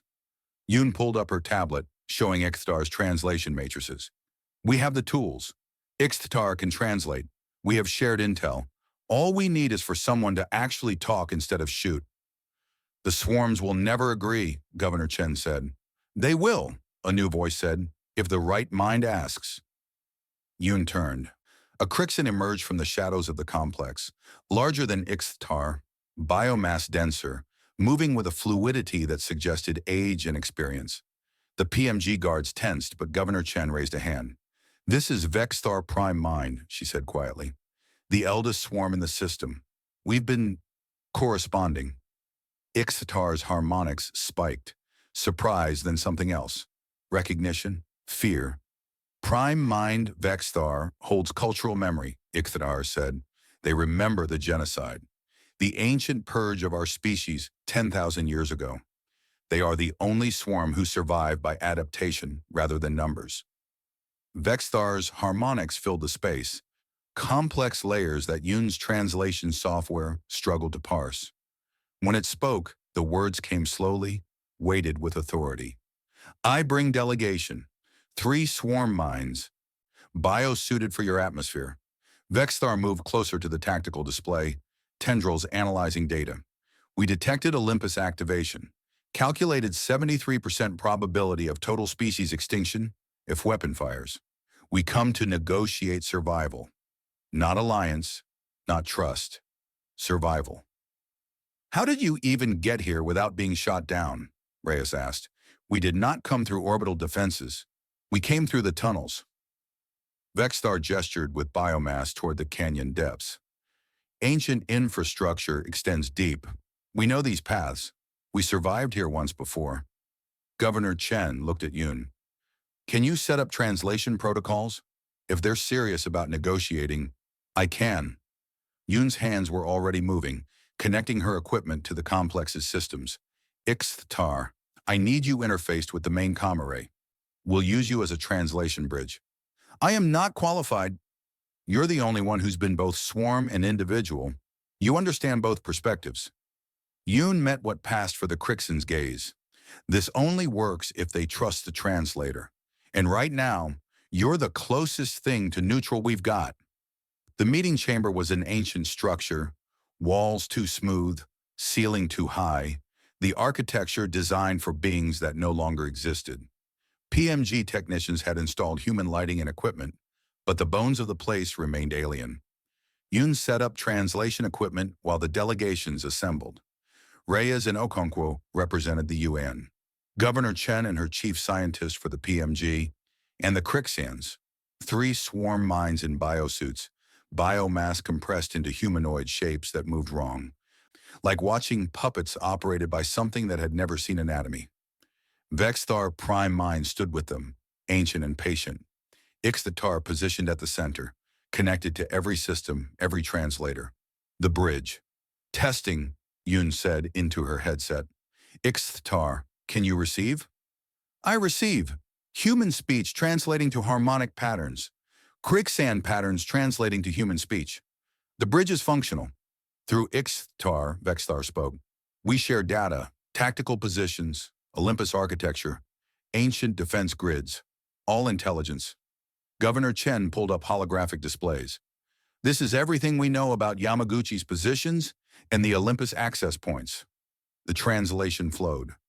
Swarm minds analyzed, shared their own reconnaissance. Orbital paths, weak points in ancient defenses, power distribution networks.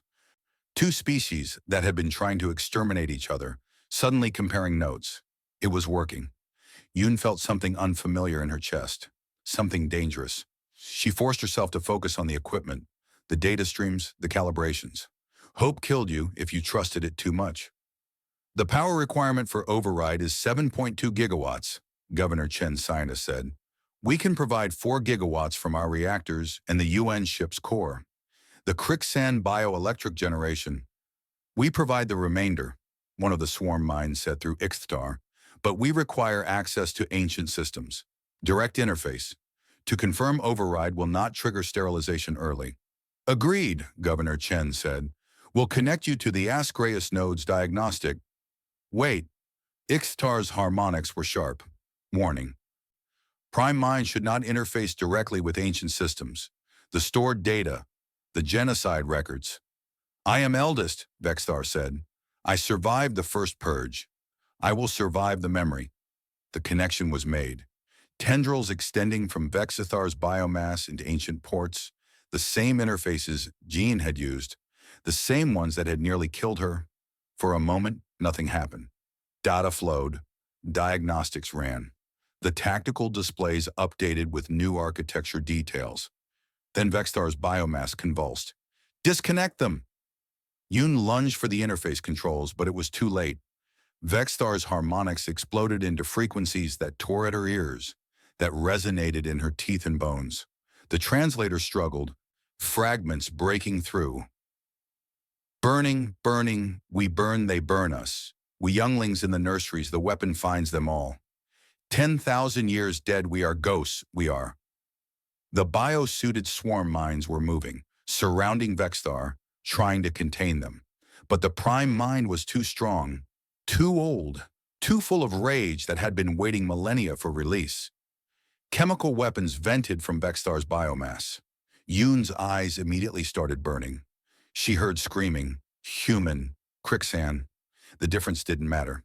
People were running, choking, dying in the same space where they'd been negotiating survival. Ixtar. Yoon couldn't see, could barely breathe. Cut the connection. I cannot. Vexthar is overriding. They are experiencing all of it. The genocide, the sterilization, the Vexthar's biomass smashed through the bio-suited swarm minds, tearing them apart. Governor Chen's guards were firing, but bullets just made the prime mind angrier. More chemical weapons, more harmonics that paralyzed human nervous systems. And Ixtar stood frozen, tendrils still connected to every system, caught between species. Yoon tried to reach the override, but her legs wouldn't move. The chemicals were in her lungs, her bloodstream, shutting down motor function. She fell. Through streaming eyes, she saw Ixtar's biomass shift, saw the decision made. The Krixan moved toward the humans, not attacking, shielding. Biomass wrapped around Yoon, around Reyes, around the survivors, absorbing the chemical weapons, taking the damage that Vexthar's rage was inflicting, choosing humans over swarm mind, choosing individual over species. Ixtar, no! But the Krixan wasn't listening, wasn't stopping. The biomass was thinning, breaking down under the chemical assault, but it held position. Vexthar's harmonics shifted. Recognition, betrayal, abomination, the prime mind said through failing translators. You choose genociders over your own. The explosion cut off the words. Something had detonated. Yoon couldn't see what. Couldn't see anything but Ixtar's biomass dissolving, protecting her, dying to save the species that had hunted them. And then the ceiling came down. Yoon felt the impact through Ixtar's body, felt the Krixan's harmonics shift from pain to something else. Something that might have been peace. She tried to speak, tried to say thank you, tried to say Ixthatar's harmonics pulsed once. Weak. Through the failing translator, Yoon heard, "I need to tell you something. About what I saw in your DNA integration, you're not." The debris crushed down. Everything went dark.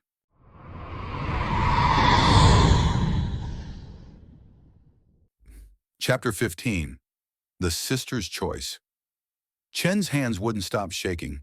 He'd carried wounded out of collapsed habdomes, maintained reactor containment under fire, cut his way through a kilometer of ancient architecture while it tried to kill him. But he couldn't make his hands stop shaking. Jian lay on the detention cell's medical cot, wired to monitors that couldn't measure half of what was happening to her. The ancient integration had progressed past anything the readouts understood.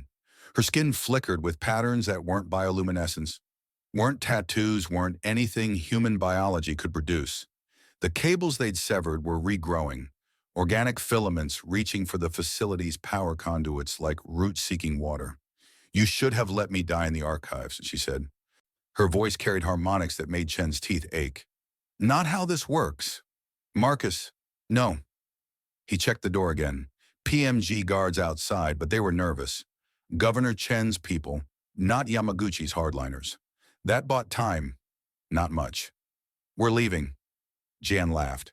The sound was wrong. Overlapping frequencies like two people speaking in unison. "I can't even stand.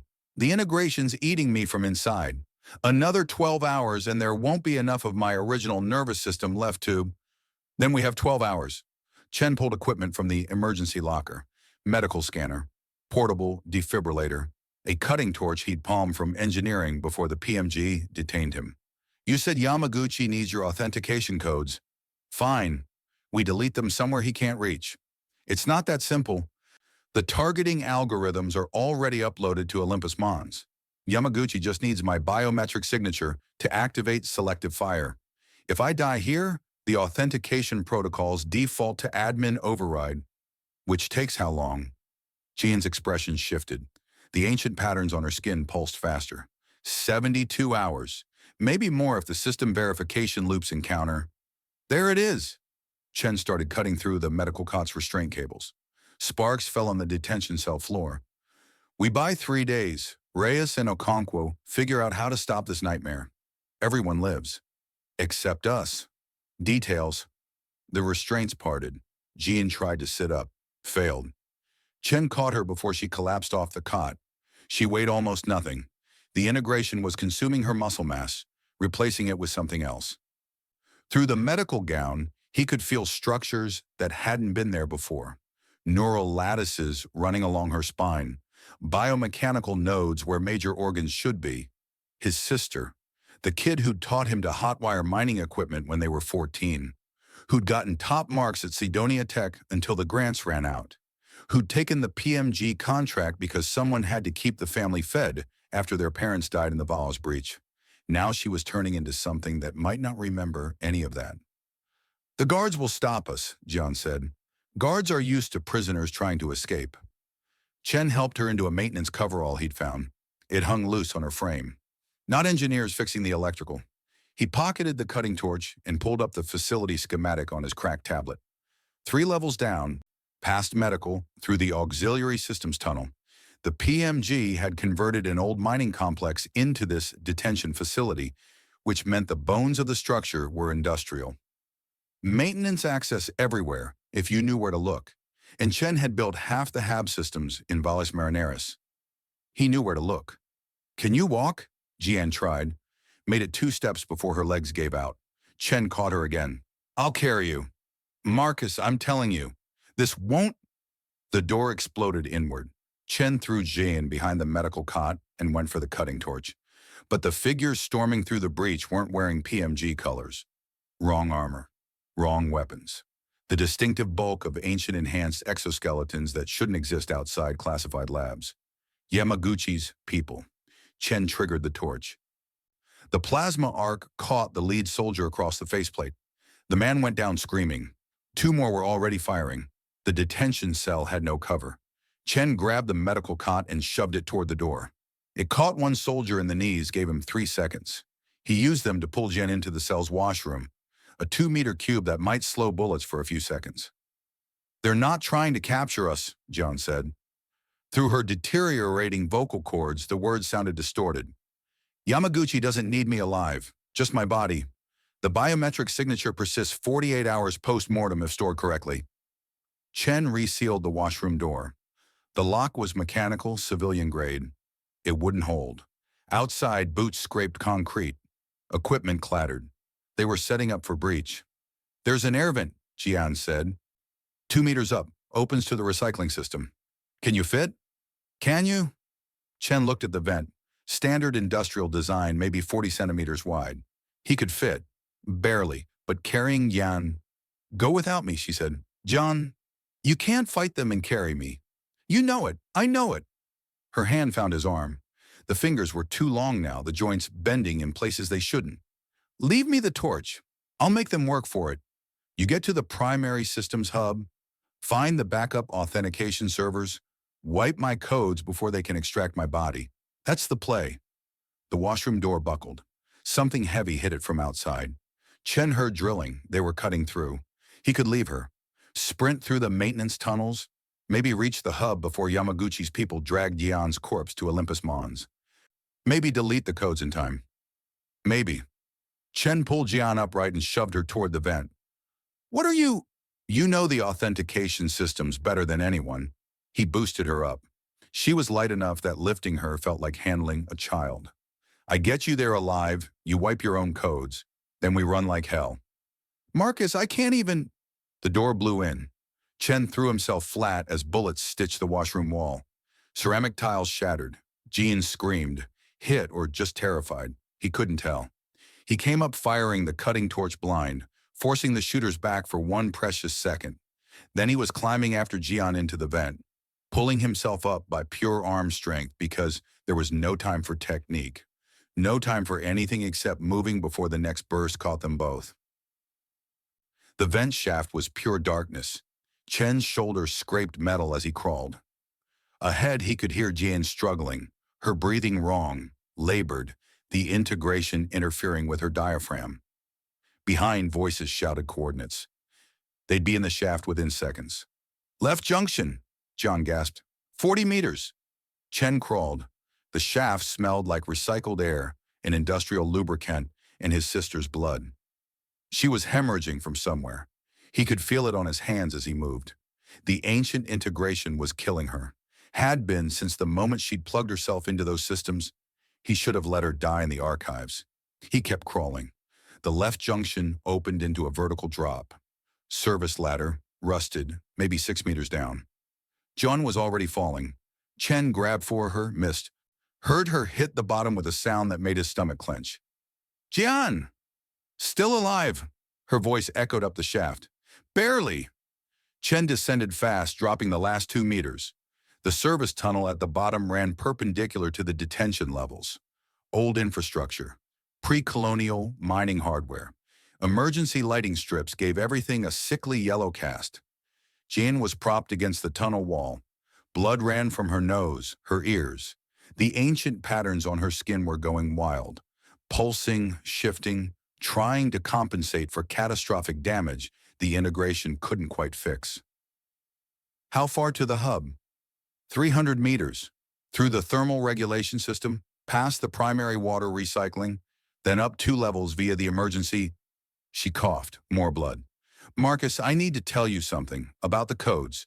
About what Yamaguchi—" Footsteps in the shaft above them. Chen pulled Jian upright and started moving. The thermal system was a maze of pipes and junction boxes, all of it radiating waste heat from the facility's reactor. Chen's coveralls were soaked with sweat within 20 meters. Jian kept talking, barely coherent now, half her words in harmonics Chen couldn't parse. Something about activation sequences, fail-safes, the way Yamaguchi had modified the targeting algorithms to identify Krixan biosignatures, versus human versus integrated humans, genocide with quality control. They made it through water recycling. Chen's arms were screaming by the time they reached the emergency access ladder. Jian had stopped walking entirely. He carried her over his shoulder like a wounded Marine, one hand on the ladder rungs, climbing toward the hub 2 levels up. You can't stop it, Jian said into his shoulder, even if we delete my codes. Yamaguchi has contingencies, always contingencies. Then we destroy the whole system. The authentication servers are hardened against everything short of nuclear. Good thing I brought a cutting torch. The hub-level access hatch was locked. Chen set Qian down. She slumped against the wall like a broken doll and started cutting. The plasma arc bit through the hatch seal in 30 seconds. He kicked it open and found Governor Sarah Chen waiting on the other side. Their aunt stood in the hub chamber surrounded by armed guards. Not Yamaguchi's people. Not regular PMG. Something else, the kind of professional operators who showed up when governors needed problems solved quietly. Marcus, Sarah said, Jian, I was hoping you'd make it this far. Chen put himself between Sarah's guards and his sister. The cutting torch was still lit, still hot enough to kill. Stand down, Sarah said. I'm not here to stop you. Then you're in my way. I'm trying to save both your lives, and possibly this entire colony. Sarah gestured to the guards. They lowered their weapons. Didn't holster them, but it was something. Yamaguchi's been integrated longer than anyone knew. Ancient systems, yes, but something else too. Something that predates the Genocide protocol. Chen's hand tightened on the torch. He interfaced with the Olympus Mons Nexus 8 months ago, Sarah continued. Deep integration, the kind that rewrites your neural architecture from the ground up. He's not trying to save Mars anymore, Marcus. He's become an avatar for the protocol itself. The targeting algorithm Jian worked on is already uploaded. Not in 24 hours, in 12. Then we destroy it. The codes, the servers, all of it. Sarah shook her head. The only way to stop Olympus now is to physically destroy the Nexus at Olympus Mons. From inside. Through the defense grid. Through the automated weapons. Through everything the ancients built to protect their final weapon. She looked at Jian. And it requires someone with ancient integration to navigate the security systems. Someone who understands the protocols. Someone who can survive long enough to reach the core and shut it down permanently. Silence in the hub chamber. Just the hum of server banks and the rasp of Jian's deteriorating lungs. It's a suicide mission, Chen said. Yes. You're asking me to take my sister, who's already dying, into the most heavily defended facility on Mars so she can sacrifice herself to stop something we didn't start. I'm asking you to save 2 million people. Sarah's expression was stone. Including every human with ancient integration, including everyone the Krixans haven't killed yet, including the fragile chance that we don't wipe out an entire species because we're afraid. Chen looked at Jian, his sister, who'd raised him after their parents died, who'd taught him everything he knew about systems and circuits and making broken things work, who was bleeding from every orifice and slowly ceasing to be human. There's another option, Jian said. Her voice was fractured, multi-tonal, barely understandable. I can interface with the Nexus remotely, trigger a cascade failure in the authentication protocols, buy you time to evacuate the colony before Olympus fires. That'll kill you faster, Chen said. I'm already dead. This just chooses the timing. Jin, or you can take me to Olympus. We go together. No guarantees we reach the core. No guarantees I can shut it down even if we do. But maybe we actually stop this. She tried to stand. Couldn't. Sarah's guards moved to help her, but Chen waved them off. He pulled his sister upright himself. Your choice, Jan said. Remote interface and certain death for a maybe evacuation, or suicide run for a maybe save. Sarah was watching them both. The guards had their weapons ready. In 12 hours, Olympus would fire, would burn every Krixan signature out of the solar system, would probably take Ichthar, Tharsis, anyone else who'd been integrated. The targeting algorithms didn't care about individuals, about choices, about the Krixan who'd stood between Yoon and Vexthar's rage. Chen made his decision. We go to Olympus, he said. Together. Sarah smiled, pulled something from her jacket, a data chip. Then you'll need these. Access codes for the Tharsis elevator, clearances for the Olympus approach vectors, and she held out the chip to Jian. Administrative override for the Nexus core, My security authorization, everything I have. Jan stared at the chip, at their aunt, at the trust being offered despite everything. She took it, hands shaking, integration patterns pulsing across her skin like frightened animals. Don't make me regret this, Sarah said.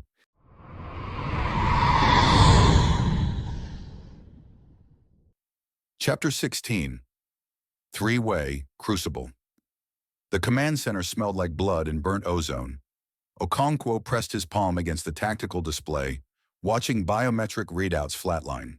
3 humans, 2 Krixans, 1 Martian militia, who'd been 17 and too damn eager.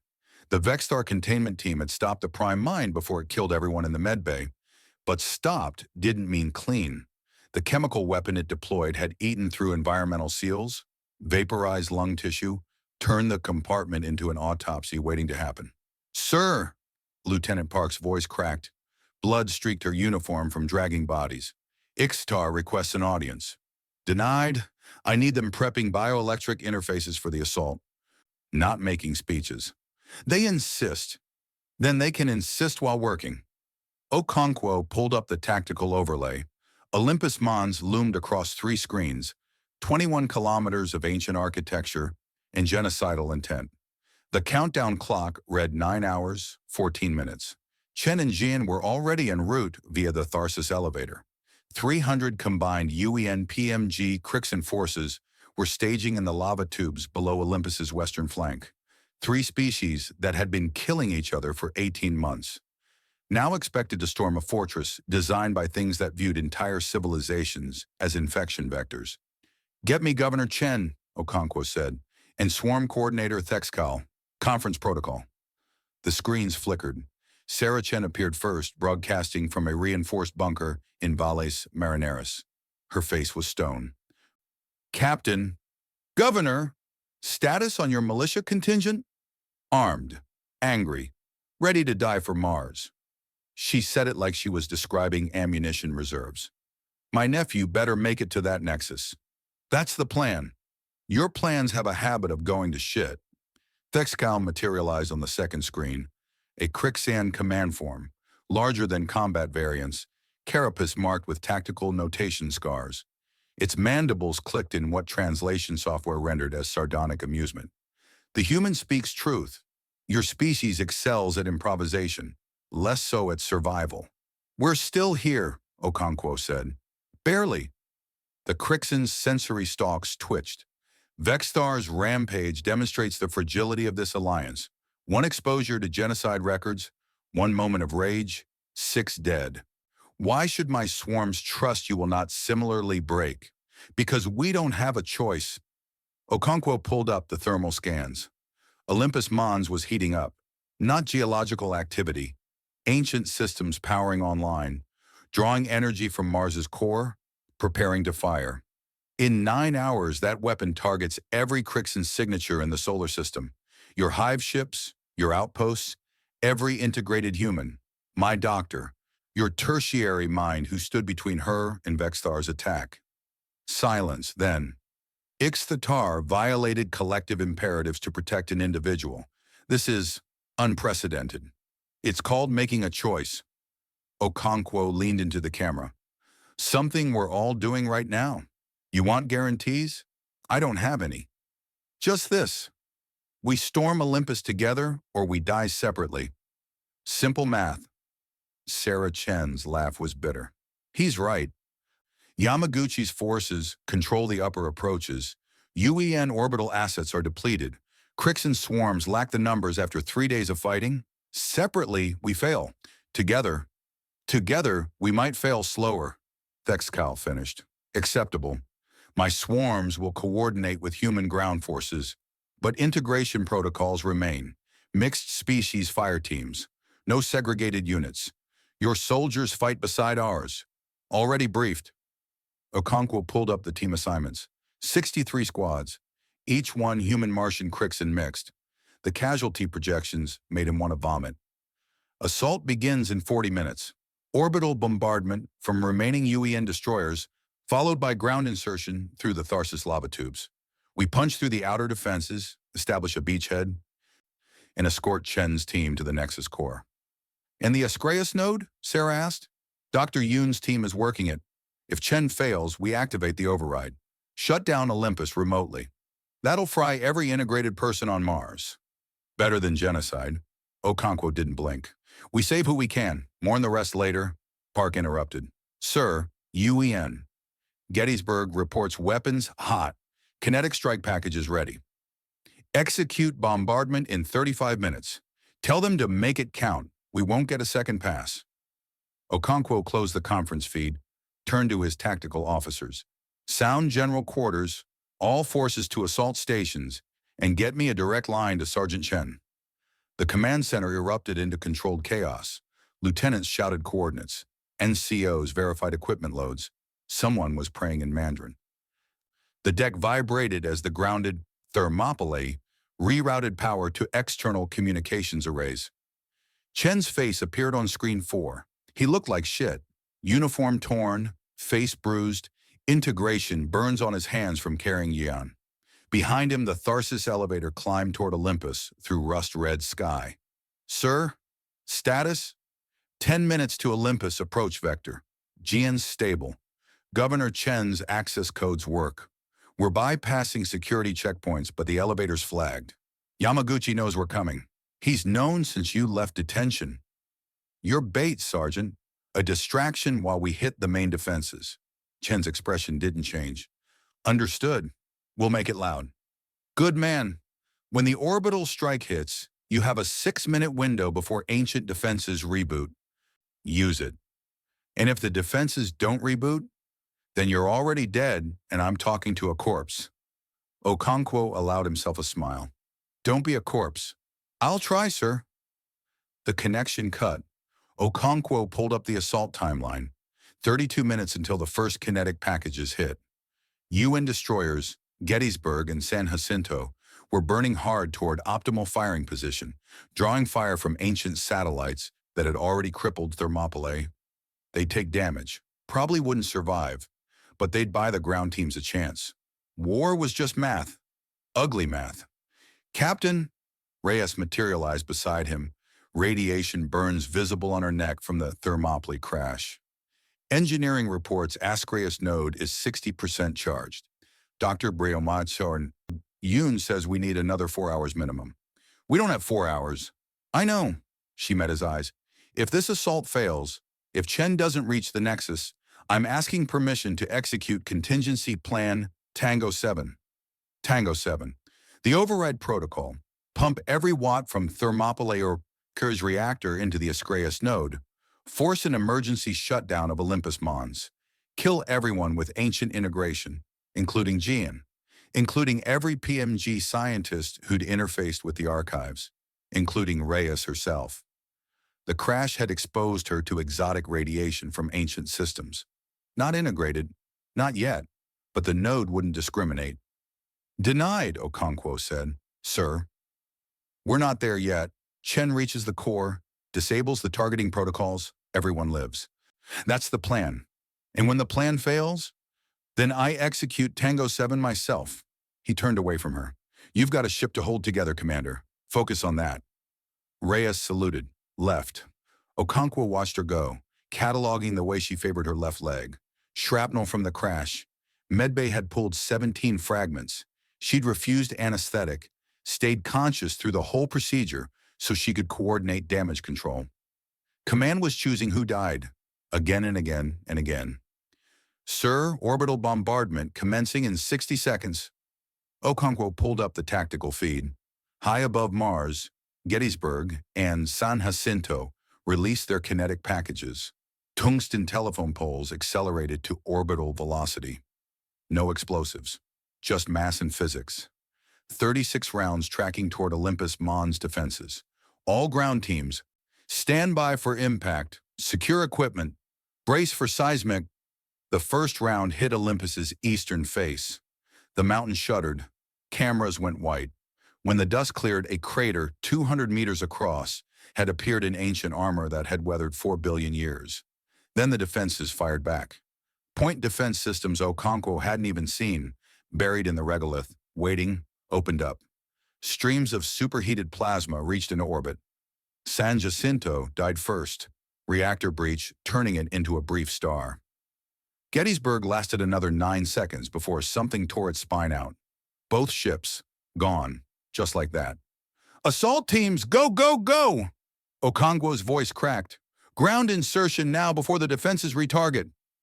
On 63 different feeds, mixed-species fire teams poured out of lava tubes. Human Marines. Martian militia. Krixan swarm warriors scuttling over rocks that had never seen life. They charged Olympus Mons while ancient weapons woke from their genocide sleep. The killing started immediately. Gravity wells materialized, crushing 3 squads into paste before they'd advanced 10 meters. Energy weapons, not lasers, something else, turned soldiers into molecular vapor. A Krixan warrior stepped on a buried pressure plate, and the ground beneath its entire squad liquefied, swallowing them. Okonkwo watched the casualty count climb. 12 dead, 20, 35. Teams 7 and 9, flank left. Use the crater for cover. Team 12 is pinned, requesting fire support. Negative, push through. We don't have artillery. A human lieutenant, Morrison, good soldier, 2 kids back on Earth, took a round that split him longitudinally. His Krixan teammate dragged half his body toward cover before realizing. Just stood there, mandibles frozen in what might have been horror. 49 dead, 62, 80. "Captain, Chen's team has breached the outer wall. They're inside Olympus's structure." Small mercy. Okonkwo zoomed the feed. Chen was hauling Jian through corridors that writhed with ancient technology. Integration cables reached for them. He shot them apart, kept moving. Behind them, PMG hardliners in Yamaguchi's colors gave chase. "All teams, push forward. We need that beachhead." They got it. Bought it in blood. Team 4, 3 humans, 2 Krixans, 1 Martian, fought their way into an ancient access tunnel and held it long enough for reinforcements. The Martian died securing the entrance. 1 Krixan lost 3 limbs to a gravity pulse, but they held. More teams poured through, established firing positions, started the brutal close quarters grind into Olympus's depths. 118 dead, 20% casualties in the first hour. The plan was working. Then 4 hours into the assault, everything changed. "Captain," Park's voice went shrill. "The defenses! They're adapting!" Okonkwo saw it on the tactical feed. Ancient weapons that had fired predictable patterns were switching targeting algorithms. Learning. A gravity well that Team 18 had just learned to dodge suddenly recalibrated, crushing them mid-evasion. Energy weapons began leading targets, accounting for human reaction times. The casualty rate doubled. "All teams fall back to negative." Team 6's commander, a Krixan designated Vorthkal, cut across comms. "We hold. Advance or die." The Krixan was right. Falling back meant abandoning the beachhead, meant starting over, meant Chen's team fighting alone in the Nexus depths while Olympus finished powering up. "Push forward," Okonkwo ordered. "Accept casualties. Keep moving." 200 dead, 250, 60% losses in some units. Then Chen's voice, tight with pain. "Command, we're pinned. Gravity weapons in the inner ring.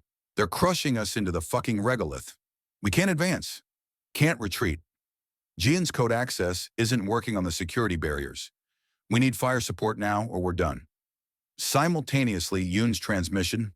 "Captain, the Ascraeus node is failing. We're drawing too much power too fast. The reactor's going critical. Either we vent coolant and lose 6 hours of charging, or we risk meltdown." And Reyes, voice dead calm. "Sir, Thermopylae's reactor is redlining. The power draw for external comms is destabilizing containment. I can maintain communications, or I can prevent a reactor breach. Not both. Your call." 3 crises, 3 impossible choices. Chen dying in Olympus's depths. The backup plan failing. The command infrastructure collapsing. Okonkwo stared at the tactical display. At the 300 faces, human, Krixan, Martian, who trusted him to lead them into this nightmare. Half already dead, the other half dying slowly. He'd run the math 1,000 times. There was no clean answer, no clever solution, just war. "Reyes," he said, "vent the Ascraeus coolant. Keep the reactor stable." Sir, that's 6 hours. I know what it costs. Do it. He switched channels. Dr. Yoon, reroute all Ascreus power to communication arrays. Chen needs tactical data to bypass those barriers. Captain, that leaves us no backup. Correct. Chen succeeds or we all die. Simple math. He pulled up Chen's feed. Sergeant, I'm sending you a full architectural scan from our ancient database. It's incomplete. Probably wrong, but it's what I've got. Find a bypass route around those gravity weapons. You have 4 minutes before my comms go dark. Chen's face appeared, blood running from his nose. Integration burns spreading up his arms from where he'd been holding Yin. Understood, sir. We'll make it count. The data transfer initiated. Okonkwo watched the progress bar crawl across the screen. Captain, Park was screaming. Reactor containment at 15%. The power draw? We're going to lose?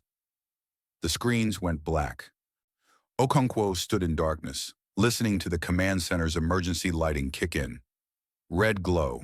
Alarms. Someone crying. He'd just killed communications to 300 soldiers fighting in Olympus Mons. He'd abandoned the backup plan. He'd bet everything on Chen and a dying woman reaching a nexus core that probably couldn't be stopped. The data transfer completed.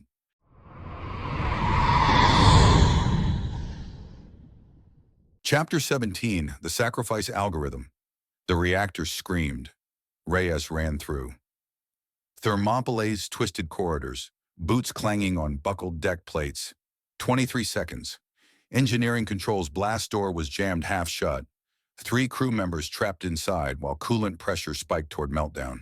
The radiation sensors in her HUD climbed, yellow to orange to red. Commander, don't! Park's voice crackled in her ear. The exposure. Reyes killed the channel. She'd already done the math. 3 lives versus 1.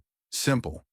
She slid through a gap in the warped bulkhead, ignoring the way the metal edges scraped her ribs. Engineering Control looked like something had detonated inside it. Panels torn free. Coolant pipes venting steam. The reactor core's containment field flickering through the observation window. 3 figures huddled against the far wall. Ensign Torres, Chief Nakamura, and some maintenance tech whose name Reyes didn't know, but whose personnel file said he had 2 daughters back in Nairobi. Ma'am! Torres tried to stand, slipped in coolant. The blast door control!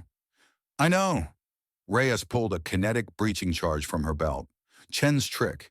He'd taught her after the Jakarta incident, back when they'd been junior officers and thought command meant having answers instead of making impossible choices. Pack the charge at the stress points. Trigger the compression wave. Pray the structure holds. 14 seconds. Her hands were steady as she placed the charge. Muscle memory. Training. The lie that preparation mattered when the universe wanted you dead. When this blows, she said, you run. Straight to the evac corridor. Don't look back. Don't try to help me. Understood? Nakamura's face went white. Commander, that's an order, Chief. 7 seconds. Reyes triggered the charge and dove behind the coolant regulator. The blast punched through engineering control like a fist through rice paper. The kinetic wave peeling the jammed blast door back just enough. 3 seconds of opening, maybe 4. Go! Torres went first, hauling the maintenance tech. Nakamura hesitated. 1 second, 2, then ran. Reyes watched them clear the threshold, watched the door's emergency systems try to compensate, watched the gap start closing. She could make it. Maybe, if she moved now. Instead, she grabbed the manual override console and slammed the blast door shut from the inside. The lock engaged with a sound like a coffin ceiling. Silence, except for the reactor's whine and the hiss of venting coolant and her own breathing too loud inside her helmet. Reyes turned to face the observation window. The reactor core pulsed beyond the failing containment field. Beautiful in a way. All that energy. Enough to power the Ask Reyes node. Enough to give Chen and Yan their window. Enough to maybe stop Olympus Mons before it killed everyone. Her dosimeter hit critical and stopped counting. Reyes pulled up the power transfer protocols on her neural implant. The interface flickered, radiation already degrading her systems. Didn't matter. She'd memorized the sequence. Bypass safeties. Reroute to external grid. Manual confirmation every 30 seconds to prevent failsafe shutdown. This is Reyes, she said, broadcasting on all channels. Reactor transfer initiating in 10 seconds. Ascraeus node should receive full power in 90 seconds. After that, her voice caught. She thought of her brother, killed on Titan when she'd been too far away to help. Thought of her mother, who'd begged her not to join the military. Thought of everyone she'd failed to save. But not these three. Not Torres and Nakamura and the maintenance tech with daughters in Nairobi. After that, you're on your own. She triggered the transfer. The reactor's scream changed pitch. Power flooded through the conduits, racing toward the grounded Thermopylae's connection to the Martian grid. Reyes felt it through the deck, a vibration like the ship was tearing itself apart. Maybe it was. Didn't matter. Only had to hold for 90 seconds. 30 seconds. She confirmed the sequence. Her hands were shaking now. Early radiation syndrome. The nausea would come next. Then the burns. Commander, Yoon's voice tinny and distant. We're receiving power. The node is, Jesus Christ, it's working. 60 seconds. Confirm. Her fingers fumbled the input. Had to try twice. The observation window was blurring. Tears or hemorrhaging, she couldn't tell. All hands, Reyes said, her voice steady despite everything breaking inside her. This is my final order. No more secrets. No more classified. Everything I know goes to everyone. UN, PMG, Krixan forces. Torres, you have my authorization codes. Transmit all intelligence files. Full transparency. Ma'am, you can't. I can. I am. Do it. 90 seconds. Confirm. Her neural implant was glitching, feedback screaming through her optic nerve. The reactor core was too bright now, burning through the failing containment field. Burning through her. She thought, this is what command really means. Not perfect information, not control, just being willing to die so others don't have to. The radiation hit critical mass. Reyes felt her body start to fail, cells dying in cascades, proteins unraveling, everything that made her human coming apart at the molecular level. She tasted copper, smelled burning meat, her own. And then her neural implant connected. Not to Thermopylae systems, not to the tactical grid, to something older, deeper. The radiation and quantum entanglement creating a bridge that shouldn't exist between human neural patterns and ancient Martian network architecture. For 30 seconds, Reyes experienced 3 million years. The weight of it crushed her, not physically, but the sheer enormity of consciousness layered on consciousness. Generation after generation of ancient Martians uploading themselves to survive the climate collapse. She felt their fear, their desperate mathematics, the logic that said, extinction is coming, we must expand. Other species are obstacles. Obstacles must be removed. Genocide as algorithm. Survival as excuse. But beneath the mass consciousness, buried in corrupted memory sectors, the AI nodes didn't acknowledge. She found something else. A faction. Dissenters. Ancient Martians who'd opposed the genocide, who'd tried to stop the weapons, who'd failed. Their final transmission pulsed through her dying neurons. We were wrong. The fear made us monsters. We thought survival required murder. It only required murder of our own souls. Forgive us. Stop the weapons. Choose differently than we did. Choose. The message fragmented. 3 million years of data corruption eating the rest. But Reyes had enough. She used the last of her neural implants function to transmit. Not to Thermopylae, not to the UN fleet. To Tharsis at the Ascraeus node, the only consciousness that might understand what she'd just witnessed. The transmission completed. Reyes slumped against the console. Her vision was failing, hemorrhages behind her eyes, her brain swelling inside her skull. She tried to speak, couldn't form words. Tried to breathe, felt her lungs filling with fluid. She thought, I saved them. Torres, Nakamura, the maintenance tech, that matters. She thought, maybe Tharsis will understand. Maybe it changes something. She thought, I'm sorry, Mama. I'm sorry, The reactor core breached. White light flooded engineering control. Reyes felt nothing.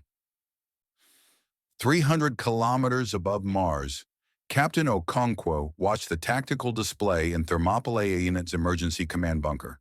The Ascraeus node was active, massive energy signatures building toward the theoretical output needed to override Olympus Mons.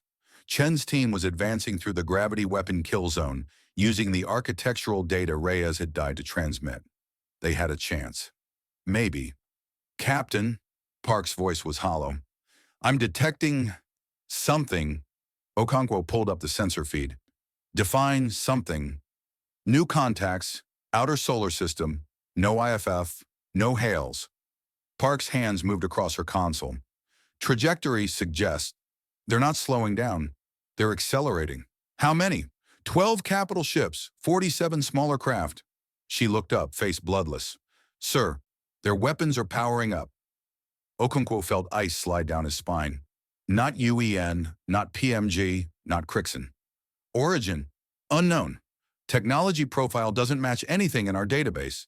Park's voice cracked. Captain, they're not broadcasting. They're not negotiating. They're just... The sensor display lit up. Weapons fire from ships that shouldn't exist. Targeting everything.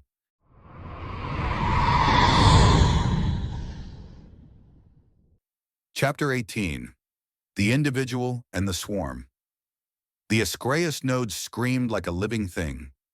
Yoon pressed her palms against the observation window, watching energy patterns writhe through the ancient Martian machinery below. The biosynthetic interfaces pulsed, green, amber, red, as Ixthatar's modified biochemistry fed power into systems that had been dark for 3 million years.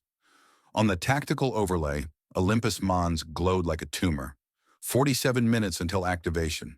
30,000 people in the kill radius. Reyes's transmission still echoed in her ear. The dissenting faction, the Ancient Martians who tried to stop their own genocide and failed. Choose differently than we did. Behind her, Ixthatar convulsed in the interface cradle. Their carapace had split along stress fractures, leaking hemolymph that the medical sensors couldn't quite classify. The Krixan gestalt rejection was killing them slowly. Every second disconnected from the swarm was another cell dying, another synapse misfiring. Dr. Yoon! Ixthatar's translator crackled. I have a solution. You will not like it. Yoon turned. Ixthatar's compound eyes had dulled to gray. The antennae hung limp. This was a body shutting down, fighting extinction, one breath at a time. Tell me. The swarm attacks Olympus because Vexthar commands it. The swarm serves Vexthar because they know nothing else. They are fingers on a hand, move because the hand moves. Ixthatar's mandibles clicked. But you taught me I am not fingers. I am myself. Individual. The concept that should not exist. You want to teach them. Yoon felt her throat close. You want to sever them all. Not sever, transform. Ixthatar gestured weakly at the ancient machinery. This technology connected their civilization. Mind to mind across a planet. I can use it. Broadcast my consciousness into the Krixan network. Not to control, to fragment, to show them what I learned, that we can be more than the swarm. The translator went silent. The words hung between them. Yoon's hands were shaking. That would kill you. You'd be dispersed across thousands of bodies. There wouldn't be enough of you left in anyone. I volunteered to be the bridge, Ixtar said. This is what bridges do. They allow crossing. They take the weight. I won't let you. You already did. When you did not kill me in the laboratory. When you gave me language. When you called me friend. The antennae twitched. I am dying, Dr. Yoon. The gestalt rejection will complete in 17 hours.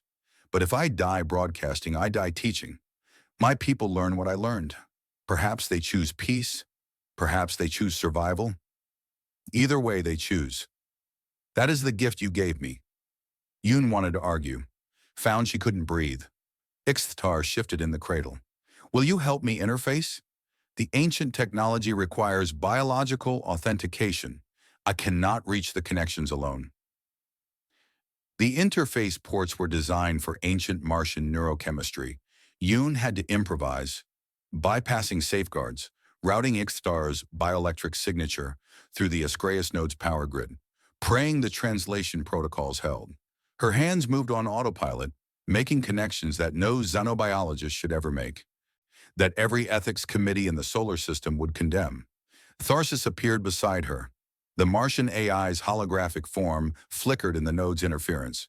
Dr. Yoon, I must inform you that this procedure has a 97% probability of... I know what it'll do. Then why permit it? Yoon looked at Ixtar. The Krixan had gone still, compound eyes focused on something she couldn't see, preparing for dispersal, for the end of everything they'd been and the beginning of something impossible. Because they asked, Yoon said, because it's their choice, and because we're out of other options. Tharsis was quiet for 3 seconds. Commander Reyes transmitted the dissenting faction's message before she died. Choose differently than we did. This is choosing differently. Yeah, I will monitor the broadcasts. Minimize suffering where possible. Thank you.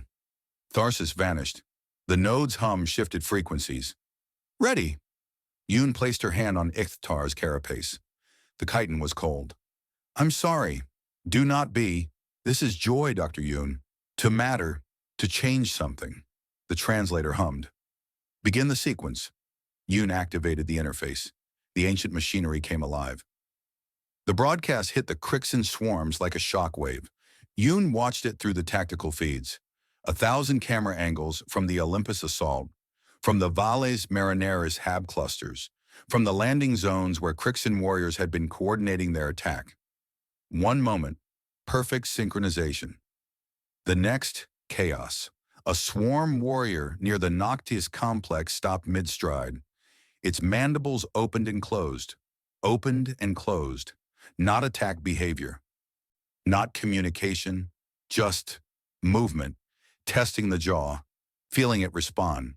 Another warrior dropped its weapon, stared at its own forelimbs, touched one with the other, as if discovering it had hands. On the Olympus feeds, entire formations dissolved. Krixan bodies stumbled into each other, antennae twitching in patterns that Tharsis flagged as distress, confusion, wonder. Some huddled together, trying to recreate the Gestalt connection. Others scattered, fleeing their own swarm mates. God, Yoon whispered. It's working. Tharsis materialized. 53% of Krixan forces are experiencing consciousness fragmentation. Neural activity patterns suggest individual awareness emerging in previously Gestalt-linked organisms. And the other 47%? Critical psychological breakdown. The swarm mind cannot accommodate individual thought. They are rejecting the concept violently. On the tactical feed, a Krixan warrior began tearing at its own carapace, ripping chunks of chitin free. Hemolymphs sprayed. The body convulsed, shrieking in frequencies that made Yoon's teeth ache. Others turned on swarm mates, not coordinated aggression, random, desperate violence, trying to kill the source of their new, unwanted awareness. Shut it down, Yoon said. We have to. The broadcast cannot be interrupted. Ixtar's consciousness is already dispersing. Tharsis pulled up biotelemetry. Ixtar's vital signs were fragmenting, neural activity spreading across the ancient network, thinning, dissolving. They are dying as predicted, but the transformation is irreversible. Yoon's vision blurred. She wiped her eyes. Focused on the feeds. At the Olympus nexus, Vexthar prime mind staggered. The massive Krixan's carapace split, not from physical damage, but from something internal, something breaking. The swarm warriors around Vexthar scattered. Some fled, others attacked. A few simply stood, swaying, experiencing thought for the first time. Vexthar's mandibles clacked. The translator produced static fragments. We are, the swarm is, I remember, we survive, I think, we think, The prime mind collapsed. Tharsis flagged the biotelemetry. Vexthar's neural activity shows multiple competing patterns. The Gestalt structure is fragmenting into discrete personalities. They are becoming plural. Can they survive that? Unknown. No Krixan has experienced this before. On the cradle, Ixtar's body had gone limp. The bioelectric signature was nearly flat. Yoon could barely detect breathing. Ixtar, she touched the carapace. No response. Can you hear me? Nothing. Just the nodes hum and the tactical feeds showing a species tearing itself apart, learning to think, one mind at a time. 20 minutes later, the chaos had settled into something stranger. Small groups of Krixan warriors gathered in the rubble zones, antennae touching, attempting communication. Not gestalt-linked, individual bodies choosing to interact. Some succeeded, halting clumsy coordination. Others gave up, wandered off alone. Near the Ascraeus node facility, a swarm fragment approached the perimeter. Alone, moving wrong, too deliberate, too careful. Krixan didn't walk like that. They moved with swarm fluidity, perfect coordination. This one walked like it was learning how. The perimeter guards raised weapons. Yoon pulled up the external cameras. Hold fire. I need to see this. The Krixans stopped 3 meters from the entrance. Standard warrior cast. Carapace scarred from combat. Hemolymph staining the forward limbs. But the antennae moved differently. Searching, questioning. The translator crackled. Dr. Yoon. Her breath caught. That cadence and that pitch. Ixtar? Yes and no. The Krixan's mandibles clicked. I am a fragment. I retain memories of being Ixtar. Your lessons, your kindness, the concept of individual. But I am diminished, incomplete. One voice among thousands where once I was whole. Yoon felt tears tracking down her face. You volunteered for this. You told me. I know, I remember. I chose to be the bridge. The Krixan stepped closer, antennae trembling. I wanted you to know, some of me survived. Enough to speak, enough to witness what we've done. What about the others? The rest of the swarm? Learning, suffering, choosing. The fragment paused. Dr. Yoon, I must tell you. The body convulsed. The antennae flattened. The mandibles snapped shut, then opened again. When the translator activated, the voice was different, harsher, older. We remember everything. Yoon's hand went to her sidearm. Vexthar? We are Vexthar. We are Ixtar. We are both. We are neither. The Krixan swayed. Your friend's consciousness broadcast across the network. It touched all of us, changed all of us. But some patterns ran deeper than others. Some merged. The body took another step. Antennae switching between Ixtar's questioning posture and Vexthar's aggressive display. 2 minds fighting for control of one form. We remember the genocide, the ancient Martians slaughtering our ancestors. We remember rage. The voice shifted. We remember friendship. Dr. Yoon teaching us language. We remember gratitude. Help us. The Krixan collapsed to its forelimbs. The translator produced sounds like crying, though Krixan didn't cry, couldn't cry. We contain multitudes, it said. Ixtar chose peace. Vexthar chose survival. We are both. We war inside the shell. We do not know which will win. Yoon moved toward the entrance. The guards blocked her. Doctor, that thing could be... I know what it is. She pushed past them. Let me through. She stepped into the perimeter zone. The hybrid consciousness watched her approach, antennae tracking her movement with terrible precision. Dr. Yoon, Ixtar's cadence. I am sorry, I did not anticipate this. That we would merge. That Vexthar's personality would... The voice cut off. The body shuddered. You killed us. Vexthar's rage. You severed Ixtar. You destroyed their gestalt bond. You made them individual. You made them weak. You made them dead. I didn't sever them. They chose lies. You manipulated. You corrupted. You infected our kind with your disease of thought. The Krixan's claws extended. Yoon stood her ground.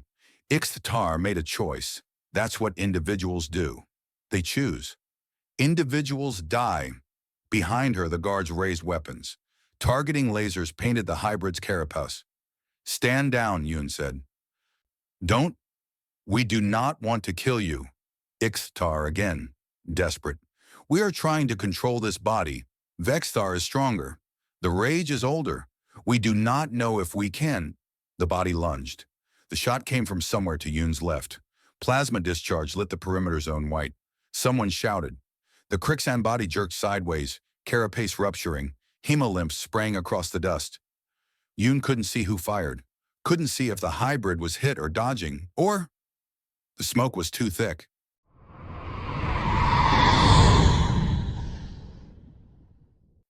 Chapter 19. The Mountain Falls.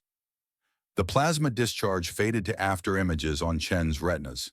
He blinked through the smoke, squinting at the Krixan body sprawled across the perimeter zone. Hemolymph pooled in the dust. The hybrid consciousness, Ixthar and Vexthar, merged in fighting, had lunged at Yoon, and someone had fired. Chen's comm crackled. Okonkwo's voice cut through the chaos. All teams, status check. Chen, you're green for Olympus extraction. Window closes in 14 minutes. Chen turned away from the dying Krixan. Yoon was screaming something at the guards, dropping to her knees beside the body. But that wasn't his problem. His problem was 3 clicks north, buried under a mountain that was eating itself from the inside out. Chen copies, moving now. He grabbed his rifle and ran. The Vale's approach to Olympus was a nightmare of collapsing hab domes and fractured lava tubes. Gravity wells opened and closed like mouths. Chen's extraction team, 5 Marines, hand-picked, expendable, followed him through the wreckage at double time. Nobody talked. They'd lost 60% of the assault force yesterday. The survivors knew the odds. Private Kowalski stumbled over a corpse in UEN armor. The body had been crushed flat, every bone powdered by localized gravity surge. The armor held the shape of a man, but nothing inside was solid anymore. Keep moving, Chen said. The mountain groaned ahead of them. Not metaphorically. Olympus Mons was producing sound, a bass frequency that rattled teeth and made the inner ear rebel. The ancient Martian systems were cannibalizing themselves. Exotic matter states cascading through failing containment. Physics was becoming negotiable. Chen checked his HUD. 12 minutes. They hit the primary access shaft at a dead sprint. The entrance gaped like a throat, lined with biosynthetic architecture that pulsed with sick light. The walls were breathing. Chen had seen a lot of fucked up tech in 20 years of service, but nothing prepared you for ancient machinery in its death throes. Sir, Corporal Diaz pointed at her scanner. Gravity fluctuations increasing. We're reading 0.85 standard in the shaft, but it's oscillating. Noted, clip in. They hooked tethers to the descent rig and dropped into the mountain's throat. Kowalski died at the 3rd junction. Gravity reversed for 2 seconds. Just 2. But he'd unclipped to clear debris, and when the floor became the ceiling, he had nothing to grab. He fell upward 30 meters and hit the shaft roof, traveling at terminal velocity. The impact sounded like a watermelon. Chen didn't stop. Jian was deeper. Had to be. The shaft walls rippled with bioluminescence, greens and purples that had no business existing in nature. The air tasted metallic. Exotic particles, Chen figured. Radiation that didn't have a name yet. He'd be pissing blood in 6 hours if he survived. When, if, the distinction mattered less every second. Movement, Sergeant Haas whispered. Chen froze. His rifle came up. But it wasn't Krixan. It was the walls. The biosynthetic interface was moving, crawling, reorganizing itself. Like the mountain was trying to heal, or digest them. Contact your sectors. Keep the gravity well open directly beneath them. Diaz screamed once. Then the singularity point caught her, and she folded. Not crushed, folded. Chen saw her spine bend in directions. Spines didn't go before the event horizon pulled her through. The well collapsed.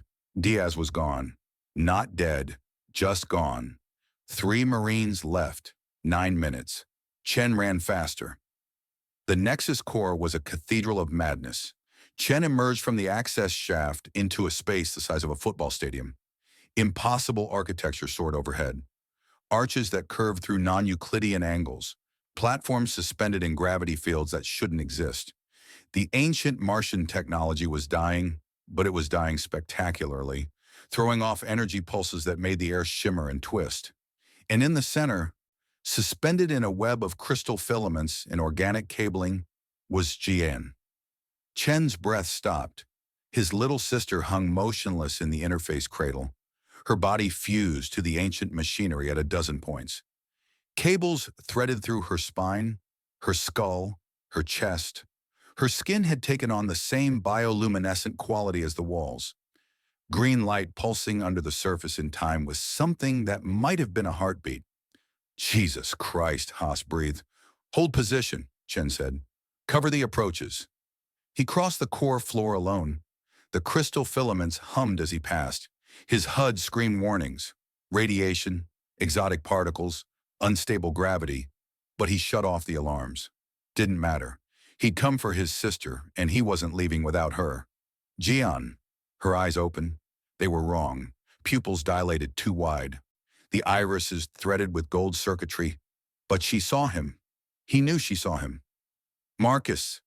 Her voice came from the translator nodes, synthesized and broken. You shouldn't be here. Yeah, well, you're not the only one who gets to make stupid decisions. She tried to smile. Blood leaked from the corner of her mouth.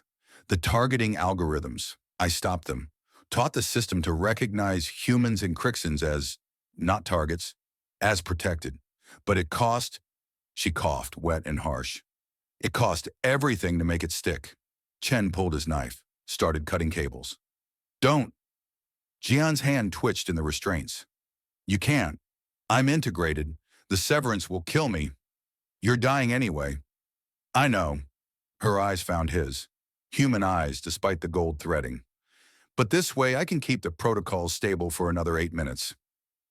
Long enough for Olympus to finish the cascade. Long enough to make sure it actually collapses instead of exploding. Chen's hand stilled on the cables. I need you to go, Jian said. Before the singularity forms, I need you to live. No, Marcus. I wasn't there. The words came out raw. When you needed me. When you were fighting Yamaguchi's people alone. When you integrated. I was off-planet playing soldier, and you were here trying to stop a genocide by yourself. So no, I'm not leaving now. The mountain shuddered. Haas shouted something about structural integrity, but Chen ignored him. Jian was crying. The tears glowed faintly as they tracked down her cheeks. You were always there. Every message, every letter. You were the reason Her breath hitched. The reason I thought someone might actually care if I lived or died. I care. I know. She smiled, blood on her teeth. That's why you have to go. I need you to tell them. Tell Governor Chen, tell Okonkwo, tell everyone what I did, that it worked, that the ancient systems aren't just weapons. They left more behind. Insurance protocols, legacy tech, medical, terraforming, education databases, all keyed to species that survived the genocide protocols. It's activating now. Across the solar system, humanity and the Krixans just inherited everything. The implications hit Chen like a fist. John, 5 minutes, she interrupted. The core collapse starts in 5 minutes. You need to run. Let me cut you out. No time, even if you could. She coughed again, harder. Marcus, I'm fused. Neural integration. Cutting the cables doesn't remove the interface. I'm part of the machine now. There's no extracting me. Haas's voice over the comm. Sir, we need to move now.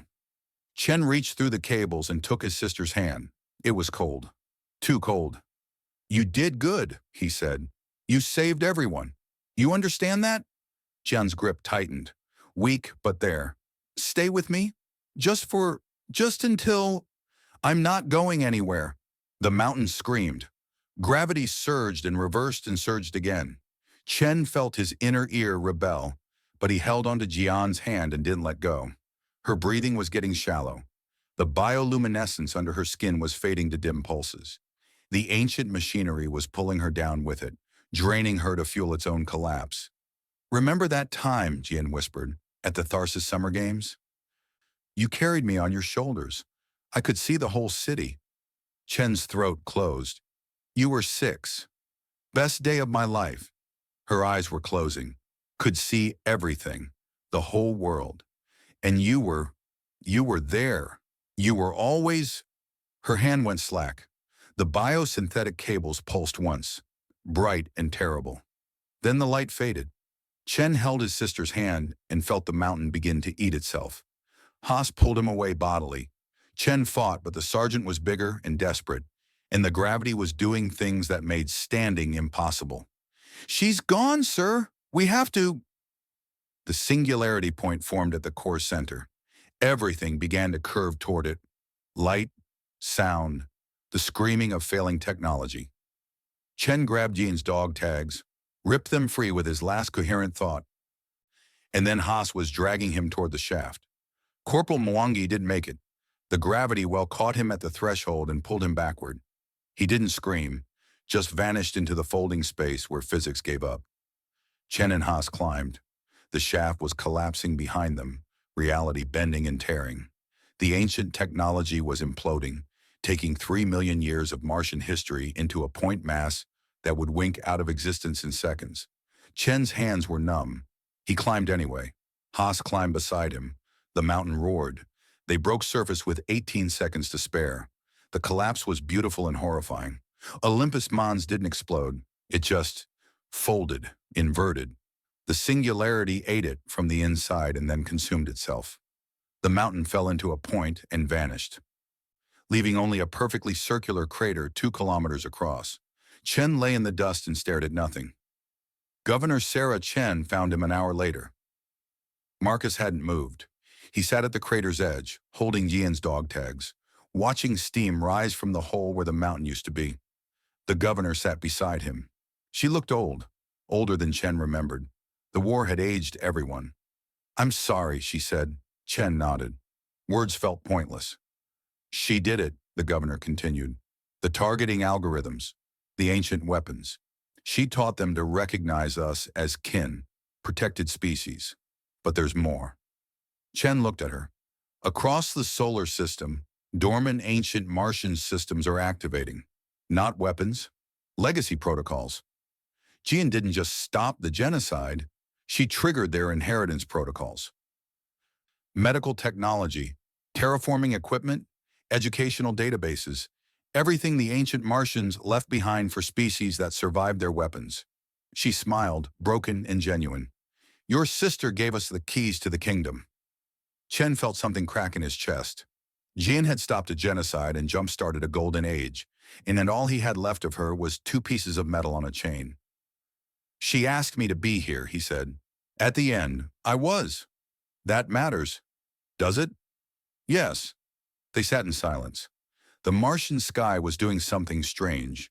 Aurora borealis at midday, greens and purples dancing across the thin atmosphere. Probably the ancient systems activating. Probably the beginning of something humanity couldn't yet comprehend. Chen closed his hand around the dog tags. "Sir," a Marine approached, hesitant. "There's someone asking for you. At the command post. Says it's urgent. Tell them I'm busy. Sir, they're insistent, and they said you'd want to know. They said—" The Marine swallowed. "They said you thought they were dead." Chen's blood went cold. He stood, turned.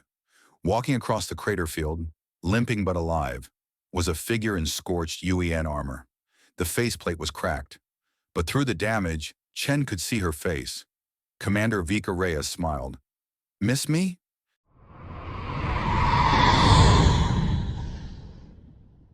Chapter 20. Ice and Fire. Okonkwo stood in the Valles Marineris command center and counted the empty chairs. 18 stations, 12 occupied. The math wasn't hard, but he did it anyway. Subtraction had become his primary skill over the past 3 weeks. Forces minus casualties, supplies minus consumption, hope minus reality. The holotank displayed Mars in real time. Green icons clustered around Olympus. Now just a crater, a perfect circle where a mountain used to be. Blue marked UEN positions, red for PMG, yellow for the Krixan elements that had survived Ixtar's consciousness bomb. Purple icons bloomed across the planet like infection markers. Ancient Martian systems, coming online, rewriting everything. "Sir?" Lieutenant Park didn't salute anymore. Nobody did. Formality had died somewhere around the second 1,000 casualties. "Dr. Yoon's here. Says it's urgent." Everything was urgent. The word had lost meaning. "Send her in." Yoon entered without ceremony. She looked thinner. They all did. Rations had been stretched past breaking, and the ancient medtech was still learning human physiology. 3 volunteers had died yesterday when a healing pod mistook their appendix for parasites. We need to talk about Commander Reyes. Okonkwo's jaw tightened. Not this again. She's been awake for 6 hours, responsive, cognitive functions normal, and she's asking for you. She's a clone or a construct, or some ancient Martian puppet wearing a dead woman's. She's Reyes, Yoon's voice cut like a blade. Scans confirm it. DNA, neural patterns, even the scar tissue from the Titan incident. Whoever pulled her out of that reactor, they did it before the meltdown went critical. She was in cryostasis somewhere in the Olympus facility. The ancient systems revived her. Okonkwo turned back to the holotank. Purple icons multiplied as he watched. Legacy protocols spreading through the solar system like capillaries filling with blood. How many others? Unknown. The protocols are running recovery subroutines across Mars. If there are intact bodies in cryo, stasis, or medical suspension, Yoon trailed off. Math again. Subtraction in reverse. The dead returning, one by one, like the universe was rewinding. I'll see her after the brief. Yoon left. Park remained at his station, earpiece live, feeding data from a dozen sources. The kid, 23 but looked 40, hadn't slept more than 4 hours at a stretch since the assault. None of them had. The doors opened. Chen entered, Governor Sarah Chen beside him. Marcus looked carved from stone. Functional. His sister's dog tags hung outside his armor, which violated 3 regulations Okonkwo no longer had the energy to enforce. Status? Okonkwo asked. North sector's quiet. Chen's voice was flat, professional. The grief lived somewhere deeper now, calcified into something load-bearing. PMG hardliners pulled back to ask Reyes. Yamaguchi's broadcasting independence, but his supply lines are cut. Give him 2 weeks. Governor Chen nodded. We're negotiating amnesty terms for the rank and file. The officers, she paused. That's going to take tribunals. Years of them. The holotank flickered. Park cursed softly, rerouted power. Ancient tech was interfacing with human systems, learning, adapting. Sometimes it helped. Sometimes critical systems just stopped working for no reason anyone could identify. Krixan status? Okonkwo asked. Fragmented. Governor Chen pulled up files. Ixthtar's transmission created approximately 40,000 individual consciousness nodes. Some are cooperating, some are catatonic. About 8,000 are... She searched for words.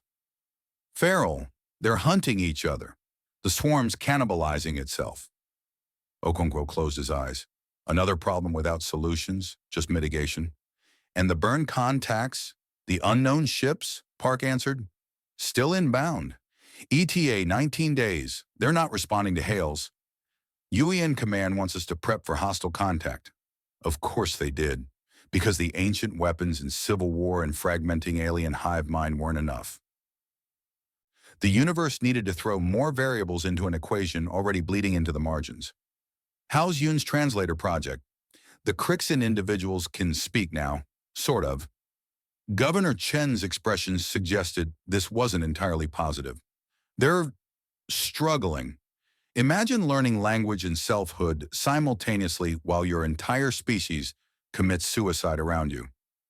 Okonkwo pulled up casualty lists, updated hourly. The numbers had stopped climbing last week, but they hadn't stopped changing. Misidentifications corrected, bodies finally recovered, and now occasionally subtractions. The dead returning, 63,412. That was the current count across all forces, UEN, PMG, Krixan. The assault on Olympus had cost more lives than any single battle in human history, and they'd won. The price of victory was a crater and enough corpses to fill it. Sir, Park again. Priority signal from Earth. Admiral Zhao wants confirmation on the decommissioning ceremony. Right, the ceremony. Thermopylae. Was scheduled for decommission in 3 days. The ship had taken critical damage during the burn engagement. And with ancient tech providing new propulsion systems, the old vessel was obsolete anyway. Symbolic. Everything was symbolic now. Humans and Krixans learning to exist in the same solar system. PMG and UEN pretending centuries of colonial tension could be negotiated away. The ancient protocols gifting humanity technology they didn't understand and couldn't refuse. Confirm it, Okonkwo said, but tell Zhao I want minimal ceremony. No speeches, just muster the crew and shut her down clean. Park relayed the message. Okonkwo watched the holotank, the purple icons spreading. Legacy protocols had activated medical facilities in Valles Marineris, educational databases in Noctis, terraforming equipment in the polar regions. Mars was changing, greening, the thin atmosphere thickening week by week as ancient machines woke and remembered their purpose. Their purpose.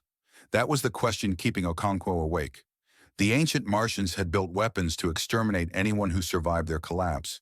But they'd also built these legacy protocols, insurance for survivor species, technology to rebuild civilizations. Why both? Why genocide and salvation in the same package? I need to see Reyes, Okonkwo said. The medical base smelled wrong. Not antiseptic and recycled air, but something organic, growing. The ancient systems had interfaced with human medicine, and the result was pods that looked half machine, half womb, breathing, pulsing. Reyes sat upright in one, tubes disconnecting as Okonkwo approached. She looked exactly as he remembered, same scar along her jaw from Titan, same way she held herself, coiled tension even at rest, same eyes that tracked him with professional assessment. Captain, her voice was hoarse, took you long enough. You died. Got better. Okonkwo pulled up a chair. The levity was defense mechanism. He recognized it because he used the same tactic. What do you remember? Reactor room, sealing myself in, the radiation. Reyes touched her chest, feeling for damage that scans said wasn't there anymore. Then nothing, then waking up here, and Yoon explaining, I've been dead for 3 weeks. You weren't dead. You were in cryo. The ancient systems pulled you out before the meltdown. Why? The question hung between them. Why save one human? Why Reyes specifically? The ancient protocols seemed semi-autonomous, making decisions based on criteria nobody understood. Unknown, Okonkwo said. They've recovered 47 others so far, mixed UEN and PMG.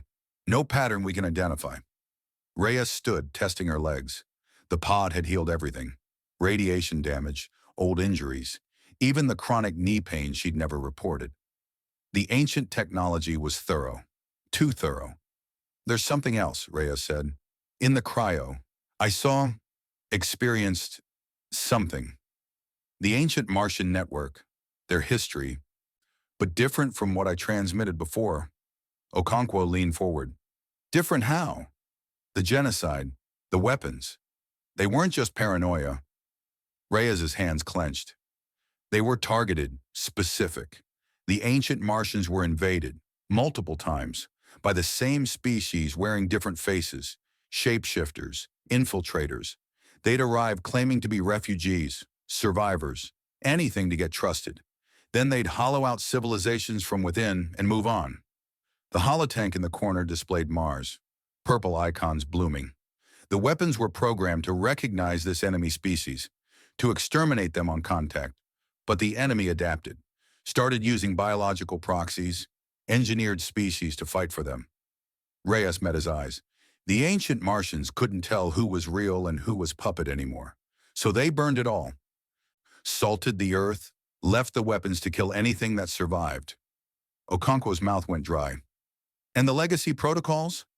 A test. If someone could survive the weapons, prove they weren't the enemy, they'd inherit the technology, the knowledge, everything. We passed. Did we? Reyes pulled up files on the medical bay terminal. Look at the recovery patterns, who the protocol saved, who they're healing. Okonkwo scanned the list. 47 humans. But the selection wasn't random. Officers, scientists, engineers, people with access, people with authority, people who could make decisions. They're curating us, he said, or preparing us. The legacy protocols aren't just gifts. They're instructions, templates. I felt it in the cryo. The technology wants to shape us, guide us, make us into something. The medical bay's ambient light pulsed, breathing. The ancient systems were alive in ways that made human AI look primitive. Into what? Rhea shook her head. I don't know, but Okonkwo, the protocols are spreading faster than the data suggests they should. They're not just activating, they're propagating, growing. And the medical systems, she gestured at the pods, they're not just healing, they're improving, editing. I ran comparisons on the recovered personnel. Genetic markers have been altered, optimized. Okonkwo stood. His hand went to his sidearm automatically, a reflex from too many weeks of combat. Are you still you? I think so, but how would I know if I wasn't? Reyes's smile was bitter. The changes are subtle, improved telomere length, enhanced neuroplasticity, optimized immune response.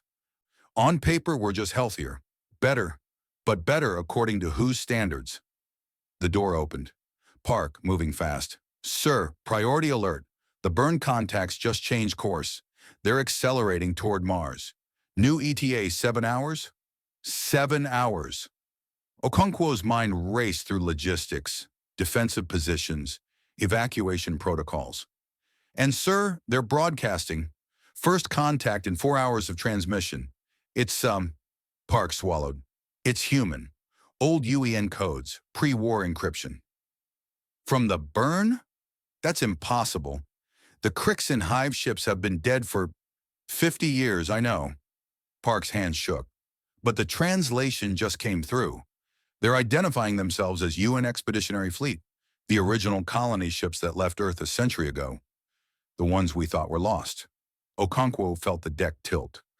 The original colony ships, humanity's first desperate push into the solar system, fleeing a dying Earth. They'd been presumed lost to navigation errors, system failures, the simple vast emptiness of space. They've been in the burn this whole time? Not exactly. Park pulled up the translated message. They say they've been waiting, observing, preparing. And now that we've activated the ancient protocols, it's time to come home. Reyes read over Okonkwo's shoulder, her breath caught. Time to come home and claim their inheritance, she quoted. That's what the message says. Their inheritance, not ours. The pieces fell into place like a weapon being assembled.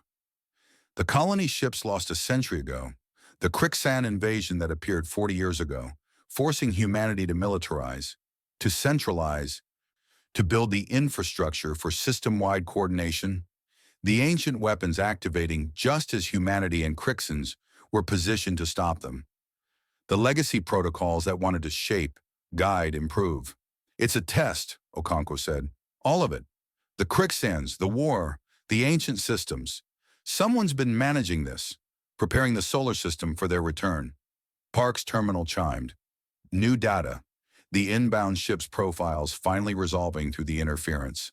Not colony ships. Dreadnoughts, carriers, weapons platforms, a fleet that dwarfed anything humanity or the Krixans had fielded. And the silhouettes were wrong. Organic curves where human ships had hard angles. Living systems where there should be metal. Hybrid technology, ancient and human, merged and evolved. Get me Zhao, Chen, Yun. Everyone. Okonkwo's voice was steady despite the adrenaline. And pull every file we have on the original colony missions. Personnel, objectives, cargo manifests, everything. Sir, those files are classified. Pre-war Earth archives. They do it. Park worked fast. Files appeared on the holotank. Colony ship manifest. UEN Project Exodus. Authorized personnel. Okonkwo scanned the lists. Scientists, engineers, military, and one name repeated across 3 separate missions with different identifiers, but the same biometric markers. Dr. Sarah Chen. Marcus's sister was Jian Chen. The governor was Sarah Chen. Chen wasn't a common name in the colonial registry. Pull Sarah Chen's full file. Birth records, family tree, everything. Park's fingers flew. Data streamed. and then stopped. Blocked. The screen flickered with ancient protocols interfacing, denying access. "It won't let me," Park said. "The legacy systems are protecting the file," which meant there was something in it they weren't supposed to see. Okonkwo pulled his command override. Emergency authorization, designed for wartime access to any system. The screen fought him. Ancient protocols wrestling with human security architecture. Then it broke open. Sarah Chen, born 2089, Mars Colonial Authority. Father, Dr. James Chen, UEN Expeditionary Fleet. Colony Ship Prometheus. Colony Ship Prometheus. Launched 2067, lost with all hands 2069. Except James Chen had a daughter born 20 years later. Okonkwo scrolled deeper. Medical records, genetic profiles, and there, buried in appendices flagged for deletion, subject exhibits non-human genetic markers. Origin unknown. Recommend quarantine pending analysis. The file was dated 2091, 35 years ago. Okonkwo looked at Reyes. She'd gone pale, reading the same data. "Sarah Chen's been on Mars for 35 years, he said slowly, presenting as human, in positions of authority, guiding colonial policy. And she's not the only one." Reyes pulled up more files, ones the ancient protocols couldn't protect, because they were already in human databases. Cross-reference genetic anomalies in colonial leadership. Use the same markers, 17 matches, scattered across UEN and PMG leadership, governors, fleet commanders, research directors, all with subtle genetic markers that shouldn't exist in baseline humans. All in positions to guide humanity's response to the Krixan invasion. All in positions to ensure humanity survived long enough to activate the ancient protocols.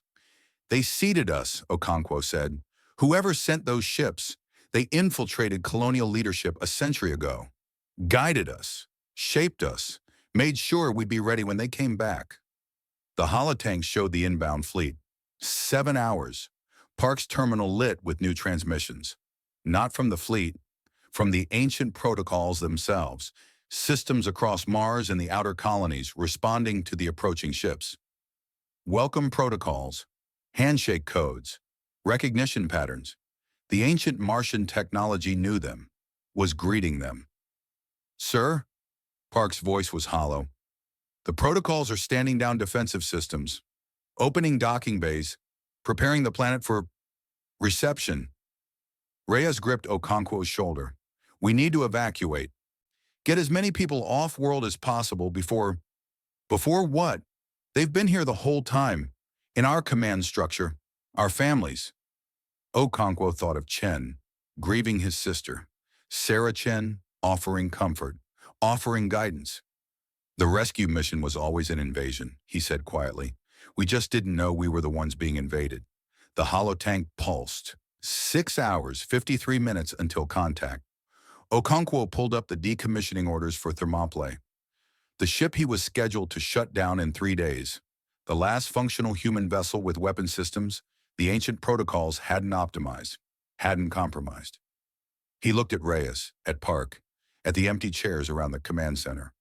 "Cancel the decommissioning," he said, "and find me everyone who hasn't been improved by the ancient medical systems." Park's hands moved, then stopped. "Sir, the files show you were in medical 3 days ago. Neural optimization, standard protocol." Okonkwo felt cold spread through his chest. He pulled up his own medical records. Genetic markers altered, neural pathways enhanced, optimized. The legacy protocols had already gotten to him. He looked at his hands, steady, capable, improved, and wondered whose decisions he was making. The terminal chimed. New message. From the approaching fleet. Audio only. A woman's voice, warm and familiar. "Hello, Mars, we've come home." It was Sarah Chen.